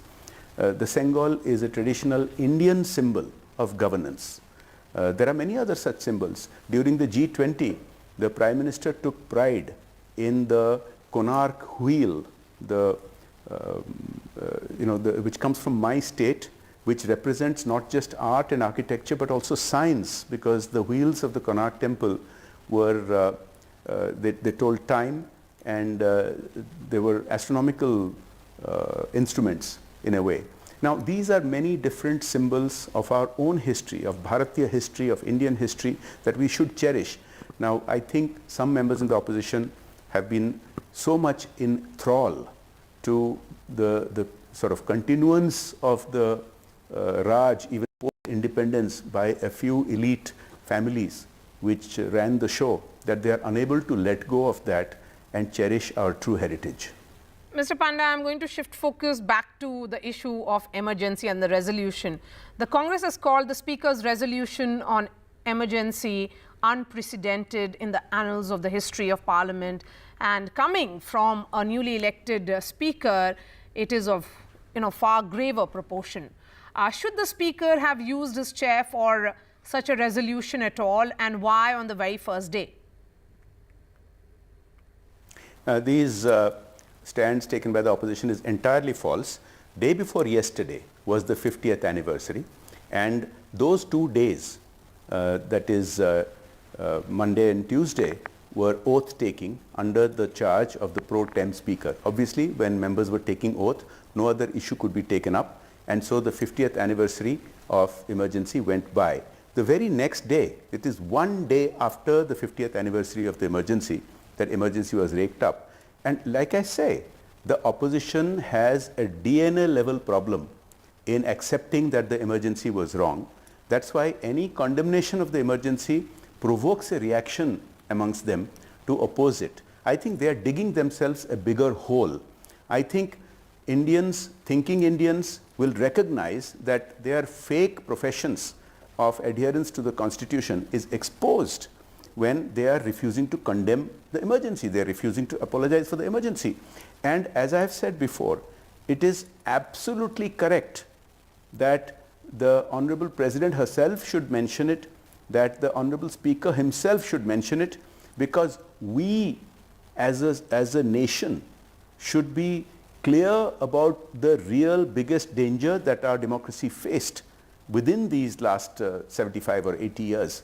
And if we are unable to face that, obviously there is something wrong. And so, they are coming up with these weird technical arguments which do not withstand any scrutiny whatsoever. If on the day of the 50th anniversary of the emergency, if the oath taking had already taken place, obviously the same reference would have been made. It was made a day later, once the inductions were complete, and that's the way it ought to be. Okay, Mr. Panda, my last question. The mandate clearly in the 18th Lok Sabha is of cooperation, but what we are witnessing is confrontation. Opposition was asking for Deputy Speaker's chair, as has been the convention in the past. The government was not ready to commit to it, and you have started, I mean the government, the Prime Minister, the Speaker and also the President have started talking about emergency. Many are saying that you're not able to accept the mandate of the people, and hence you are raking up this issue because you want to corner your political opponents on this issue. The fact remains that the pre-election NDA coalition has won a clear majority of seats in Parliament and enabled a third-term BJP NDA Modi government. You can't get away from that. And the opposition keeps reacting to this particular statement, which is a factual statement. It's not just the government that should be mentioning the emergency. The opposition, it is now high time for them to apologize for what their parties and what their predecessors did. It is high time for them to acknowledge and at least to keep quiet when the emergency is being condemned rather than oppose that condemnation. The whole country is aware of what happened during the emergency, when actual freedoms were taken away, when newspapers were actually made to go blank and censorship was actually imposed. All the things that the opposition alleges today for which they have no facts or no proof. The fact is, if you do not condemn the emergency on its 50th anniversary, when are you going to condemn it? So these are all fake allegations. Now, as far as the confrontation, who started the confrontation? The government, the Prime Minister himself, all the constitutional speakers, they made it very clear that there should be cooperation. The Prime Minister particularly congratulated all members of Parliament and specifically mentioned that even the opposition members of Parliament who have won and come to represent their constituencies, he complimented them and congratulated them. Now, that is an extension of a hand of warmth and collaboration and friendship. And like I said, the opposition committed and promised that they would cooperate in healthy parliamentary debate. And immediately, within a few minutes, they started disrupting and heckling and protesting when the emergency was condemned. I think they get provoked too easily, and in getting provoked easily, they are exposing their true nature to the rest of the nation.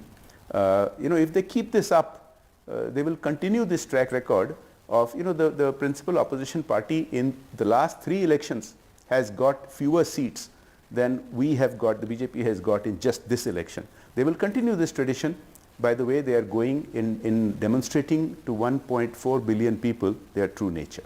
All right, Mr. Jayapanda, I appreciate your time. Thank you so much for your time here on NDTV.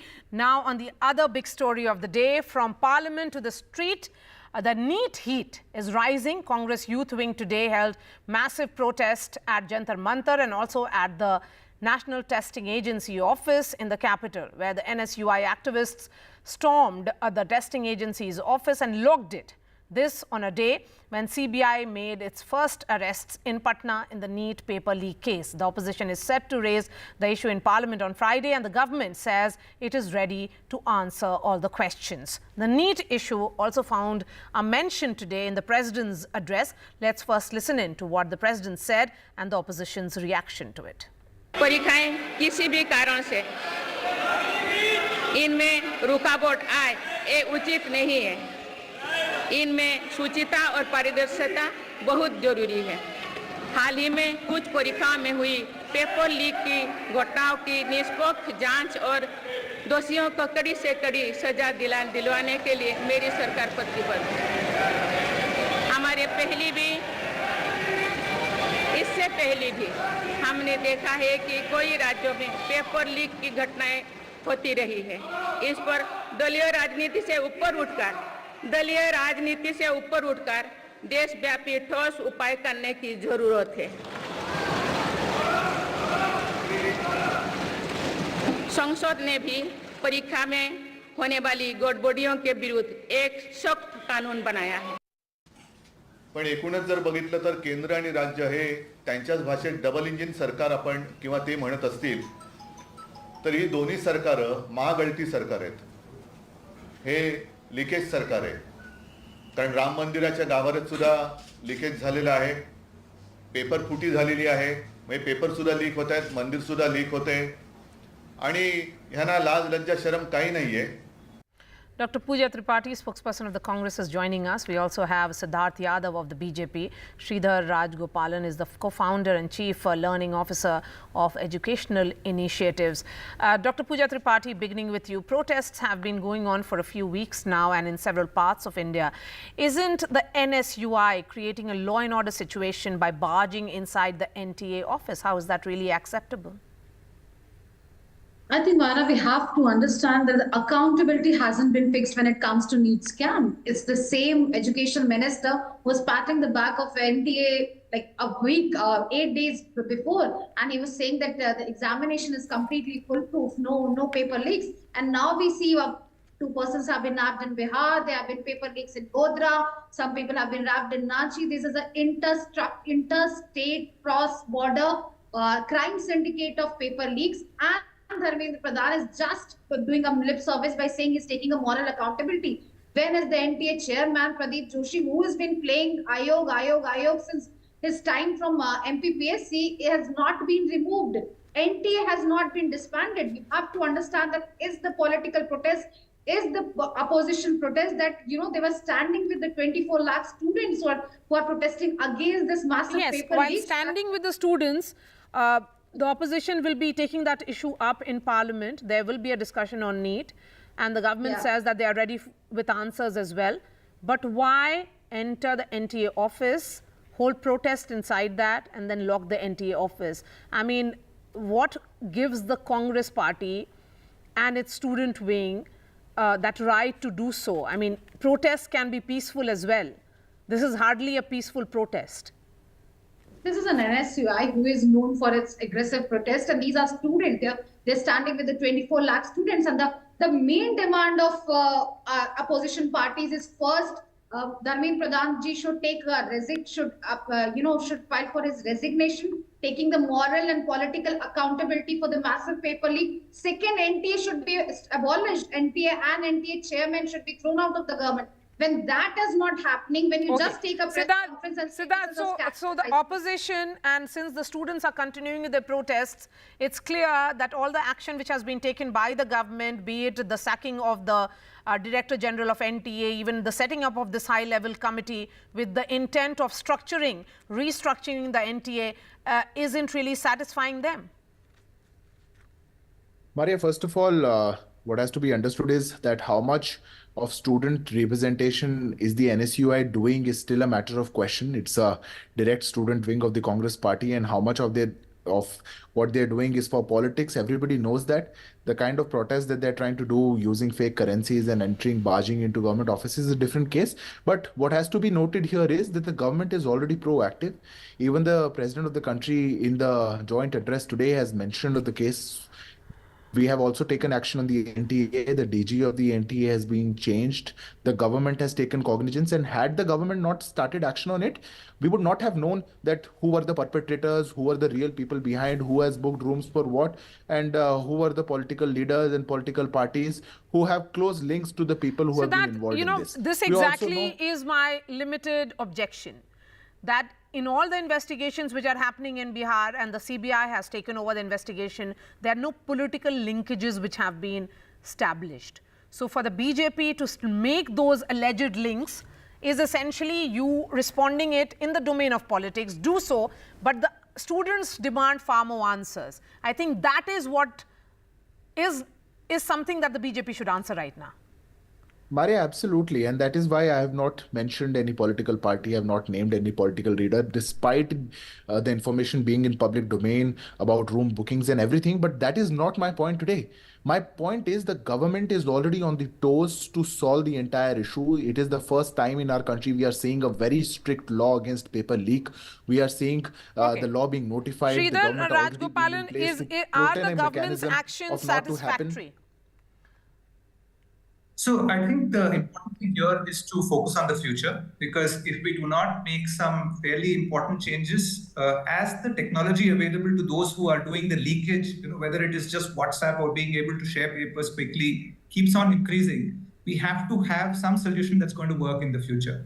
Now, the probability of leakages when you have physical exam papers and centers, though there are a number of steps that, for example, people like the CBSE have taken to make it more secure, but the risk of leakage with paper is going to be very, very high.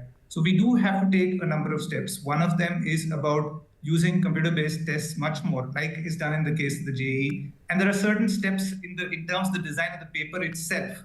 So one of the things that we have been doing is that we are trying to keep the papers a little easy, whereas papers like the NEET and the JEE have to be of an appropriate level of difficulty, so that the process of poaching, the process of copying and leakage is not extremely lucrative, because then the cost of leaking is extremely high. So there are steps like this in terms of computer-based tests, which where you can actually cut off the internet during the test itself after the papers are downloaded.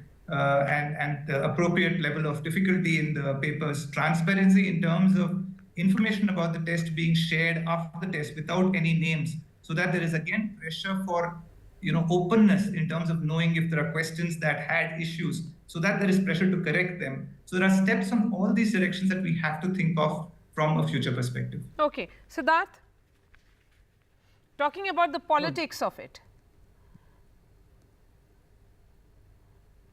Yes, Maria, go ahead. You have a question? So what we are seeing is that the government says that they want answers, and the opposition says that they want answers, and they are of the opinion that it is about political accountability, not as much as sacking of the NTA DG. That is essentially shifting the blame, according to the opposition. Maria, how can it be the shifting the blame? NTA is the organization which conducts this examination. If an action is taken on how the examination is conducted, who the people were responsible for conducting the examination, that is the right accountability that the government has to ensure, and that is what our government is doing.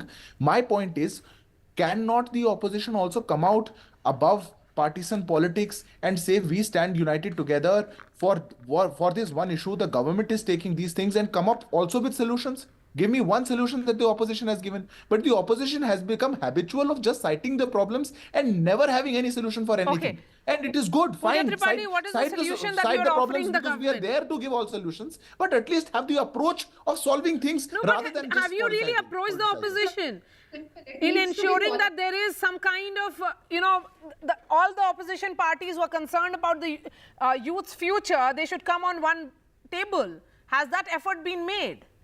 Yes, go ahead, Pooja. On table, because it's not just the future of 24 lakh students, 24 lakh families. 4 days, four papers have been suspended. And here Siddharth was talking about political linkages. The mastermind of the paper leak scam is the O.P. Rajbhar party. He's Bediram, some Ghazipur MLA. And he is the mastermind of the paper leak scam. The center in Jhajjar, where 6 toppers have come out, it's from a BJP leader. So we are saying just arresting 2 or 3 handlers, some Chintu, Mintu, Nitish, it won't serve the purpose. If accountability needs to be fixed from top to bottom, Dharmendra Pradhan ji should take not only just moral accountability and do whataboutery, he should take political accountability and resign.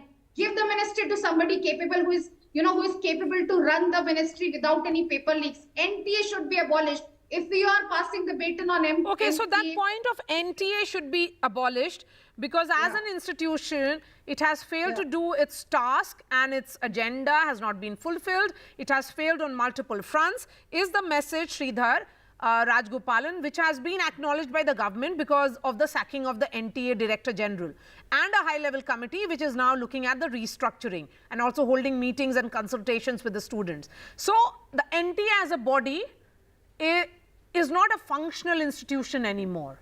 Then what is the purpose of that institution at all? Maria, I could not hear your question clearly. Can you just repeat the question? Yes, so I'm saying the opposition is demanding that NTA be abolished. Is that the way forward? No, I don't think that is the way forward. The only point is that you do need an agency like the NTA to conduct an exam like this. However, conducting an exam like this requires a very high degree of technical skills, both in terms of the planning, the logistics, the technology, as you move more to computer-based exams, as well as the techniques of assessment itself, the way you calculate percentiles, how do you, for example, there was a controversy of a lot of students, 50 to 60 students getting the highest score. That's a technical assessment point. That should not happen if you use scale scores and percentile scores properly. How do you handle it when there is a question which has a problem? That's again a technical issue. So I think you do need an agency like the NTA, which is kind of responsible overall, but they will have to take external expertise, which is technical expertise. Now, you can try to build this expertise, but if we look at it internationally, when you have an exam like the PISA, for example, there is a body that conducts it, but then the actual conduction, various parts of it are handled by technical experts who are selected in a transparent manner. So I think an NTA is needed. However, if the NTA alone is kind of responsible for all aspects, which I think happens in the case of the NEET, then these kind of errors are likely because it's a highly technical area in multiple technical domains. So I would say no, don't abolish the NTA, but the NTA has to Pooja, that perhaps answers your question from a completely neutral perspective. I have one more point to add. We talk about NTA chairman Pradeep Joshi, who has no academic credentials. He was just an assistant professor at Jabalpur University, and from some RSS recommendation, he goes on to become the chairman of MPPSC. He overlooks the Vyapam scam, goes on CGPSC, overlooks the irregularities, goes on to UPSC. When my fellow panelist is talking about technical capabilities, what is the technical capability of Pradeep Joshi? Has he not been sacked till date? It's been almost 10 to 12 days, but the burden, the onus of burden does not fall on Pradeep Joshi. What miracle? Okay, so Siddharth, would you respond to that, and then I'll seek the final comments from everyone. Please go ahead. Oh, Maria, what has to be understood is that definitely Congress party would, I can fairly understand, would be more interested in doing politics and picking out problems which are not really the problems. What has to be understood is that NTA was also introduced was brought in place because of the issues that existed before. It was brought in place because we had seen multiple examinations being conducted by multiple organizations, and if I have to list out the examinations which were leaked, the papers which were leaked under the Congress era, no comment from the Congress party, no action from the Congress party that ever happened. So the NTA was a solution to one of the existing problems. Fine, we are facing issues in the operational aspect, in the executional aspect, and the government is, is very determined to eradicate all such issues. But what is one solution that is there with the Congress party, except for taking any random hope names that or there is some kind of political consensus which is arrived at on this particular issue, because it impacts lakhs of students who are looking towards their political representatives for solutions now. Thank you so much for joining us, Sridhar Rajgopalan, Siddharth Yadav and Dr. Pooja Tripathi. On that note, we are slipping into a short break. Don't go anywhere. We have a very special interview lined up for you. Loan मिलेगा या नहीं, ये आपके credit score पे depend करता है। तो आज ही अपना क्रेडिट स्कोर चेक करें फ्री में पैसाबाजार.com पर। लोन की जरूरत कभी भी किसी को भी पड़ सकती है। ठीक से एक्टिंग नहीं। पैसाबाजार.com। Stay informed and entertained with the new and updated NDTV News app. You can watch all our channels live, listen to podcasts, read breaking and exclusive news from around the world and more. Download the NDTV app today and get access to the best journalism and storytelling on your smartphone or tablet. The NDTV app. News that matters to you. NDTV proudly upholds its legacy of trust and credibility. According to the prestigious Reuters Institute's Digital News Report 2024, NDTV is the top-most news platform in the country. Number one in both online and offline reach in India. Beating all its competition, NDTV stands for trust. Get ready for the ride of your life. NDTV brings you the NDTV Auto Show with me, Mugdha Mishra. From the fastest supercars to the sleekest new energy vehicles to your trusted daily ride, we cover it all. Every Saturday at 10:30 a.m. and Sunday at 8:30 p.m. only on NDTV 24/7. Your next great escape starts here.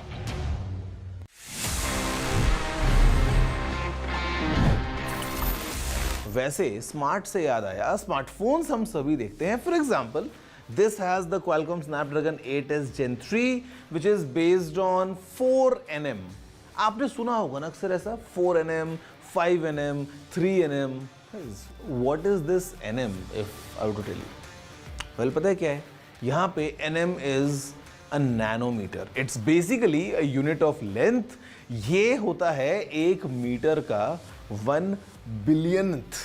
जी हाँ, 1 billionth. और यहाँ पे I mean, the smaller is better because all these companies, all these chip manufacturing companies, they are trying to squeeze in as many transistors as possible कि कैसे एक छोटी सी chip में वो इतने ज़्यादा ट्रांजिस्टर्स को पैक कर दें which essentially act like a switch to make sure that the performance goes right through the roof. Because आप समझ लीजिए कि इसमें for example जो प्रोसेसर लगा है उसमें billions of transistors हैं packed into a very small package. Think of it like a city जहाँ पे जो buildings हैं अगर वो छोटी होती जाएंगी तो सोचो आप कितने कम एरिया में कितनी ज़्यादा बिल्डिंग्स को पैक कर सकते हो. Guys, exactly this is what is happening inside a chip that you see because every year, every day that we progress, यहाँ पे we are making sure कि हम ज़्यादा transistors को कम एरिया में पैक कर दें. Right now, the most advanced process that you would see is of 2 nanometers. Just imagine that a human hair is like 50,000 nanometers. तो 2 nanometers कितना छोटा साइज होता होगा जहाँ पे जाके जिस स्केल पे basically we are able to manufacture these chips and pack in all these transistors. जितना छोटा ट्रांजिस्टर उतनी फास्ट परफॉर्मेंस, उतना कम पावर कंजम्पशन और उतना कम हीटिंग का problem. It's mind-blowing, and that's the reason I would say chip manufacturing is something which is very cutting edge, very high-end. अभी India में we are planning कि yes हमारा country आगे progress करे और ये chips जो हैं ये हम इंडिया में. Welcome back. Sam Pitroda is back as the Overseas Congress chairman, weeks after he resigned amidst controversy over his alleged racist comments. The BJP has hit out at the Congress, calling Pitroda's removal just a poll gimmick, pointing out that the Prime Minister had in fact predicted that Sam will return after polls. In an interview to NDTV, the Prime Minister has said so. We are now joined by the man himself, Sam Pitroda, joining us exclusively on NDTV. Mr. Pitroda, really appreciate your time. You resigned from the post of Overseas Congress Chief amidst a controversy over your remarks that were seen as racist. Your party had distanced itself from those comments then. What explains this return? I think it's not about what happened, it's about what needs to be done. We have so many different priorities at the Indian Overseas Congress that we need to move forward and not look backward. As you know, in 2024, there are important elections in many parts of the world.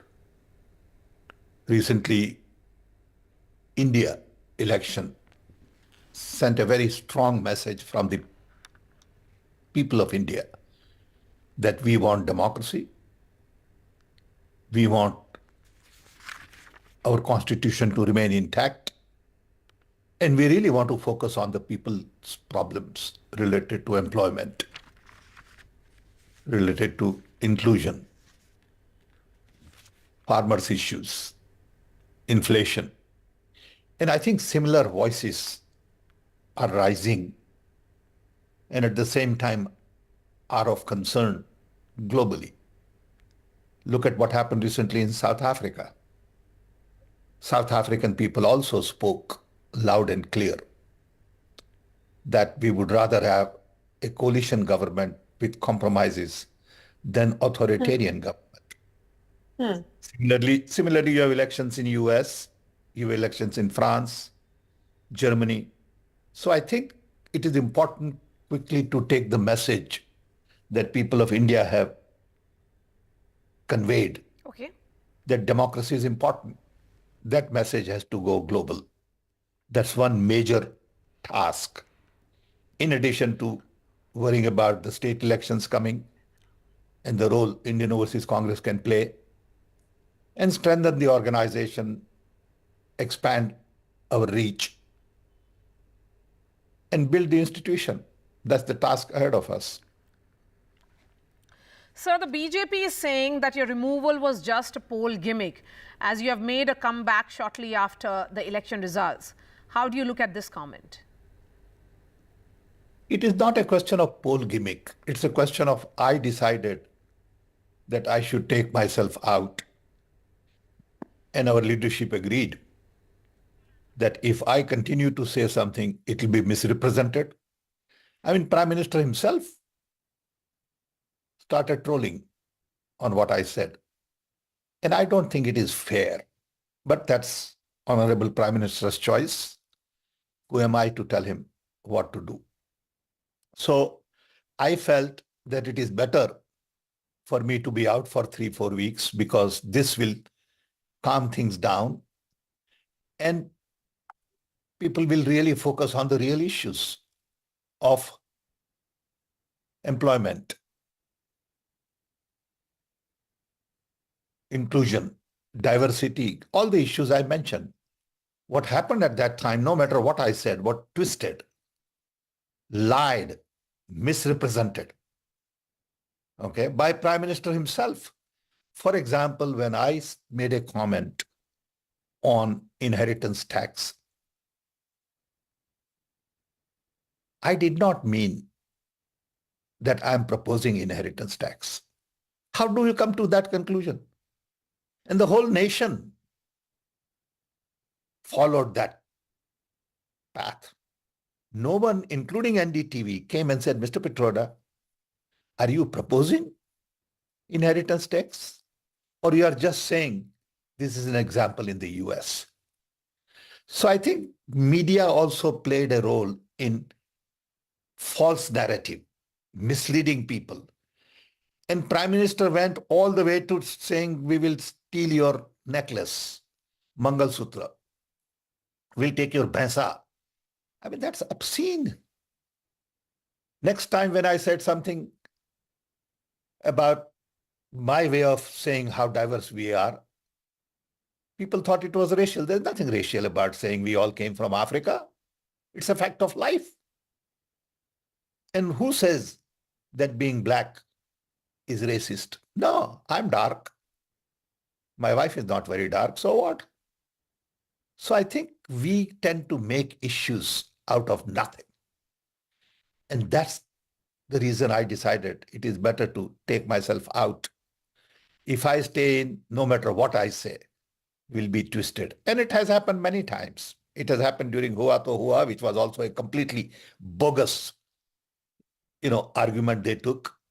But media does that because Prime Minister gets involved. And naturally, if Prime Minister gets involved, it gets a lot of attention. I don't know why Prime Minister has to get involved in what I said. I'm such an, ordinary person. I'm not a politician of the highest order. I'm nobody. I'm just a professional, But Mr. Pitroda, the statements or the comments you made did give a lot of ammunition to the BJP to attack the Congress party. But you see, the point is that doesn't mean you can't talk. Okay, no matter what you say, the shirt I wear, the beard I keep could be an ammunition. Why should I worry about that? I can't worry about that. I have to run my life. I mean, they can twist anything. They can twist the fact that I'm living in Chicago and why am I commenting on India? They can do anything. I mean, what kind of conversation is that? I would expect civilized conversation. I would expect dialogue that is more respectful. But we have lost that. We have just attacks after attacks on people. And this is what Indian media has turned out to be. People are not interested in substance of the conversation. They are interested in form of the conversation. It is okay for me to make mistake. It is okay for everybody to make mistake. Perfectly normal human experience. Okay, so in hindsight, look at the contribution Sam Pitroda has made to India. Don't look at what he said about color of skin. How can you forget the contribution we made in telecom, IT, technology missions, literacy, immunization, knowledge commission, innovations? That is of no value. What is of value is one word that you want to twist. I mean, what kind of a mindset is that? You got to look at somebody's background. What have I done for 40 years in India? At what cost to me? Personal cost. I've never taken salary in India. Where India is today in telecom, it's only because of the initiatives we took. All of that don't mean anything. Okay, but you can twist all the facts. So it's their privilege. I have no argument. I have no complaints. That's the way they are. And I can't change that. In media also, no one in the media said, wait a minute. Look at Mr. Pitroda's contribution to India. What he said here is irrelevant. But none of the people came forward. That's the environment we live in, which is okay. So the questions people ask also, all of you, are questions which are very twisted, very one-sided, trying to find petty stuff for personal attacks, never have anything to do with vision, never have anything to do with dream, long-term goals, values, character, leadership. There is very little conversation on all of that. Conversation is, what did you say? Tutu meme. What did he say? Why did he say it? Why did he attack? And I think media loves it. I'm, surprised. Since you say that your words were twisted, in the hindsight, do you think you could have chosen another set of words? No, possible. It's okay. Possible. I could have chosen another set of words. Yeah, it's possible. I have no issue with that. There could have been better words, but that's okay. It's not about words. It's about meaning. It's about your commitment. It's about your work. It's about your character. Okay? But you are right. Maybe I could have done a better job. I accept that. My last question, Congress is now saying that they hope you will in future leave no room for controversy. What do you say to that? Congress is not saying that. Jairam Ramesh is saying that. Okay? I am grown up. I know my responsibility for my party. I'm committed to Congress. I've been a congressman from day one, and I'll remain a congressman until I die. It has nothing to do with what I say, how I say, who I say, or one interview or another interview. It has to do with my commitment to values. I believe in Congress values. I believe in Gandhian idea of the world. I believe in democracy. I believe in Constitution. I believe in bottom-up development. I believe in truth, trust, love, diversity, inclusion. All of these things will remain. What Jairam says is Jairam's view. Okay, it is not necessarily party's view. It's okay for Jairam to say it. I respect that. I have to do what I have to do. In the process, I'm entitled to make mistakes. But my commitment to Congress party, Congress values, Congress leadership is something that is intact.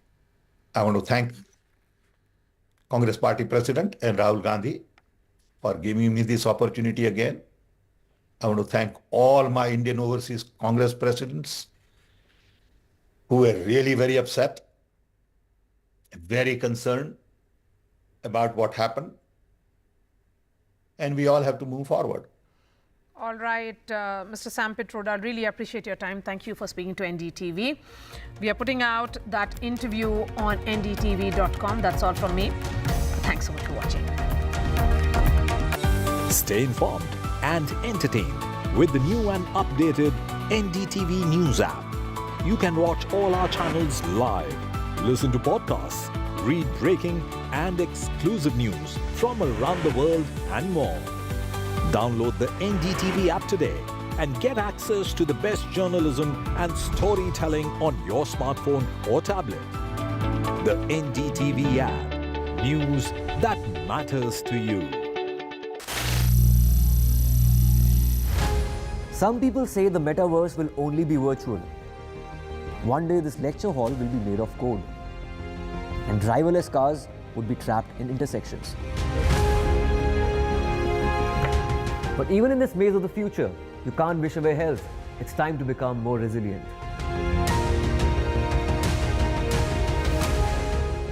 "10 years of Banega Swasth India, we have grown and achieved so many milestones.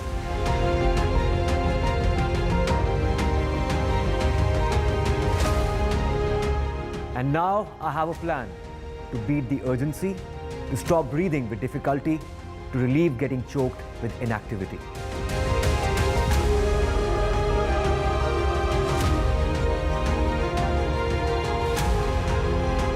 Energize our government, our environment, our society, and ourselves. Everyone, everywhere, every day.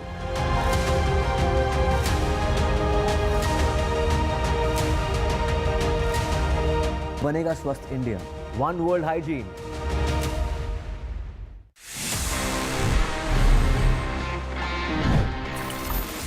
It's time for the favorite section जिसका मैं इंतजार करता हूँ हमेशा. It's called Ask TG and यहाँ पे I answer all your questions. Let's see what we have for this week.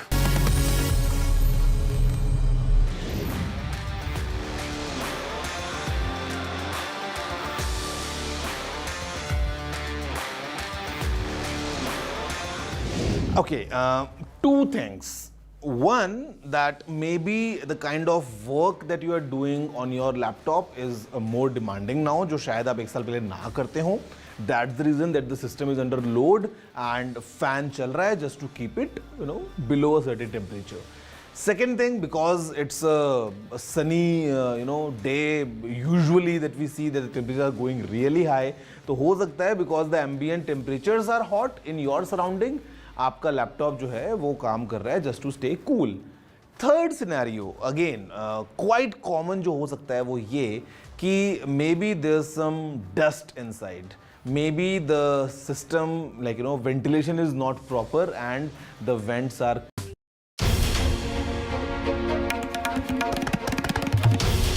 This is NDTV, and you're watching NDTV 24/7. Hello, Moto.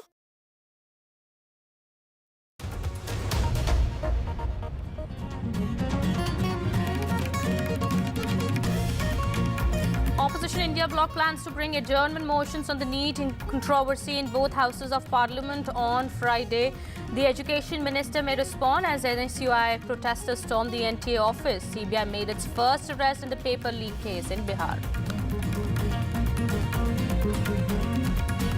In her address to the joint houses of parliament, President Draupadi Murmu too spoke on emergency, calling it the biggest attack on constitution. This as the Congress has written to the speaker over his mention of emergency in his remarks. Huge row erupts over Sengol in parliament. Samajwadi Party MP R.K. Chaudhary demands that Sengol must be removed from the parliament, and he said that Sengol symbolizes royal diktat. Former Karnataka Chief Minister B.S. Yediyurappa has been named in a POCSO case. BSY named in charge sheet in minors assault case. CID has filed charge sheet against former Karnataka CM and 3 others.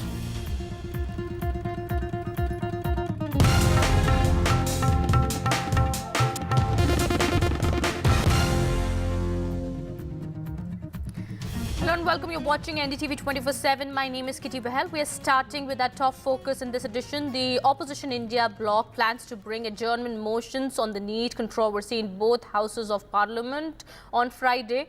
The decision was taken at the meeting of alliance parties at the residence of Congress Chief Mallikarjun Kharge. Now, according to sources, we're learning the government is ready to answer every question from the opposition on NEET.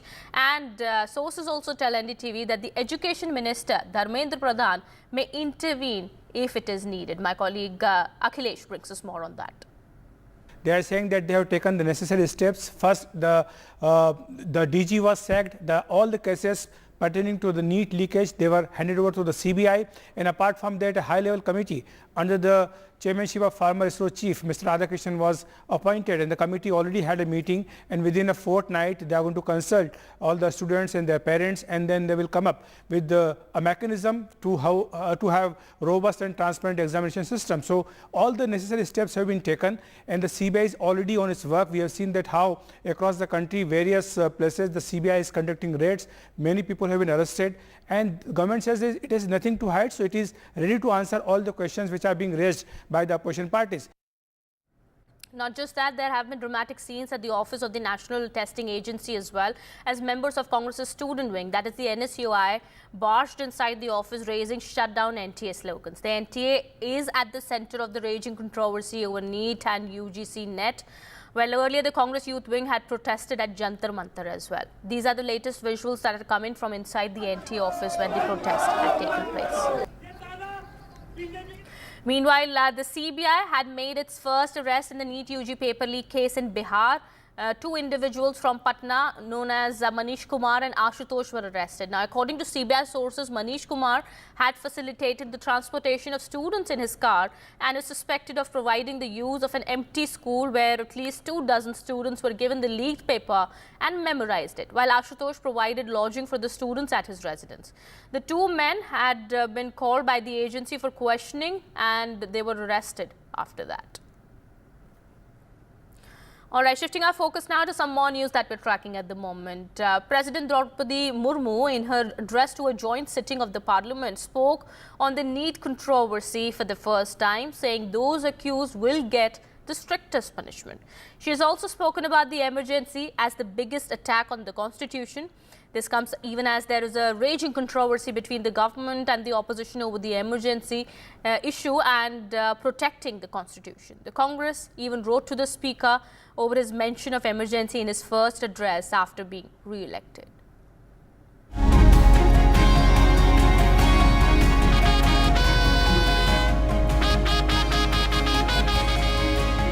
Bharat का संविधान बीते दशकों में हार कसौटी पर खरा उतरा है। 25 जून 1975 को लागू हुआ आपातकाल संविधान पर सीधे हमले का सबसे बड़ा और काला अध्याय था। मुझे विश्वास है कि वे लोकतांत्रिक परंपरा। President Draupadi Murmu's address to the joint session of Parliament added fire to the BJP's emergency offensive against